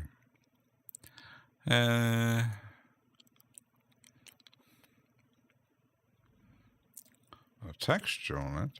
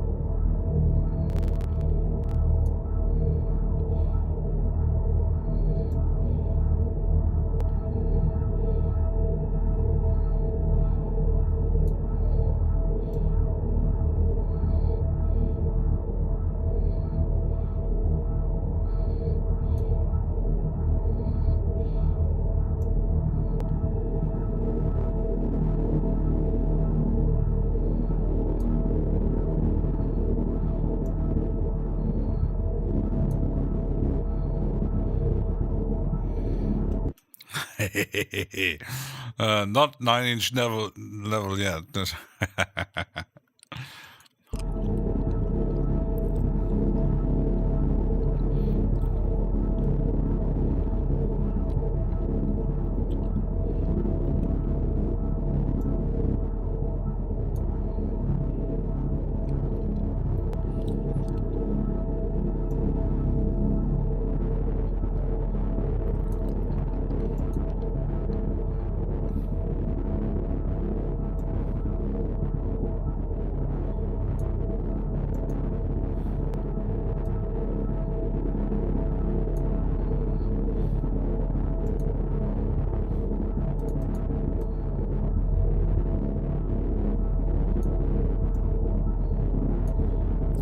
That's the difference between certain plugins. And Devious Machines has options that many plugins you have to load other things, so...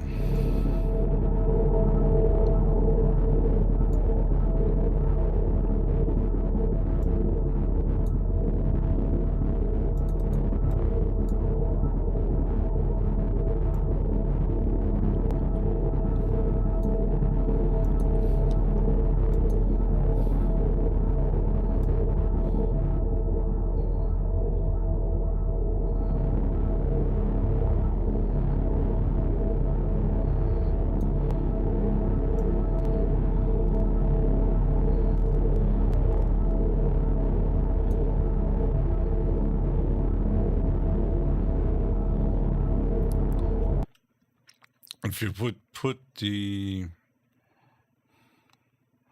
texture before,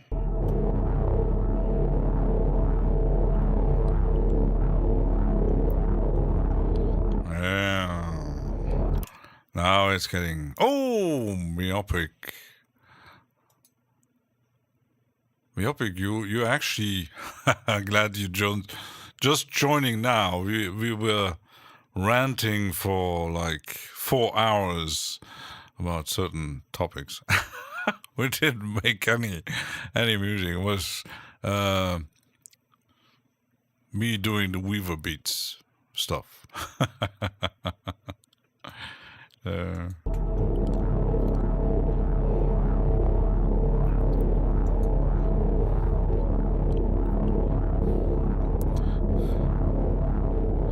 We're actually making industrial today. So. Rumble channel.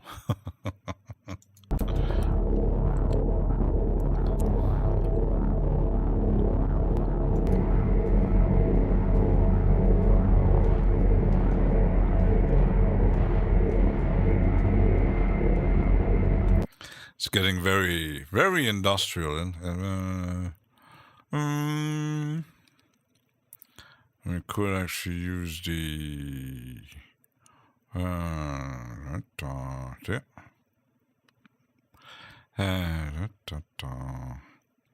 not noise.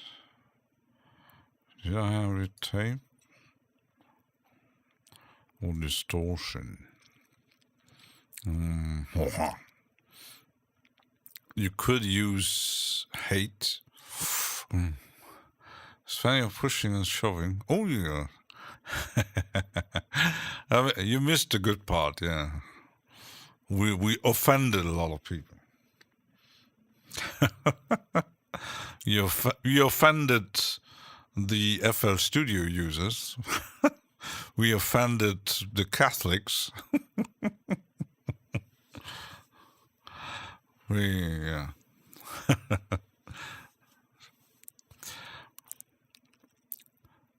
Trans listening. Yeah. So, I go even totally crazy, not too crazy on the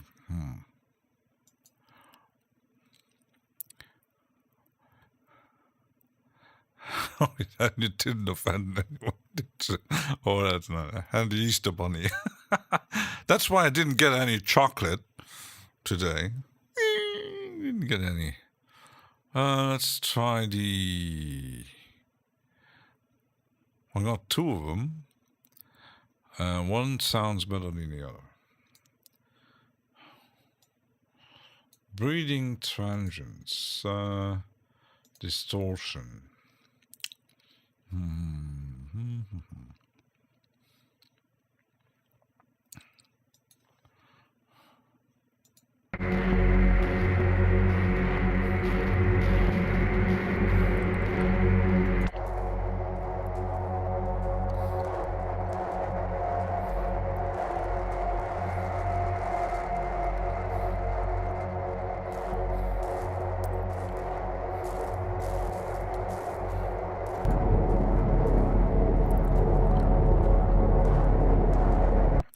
We need to invite Andy. Well, he's always concerned about Easter chocolate. Does it come from? You better not know. Need to offend 9-inch nails, and they need to make track called The Perfect Hug. Oh, that's good.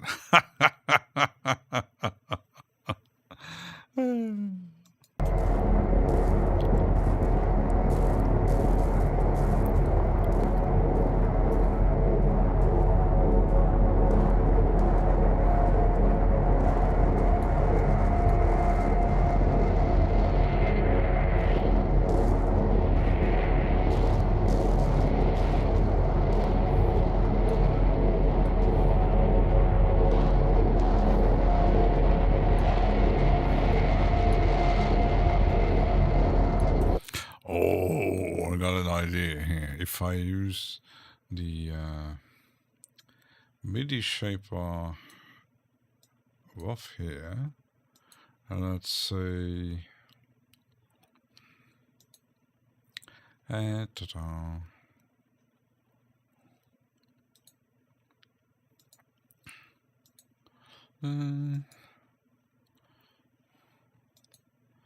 let's see, what else we did?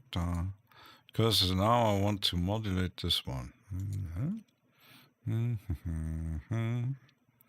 Let's take number 9. Number 9. I'm gonna totally hated that track. Number 9.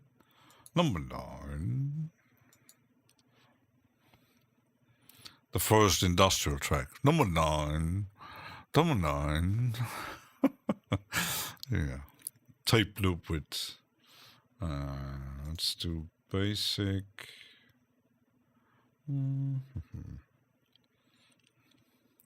Still slow. Now it's moving. Maybe a bit too much. Center. Maybe a bit too much movement. We put the center back here. Just a slight movement right there.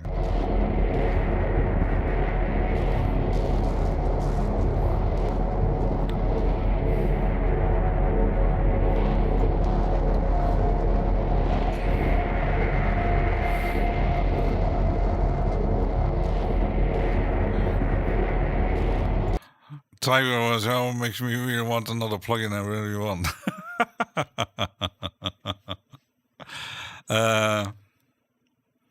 Yeah. I think with plugins, it's always a choice. Do you really need it? As I uninstalled the Acoustica stuff and gained 30 gigabytes of space, I always thought I would want them, but since they don't really work on my machine, and I made the error actually buying some of them. Like I bought some stuff from Initial Audio that actually doesn't really work well with Reaper, and I should have demoed it before, but the MIDI shaper really makes so much sense to me. It's at the beginning I couldn't really figure out how it actually worked, because I had the old version. I bought it because interesting. I tried to, but once you know how your modulation actually works it actually, once you load the plugin, it works the same way as using the modulation from inside Reaper. It's just an LFO. But you have, with Reaper, the built-in is kind of limited, because you can't change the LFO stuff. And I could draw a crazy LFO now, go totally nuts. That I can't do with the integrated Reaper. You could do it with Bitwig or Ableton, probably, with the live stuff. More crazy modulation, randomness, but I just have this tool to make crazy modulation. So I had also downloaded everything Ableton Suite, which I never used.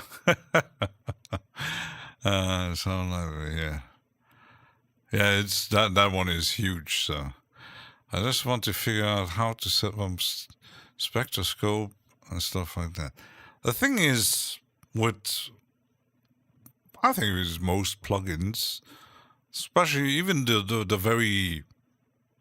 very simple ones, you sometimes you go, okay, how does it work? And it takes, even if it has a manual, you're still, okay, how it works in my system or in my DAW, how can I control, how can I set up? Because with every plugin, so especially in certain, because I had like a recommendation from Dash Glitch, it's a reverb delay plugin, and what I didn't know, that one actually works only if you're using it on a separate track with a send. Because if you're using it on the same track as the synthesizer, sampler, or whatever, it creates a feedback loop directly. And I didn't know that. It wasn't costing a fortune, but it's the plugin called Reach. But that only works in a send. And because when you put it on, especially on Reaper, I don't know about the other DAWs, but I tried to use it and put it on a track, and suddenly, boom, my master was going nuts, blocking everything. Everything was going into the red. I said, why the heck is he doing that? Until I found out, you have to put it on a separate track, because it takes the audio and it's creating feedback loops and delays. But if you put it on the track itself with the other instruments, it creates a crazy feedback loop, like you're doing a typical delay feedback in a matter of seconds, milliseconds even. That's because, like, you know, Voxnigel span, we have a lot. Yes, I actually downloaded the free Voxnigel stuff again. So we could, to not make it go totally nuts, go like this.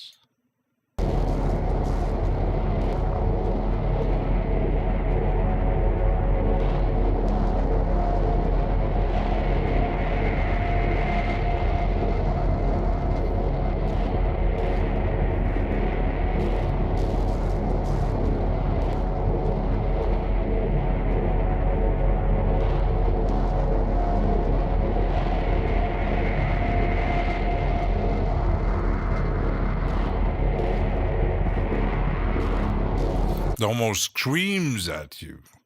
If I do another, that one CC, let's do a 14.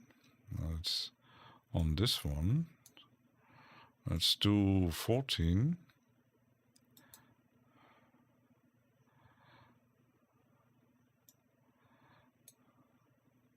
It should work, okay?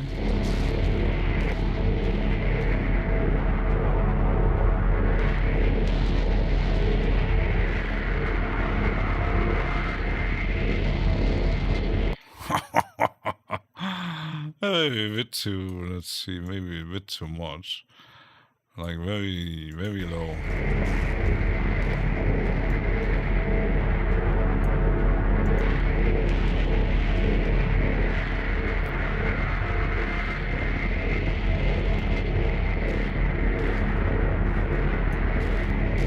That thing screams at you.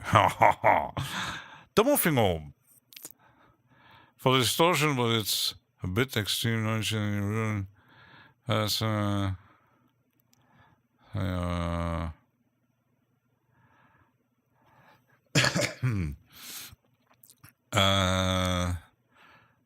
I got from the distortion point of view, I don't really have a huge load of the most really, oh my goodness, that one is Obliterate from Newfangled. Oh my goodness, that one is and also Digitalis, Aberrant DSP, that one is pretty nasty. Cyberdrive, it's not, even the Bitpunk is pretty nasty. And Hate, oh, that one is, that one is nasty stuff. If you really go into total destruction, so we are offending people today. We did for 4 hours. I use Decapitator. Sounds familiar. Do I have that one? I don't think so. But it sounds good. Ooh. I even have the Bit Crusher from Clefgran here. It's fun. Those are the one from. Of course, you can totally, or using Isotope Trash too. Hate leads to total destruction events out of music. It was kind of, yeah, it was kind of fun when Dawson made the first effects plugin. Like, oh, it's called Love. And he probably had also already in mind developing the second one. And it came out, oh, let's call it Hate. Yeah. I used it a bit. It's the typical Dawson effects craziness. And even going through the some of the presets, oh, it's nasty, destructive stuff. It's really, going totally crazy. But and even the one that I got the 3 ones from. I do like the Cold Fire from Arturia. This one is because it's very modular, kind of multi effects thing. Digitalis is more like a broken tape thing. The D16s, I got the 2, Devastator and Decimor 2, Cyberdrive, Bitpunk, and then I could use Snap Heap. I don't even know why did I put that in distortion. I could actually use that into multi-effects, actually. Why did I put that into distortion? I have no clue.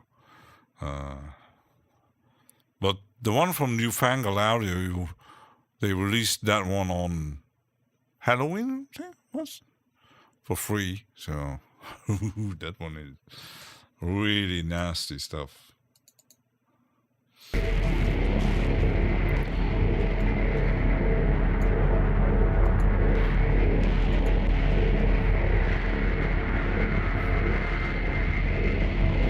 Lets your ears bleed. Oh my goodness.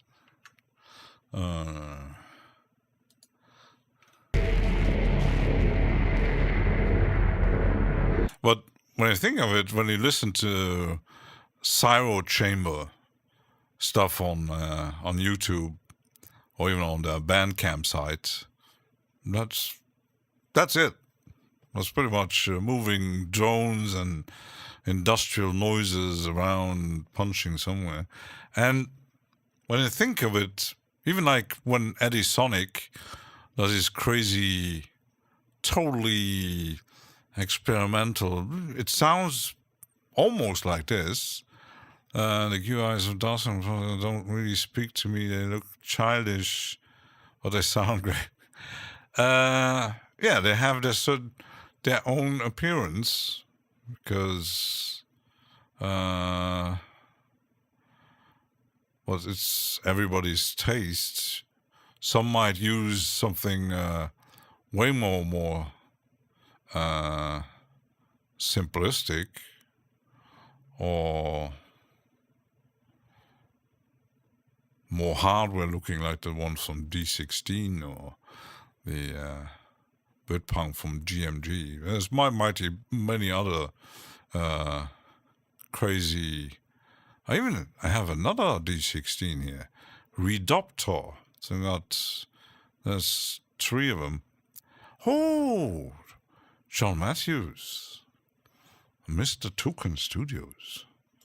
Oh, we've got lots of famous people today. Hi. Hello. We're doing destruction today and offending people.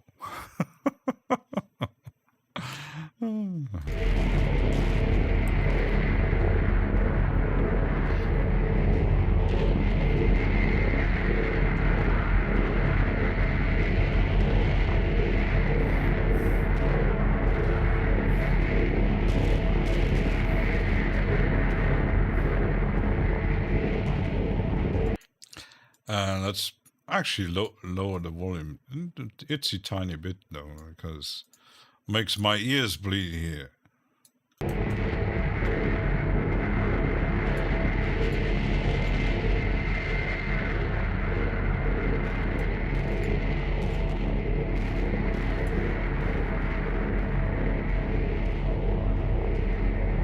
That's better. Oh, there's new naming. Eh? Something about D16 plugin I don't like. Fits in from the very. Yeah, that's another thing I actually do. It's one of the only hardware-looking plugins that I actually like. I don't know. It's always a taste thing. Welcome, Rez. A famous one from Psytrance. You have the Echo Boy from... no, actually, wait. I only have one from Sound Toys. Wait, I do have... Where is it? Sound Toys. Yeah, I have like 2. Little Plates and Face Mistress. Because, yeah, Sound Toys... always good to wait on a deal because they're not cheap. Sound Toys. They're not cheap. Even that Face Mistress is, because I did get it on a deal for free, I think. But they look like kind of nothing. They cost what is it you call the Echo Boy? it's $200. $200. It's I heard a lot of good things about it, the Echo Boy. But yeah, they're also.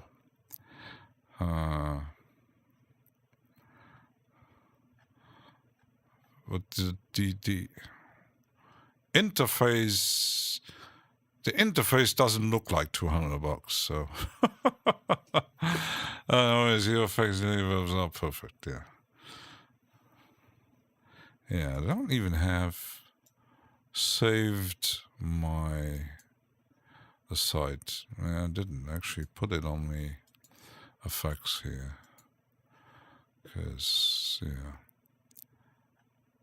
But it's like many people actually using the Eventide stuff. It's the same thing.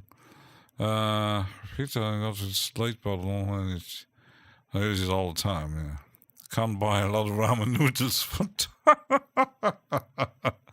not with nasty bugs and microplastic in it. I use the toucan bundle all the time. That's under the right into your stomach. Boom. Yeah. Imagine if you don't.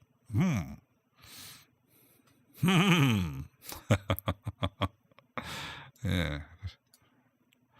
The toucan stuff. Where's my folder here?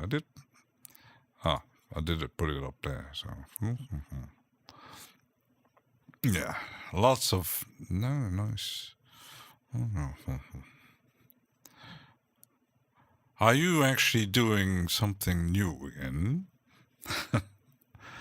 The last synthesizer was a big project.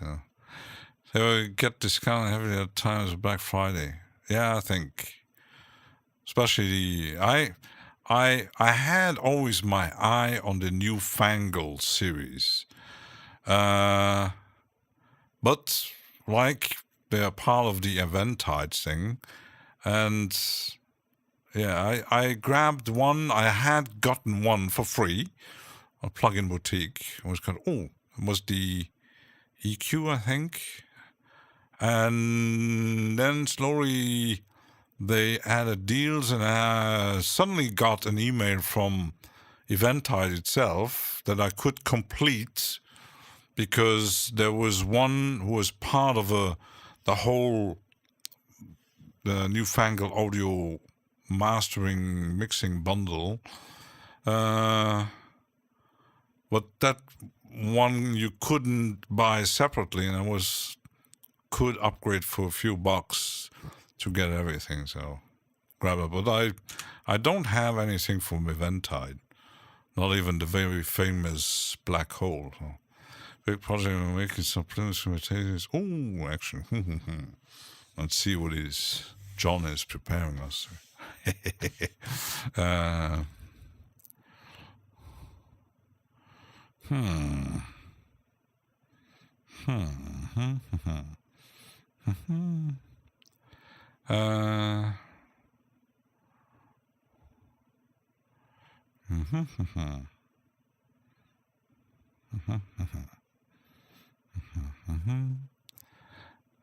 What the magic you for newfangled?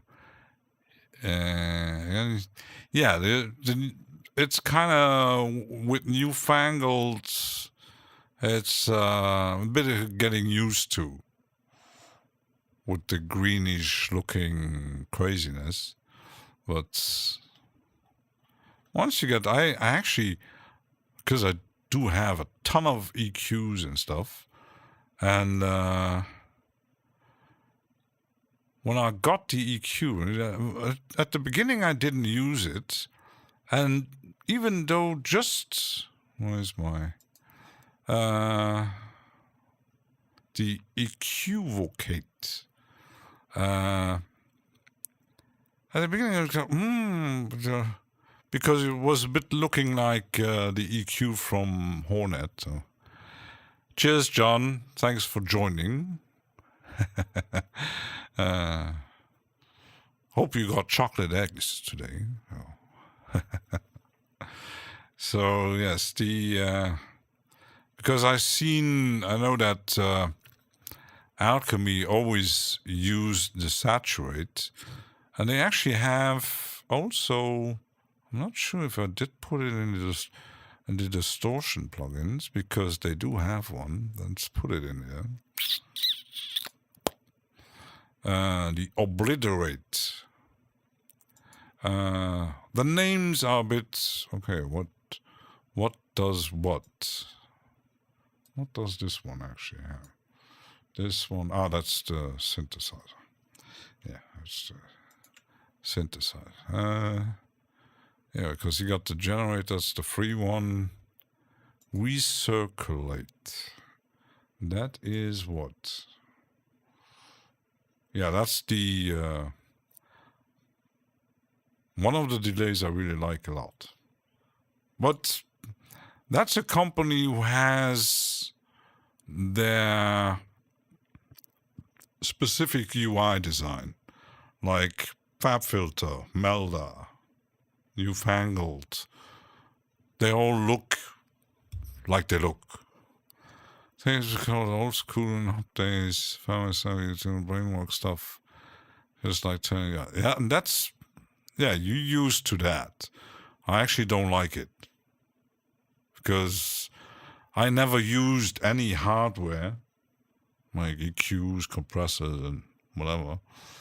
So I'm not used to that kind of turning knobs and hearing how it feels. I'm more visual feedback person. So I sometimes use some tools that don't give visual feedback, but I mostly then hear it, like distortion. But yes. So the recirculate is the, and that is what the punctuate was. Yeah, that's the transient meter. That's kind of like, and I think this one is the plugin that you don't get separately. Because you had, there was three ones, the EQ, punctuate, and saturate. The obliterate is the distortion plugin, and the delay plugin, the recirculate. They don't have a reverb, I think. Let me just check.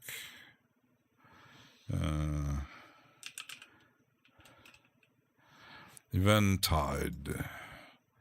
Because at the beginning I was always confused a bit with the delay and the reverb from FabFilter plugins.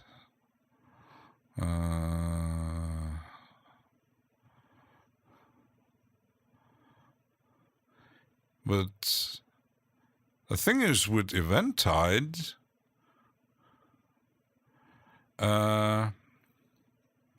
Yeah, I got the, what is it? Elevate.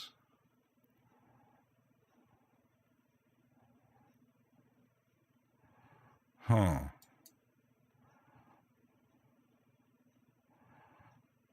I thought I had the elevate. Punctuate? Pendulate, generate, saturate. That's odd. It's not showing up. Elevate mastering bundle. I do have the mastering bundle. So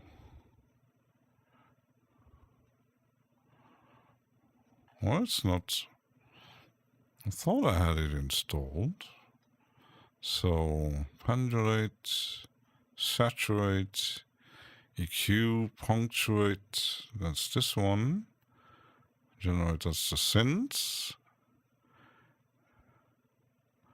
Invigorate. The circle I have. Let me check my account here.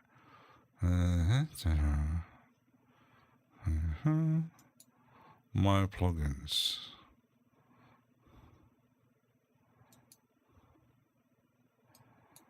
Mastering bundle. It's kind of weird.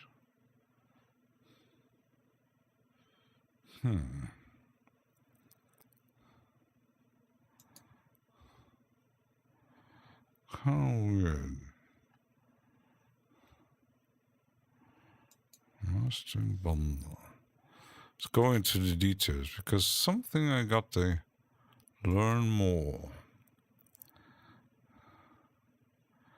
Mastering bundle.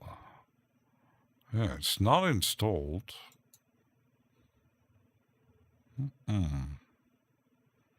That's very odd. Because I did upgrade it. I need to maybe. I'm going to download it again. Because I don't know. I'm going too far. My plugins.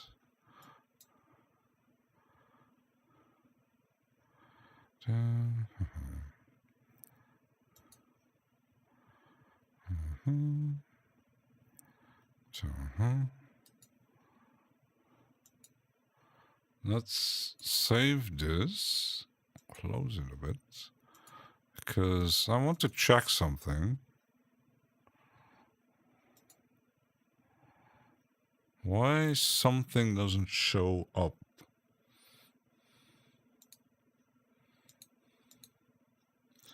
Yeah, don't need that.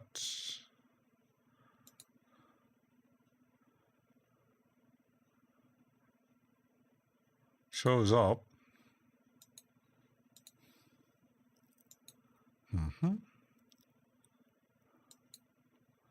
Let's check again. Did you actually? I doubt it. Well, it might, because the thing was, something happened. I had some plugins suddenly losing the license, and like that was another thing with the Acoustica audio stuff. There were some missing, and I found out even though I clicked installing VST3, it did not, because they don't exist as VST3. Function,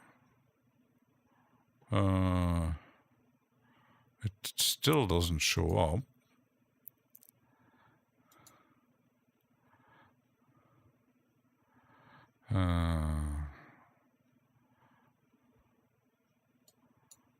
Wonder why. Let's search for it. Let's go into my Elevate.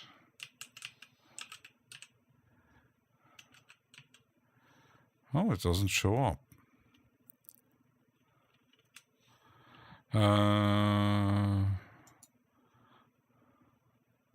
It's very weird. The installer said, yeah, it's installed.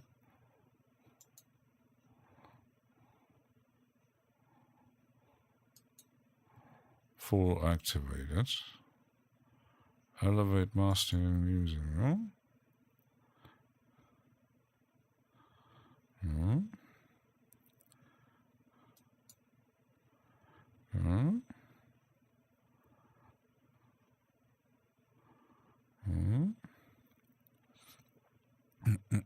Hmm. Huh?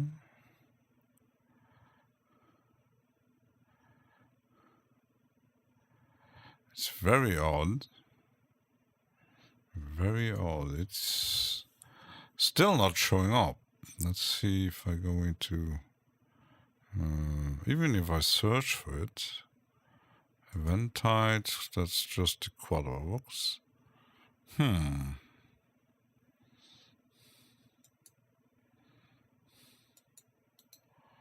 Or is there something...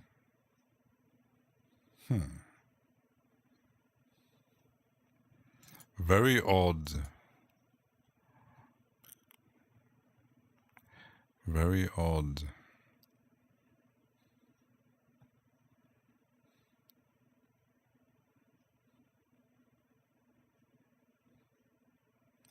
Let me check something.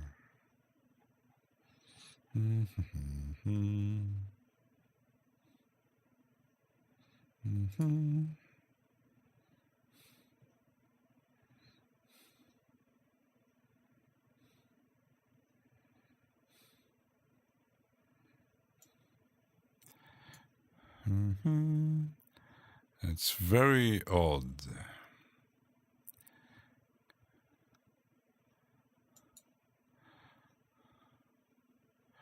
So, event type.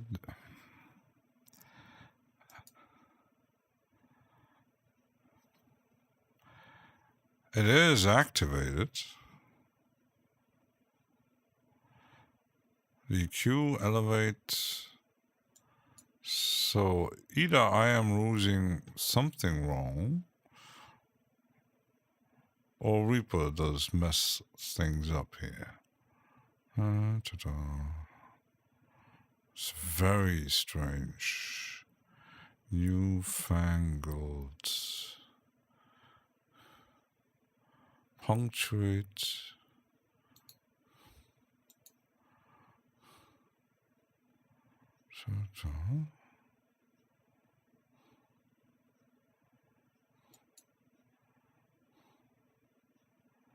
Even though it's activated,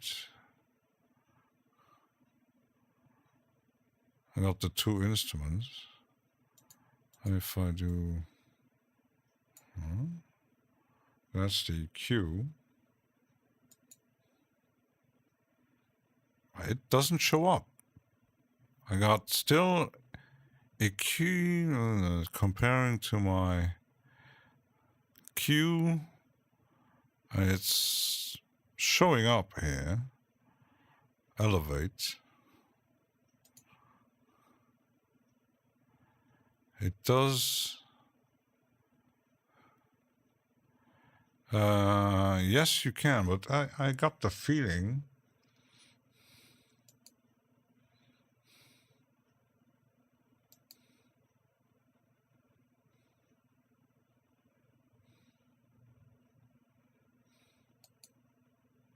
Let me check something here.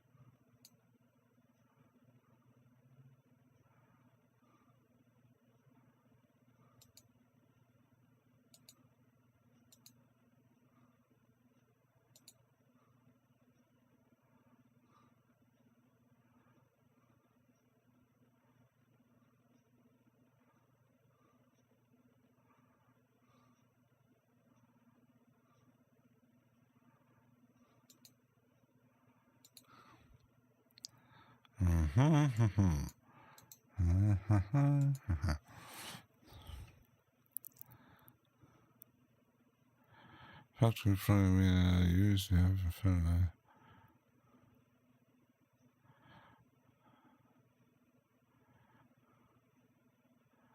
Yeah, that's a good thing. Nope. It's very odd. Very odd.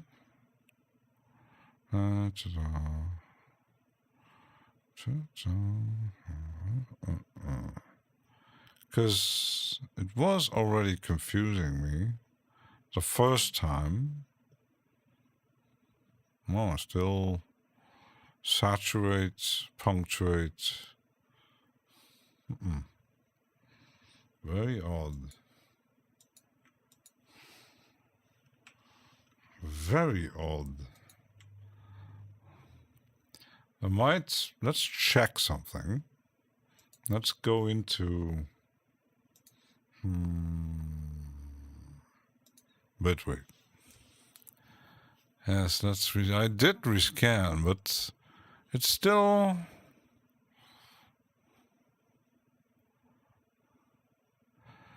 click rescan and see if it failed to scan. It might be in, but it's actually activated in my iLog. I see it. One activation in when I actually upgraded it on 17 December last year. So let's go all devices, vendor. And it should, let's see if it's actually showing up here.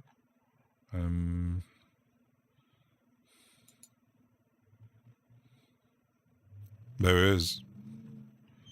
So I don't know, might need a new, where do I put it in here? There it is. But it doesn't show up. So it is installed, but it doesn't show up in Reaper. And I already had the feeling that something was missing. So it is installed. It's a VST3. Actually, that's because what I do like about Bitwig is that, yeah, it's program file qualifies VST3 newfangled audio. That's odd. Let's do on the VST section. No. Let's do, well, but because it scans on the installation.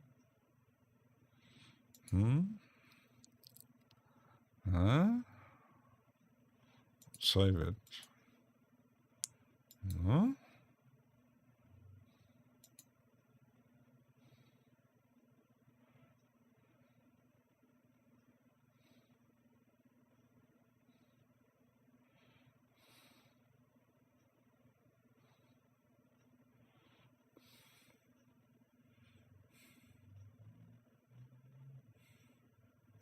There's a lot of DLLs in there, but there is. Failed to scan.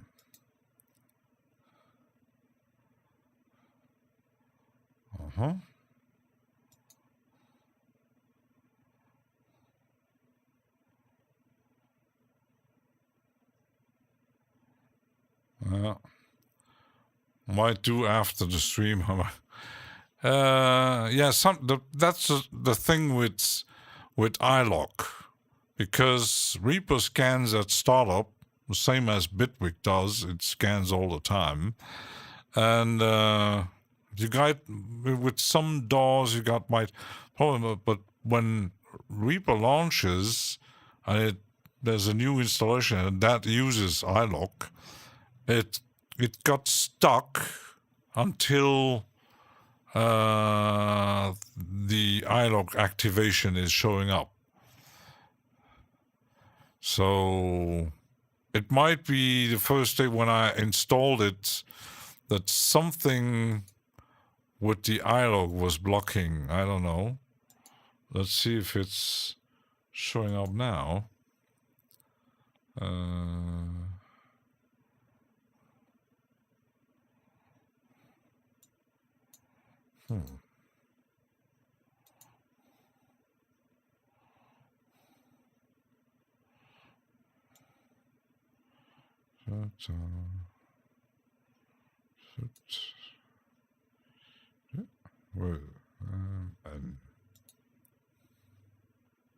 there he is. Ha! It's there. Ha ha. So it has been sitting there for 4 months, and I didn't see that. Yeah.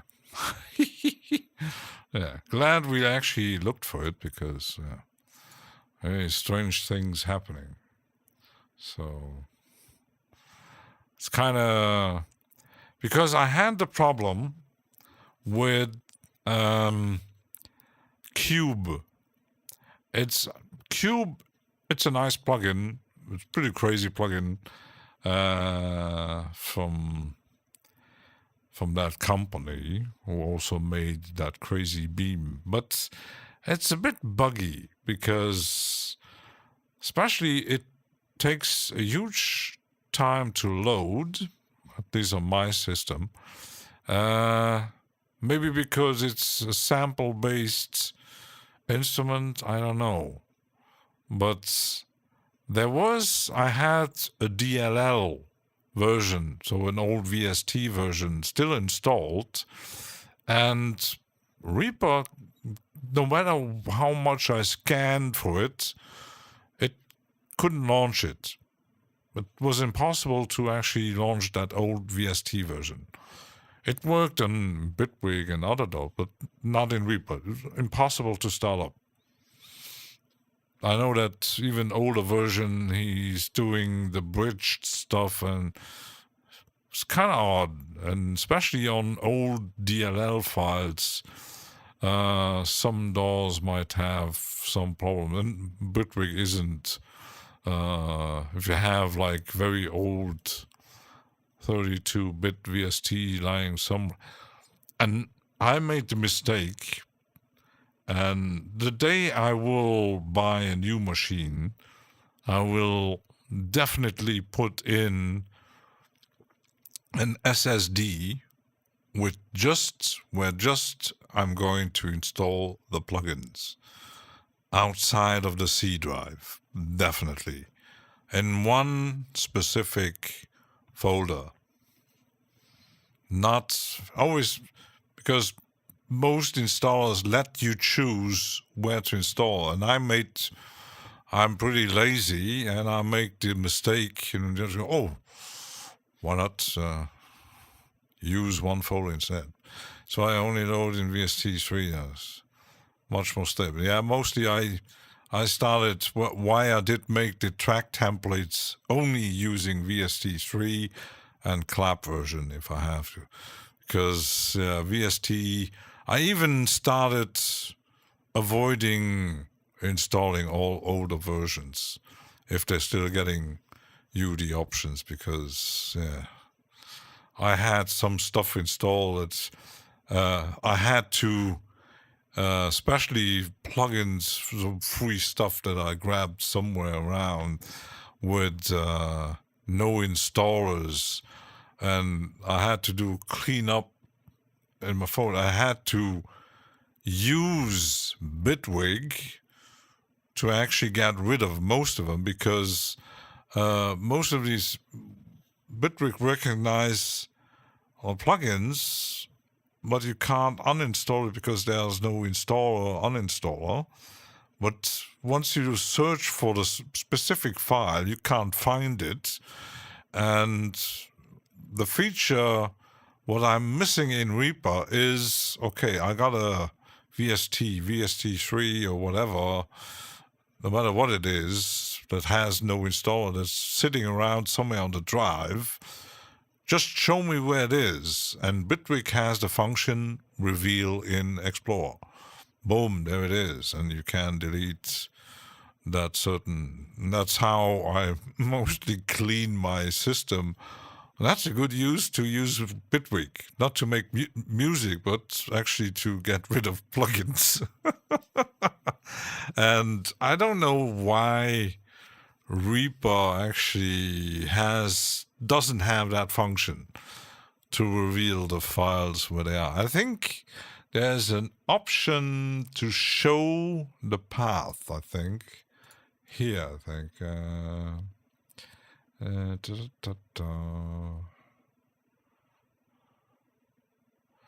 I think here somewhere. Or was it?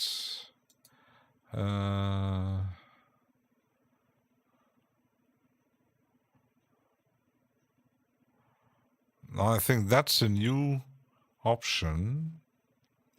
But I thought there was... Huh? No? I thought I had seen somewhere to show the path. I think I miswatched something. Nope. Or misread something. Nice thing that VST is not triggering the plugin that takes to no power and it allows the power of the computer also to believe it. Yeah. My M plugin starts to make some popping sound when I use its VST. Yeah, that I had once a plugin. Can't remember which one. That had really big problems with VST3. And the developer knew it. And he said, if you actually want to use my product, for the moment, use the old VST version, like 2 and VST, because VST3 doesn't actually, it has some bugs in it. It can happen. It's not... Strictly on amplitude now. Also in guitar rig. My PC is for 2 years old and I've finished all my major polygon. Hank yeah, we reinstall Windows 11. Oh my goodness. Yeah. But I'm definitely, because I made it for my games. I didn't install everything, but they are all installed. It's a normal drive. It's not an SSD, but I bought a second SSD just for the UVI stuff and the big libraries. And that one is almost full.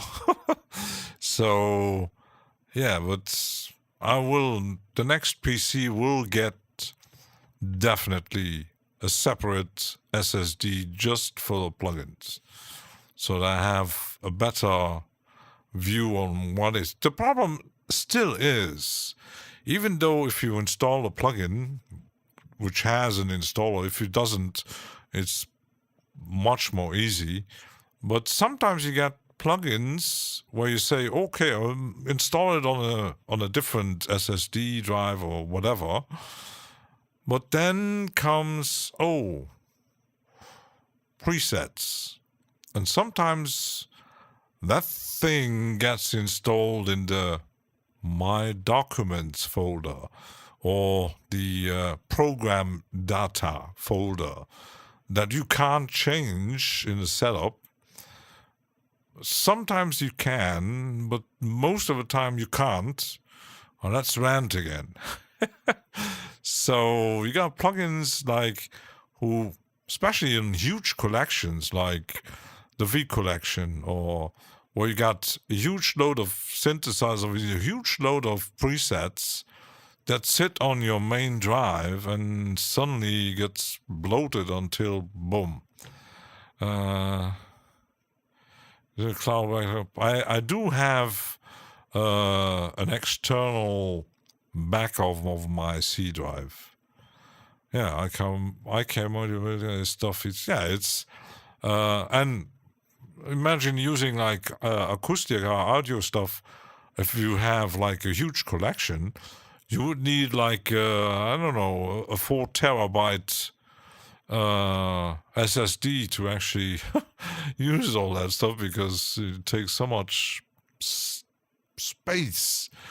You don't even realize how much, because you keep on installing. It's like, oh shit, my drive is almost full, and it's just cluttered presets, plugins, software. And I go, wow, that was. But I'm trying to install non-separate. Yeah, it's. I think it's the bad. The thing is, we keep on forgetting that stuff. And why I do like, because, for example, UVI lets you choose on which drive you're actually downloading the sound packs. With Contact, it's already a bit tricky. I had some problems when I installed it and said, okay, install everything on a separate drive not to clutter everything up. And then I decided, for my own reasons, uninstall it, and suddenly could install them again. And what is kind of how it does the database, it was broken. I had to figure out to re-download. There was third-party sound banks for Contact who the installer didn't recognize. It showed up, but it was broken. So I had to find a link for the stuff where I grabbed it to reinstall it manually. It was, oh my goodness. Even though I'll try to tell what's confusing just for backup. There's an envy. That's nice, yeah. Always back up to everything. To the hard drive, yeah. Especially the system now. Especially that one. So we found out, that's an NI, yeah. That's why I stopped using it, because actually investing in that company, it's too broken. It's kind of weird why can't make the UVI stuff.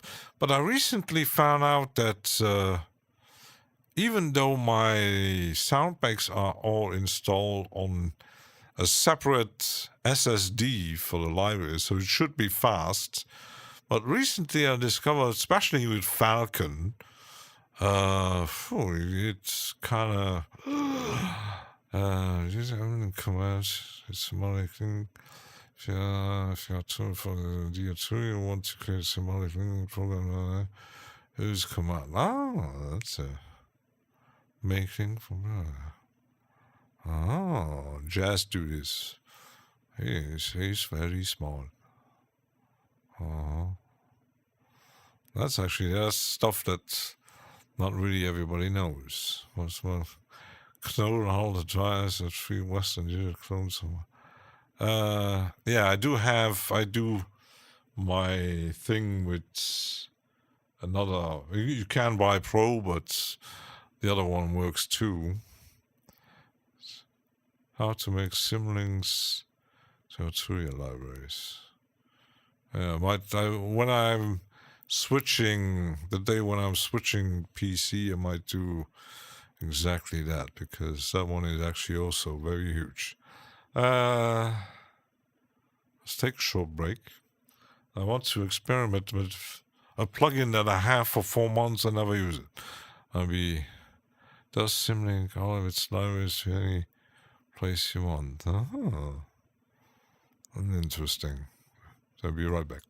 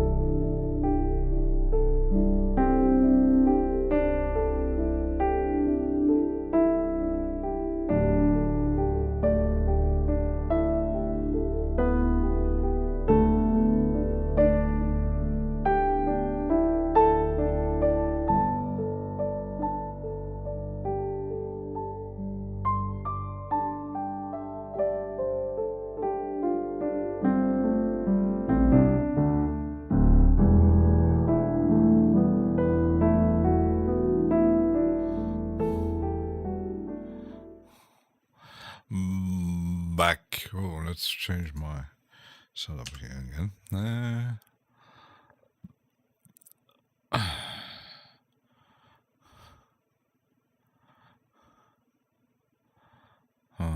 They're talking about Cubase here. I was checking because I also was checking on Plugin Boutique because they don't have that one in the newfangled Elevate. No? Oh, there it is. Because I didn't buy the compressor. I'm not sure. Maybe if it's on sale, I'm gonna put it on my wish list. Just to be sure.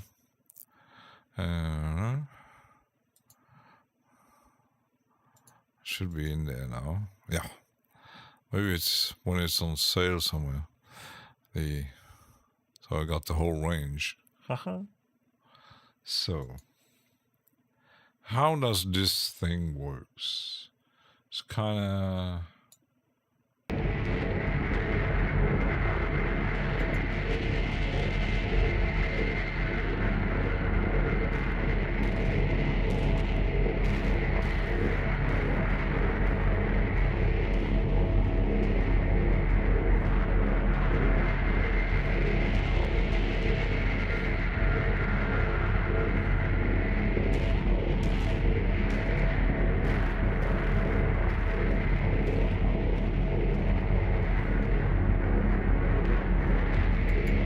It looks like a mastering thing. Good time, need to get on some project. Oh, have fun. Cheers, yeah. Not sure if I'm maybe gonna do a stream on Saturday. It's still a maybe. It's not, but no stream on Sunday. So that's Jazz Dude doesn't know Pete Namlock. Shame on you. He's German, or he was German. He's you might know him as Peter Kuhlmann. Jazz Dude doesn't know Pete Namlock. Yeah, maybe not everybody knows Pete Namlock because he was still pretty much like the Germans would say, Geheimtipp, because he was mostly doing ambient-ish stuff and a lot of collaboration, even with Klaus Schulze. He made the Dark Side of the Moog. Well, I'm into jazz, yeah, you might not. He made the Dark Side of the Moog series and made series with Plastic Man, Richie Hawtin. Oh, tons of collaboration, tons of records. But sadly, they all be lost in the ether because they're all limited editions and can't find some on streaming services. And someone actually gave me the access to Eventually, Tangerine before, so I try to chat asking. Yeah, even Tangerine Dream, not everybody knows Tangerine Dream. Even not everybody knows Klaus Schulze, because even though in certain communities they might be considered, I was like 16, yeah. But everything is old school now. Sevenese. Hi. Hello. So this might just be a thing for the master bus. It's not really filter bank. It's still very interesting. Pico, yeah. Interesting.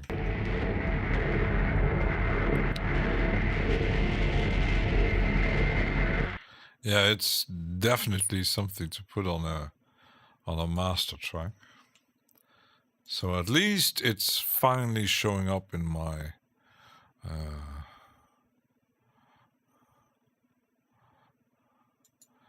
could try to saturate. I'm going nuts with it. I did say, oh my Ashra Temple. I still have some CDs from Ashra Temple. Oh my goodness.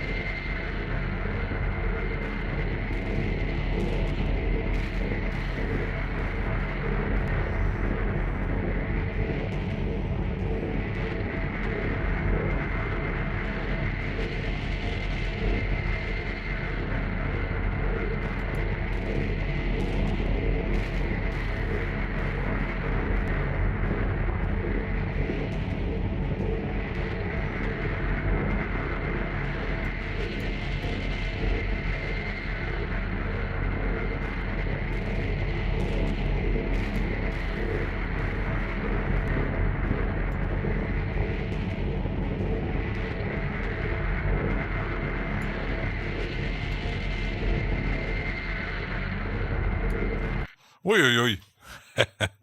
They take a lot of LSD. That might be crazy shit here. It could destroy the destruction of the deadly weapon here.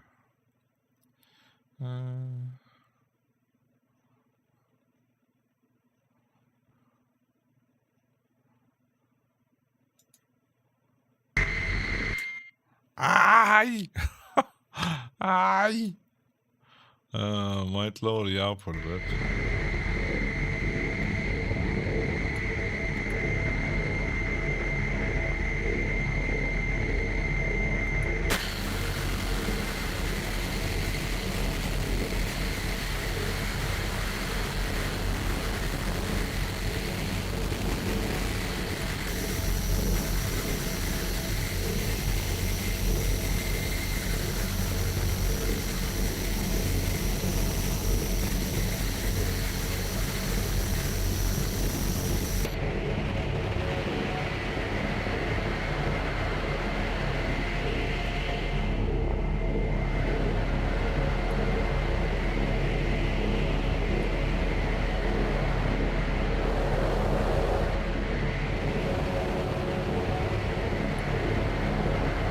Wow, totally nuts. Well, limiting and feedback it into itself, and I might get some really nasty sound. Glad I have a limiter on the master boss. Yeah.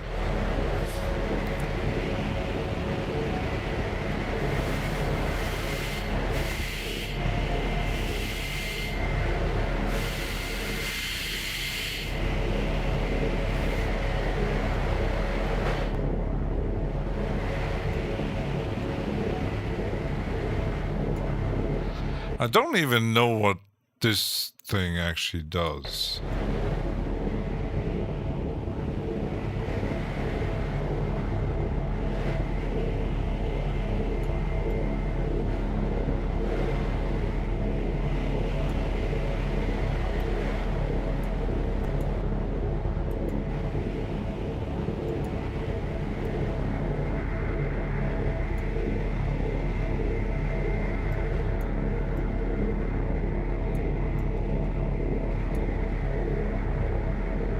Maybe just for fun, but oh yeah, totally destruction. Yeah, poisons the sound. Yeah. That's like when I listen to some. I think, oh, it's not musical. Doesn't we supposed to be? Just noisy texture. Going totally crazy with that kind of stuff. So,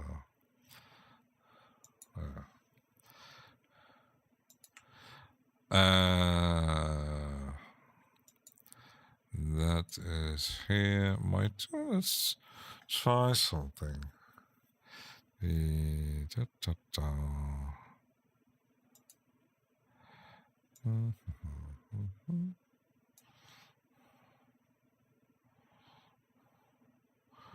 I have it at try duplicate the plugin. Oh my goodness. Oh, yeah. Or even duplicate the tracks. That gets nasty.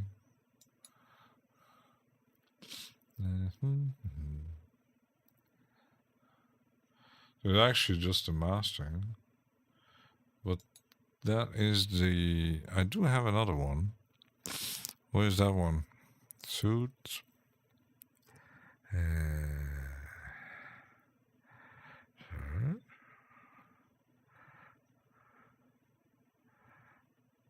Ah, there is. That's what I wanted. Not this one. Not this one. This one, actually.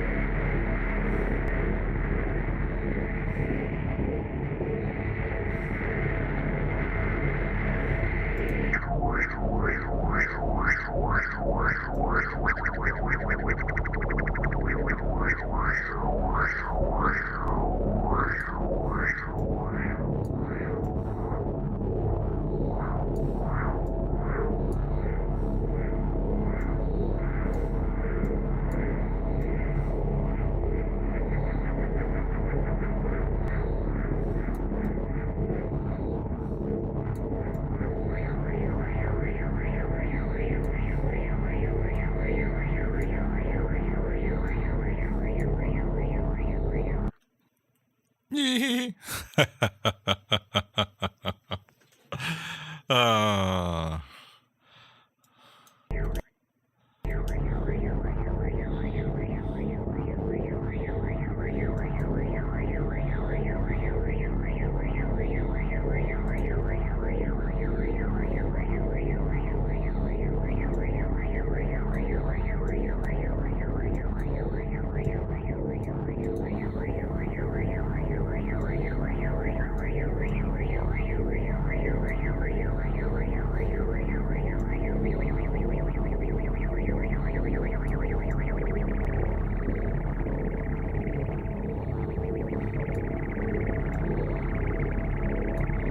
that makes it kind of fluttery.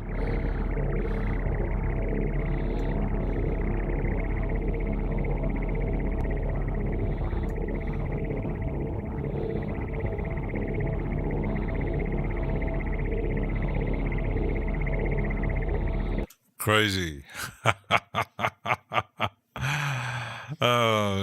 I was talking when sometimes you listen to. I when I was collecting on certain labels, when you listen to that stuff, that's pretty much like this. It's kind of totally crazy stuff. The first time I grabbed something. It was a limited edition of 500 pieces. I must have the records there. That's.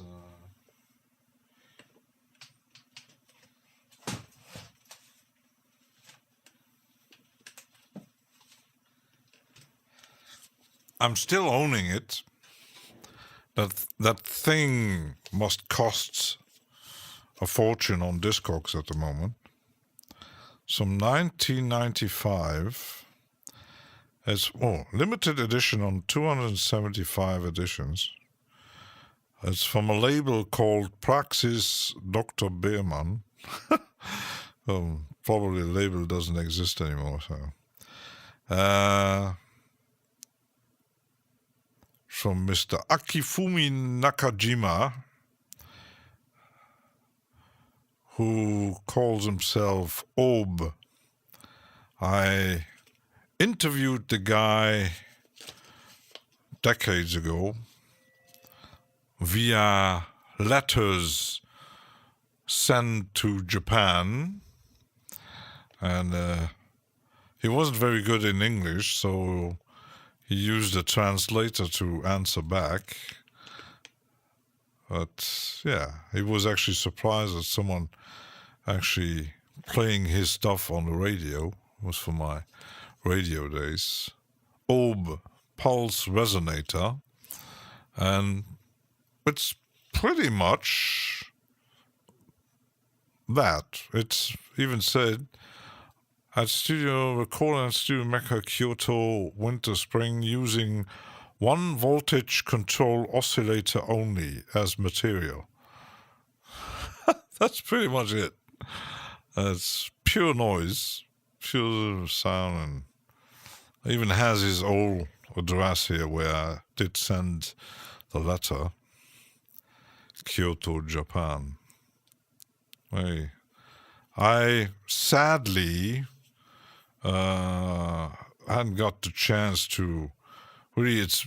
We would need to dig into Discogs because he released so much material, some on very obscure experimental industrial labels all over the world, and a bit like Merzbow. Even Merzbow was a bit more known in the scene than Ob did, because Ob was even more experimental, less noisy and less harsh, but still, yeah.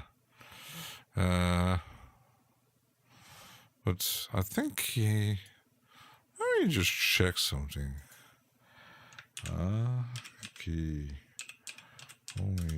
Naka.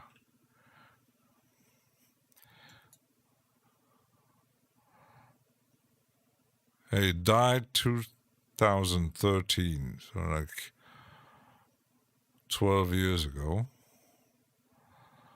And there is a Discogs.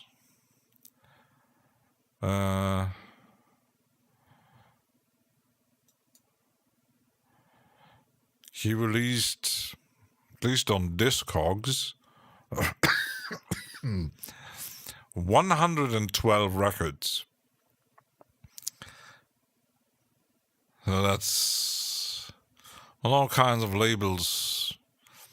Yeah, I got the Pulse Resonator here, and someone sells it for 55, just one copy. So there still must be some copies around lying there somewhere. Even the label here. German label for industrial power and electronics. Schmidt. Oh, replaced by Tactical Recordings. Yeah, they published a lot of Merzbow, Wolf, Contagious Orgasm. Oh my goodness. They didn't release a lot, but wow. Catalyst, Tactical Recordings. They didn't release much either, so yeah, once you go into the limit on all channels and mess with pitch shifting plugins and to stuff to make it dark, that might be interesting.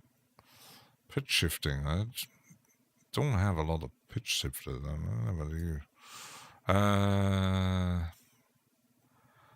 I do have a few.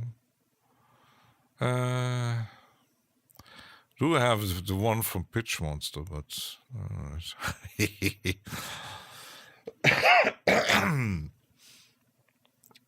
yeah, crazy stuff.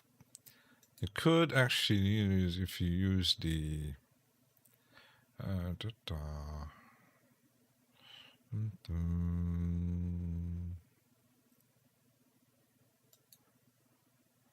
like this. Oops.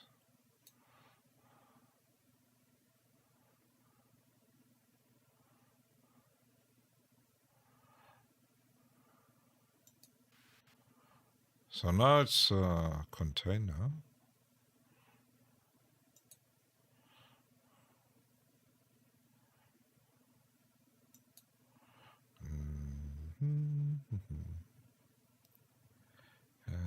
Let's see.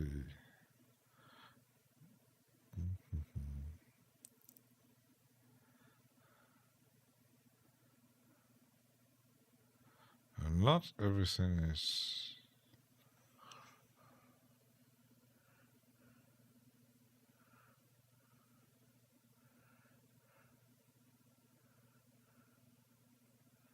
I might need to.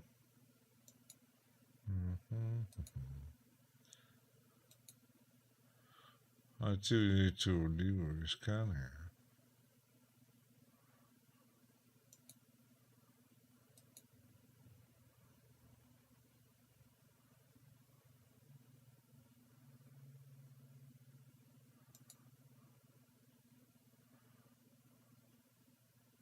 Ah, now it does. Pitch shifter. It doesn't show up everything. It does only show VST3. Oh.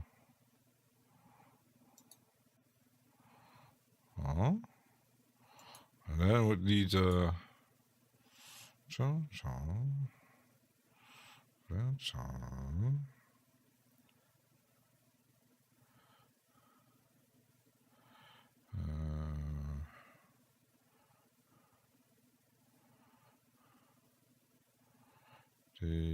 it might be scanning still. Let's use that one.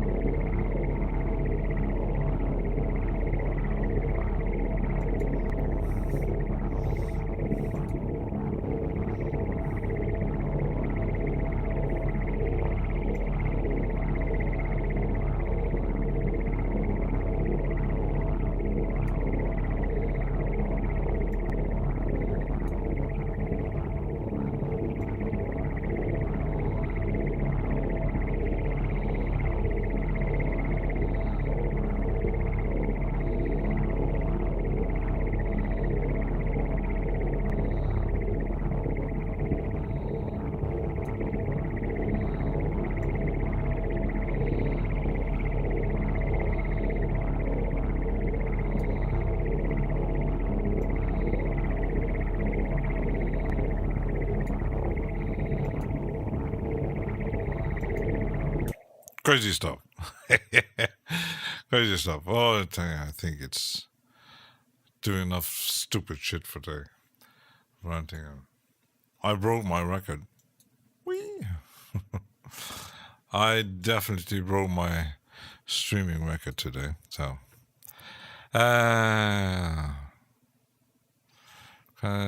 feedback looks inside the door, watching audio in a different channel. And yeah, there's so much possibilities in doing all kind of crazy stuff. You need polyrhythm, bass, and drum sections. Who you are? Oh.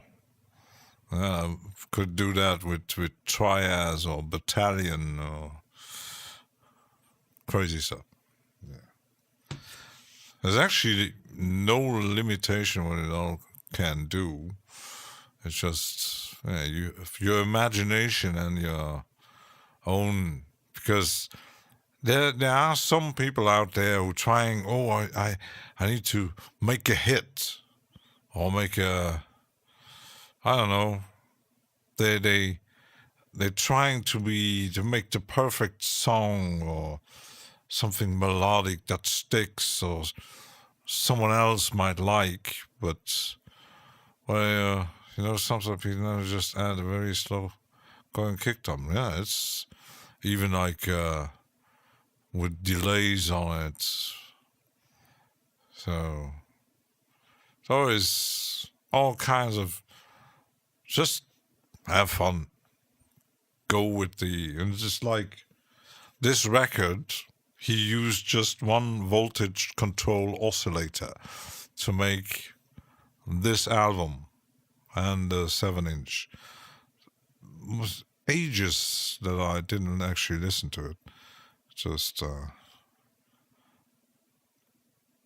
the track's name said Meta Pulsation, Bluster, Pulse Resonator, and PR1 and PR2. So, yeah, it's 30 years old record. And I do have one CD with a special packaging. You even had a lighter on it, in it. Special edition from Aunt Zen. And the whole record, the album, was made with the sound of salt. I don't know what he did, but he recorded something and doing something to salt. To actually, so these guys just do whatever you want and publish it. Someone will actually either buy it, listen to it, or like the viral beats grabbed from a guy who actually lived in the same state as he does, who actually makes those kind of sounds and crazy stuff and textures and sounds and drones, and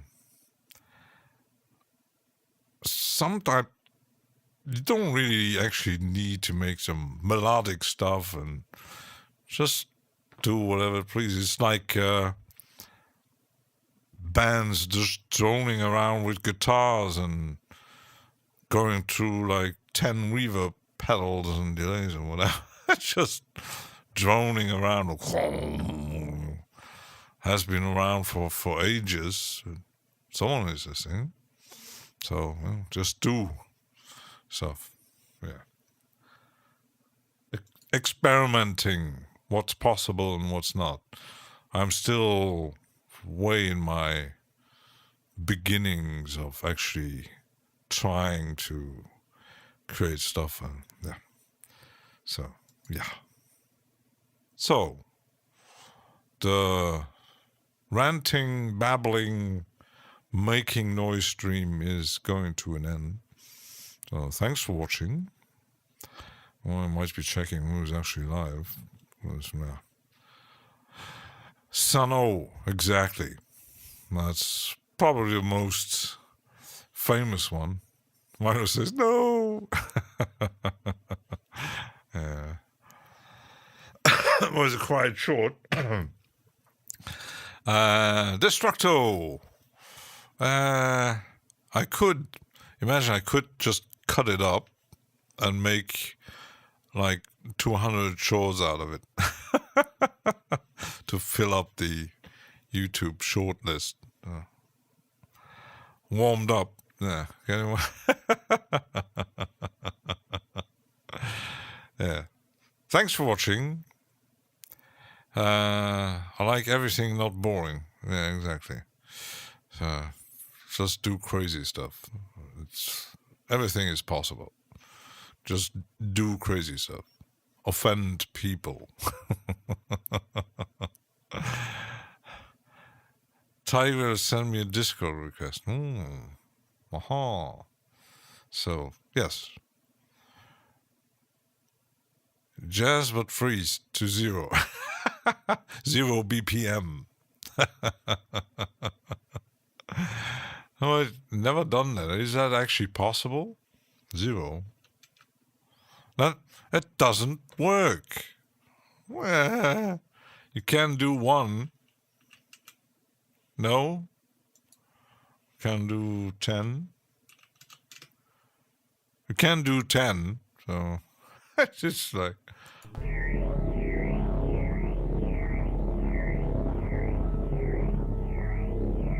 That's one section is like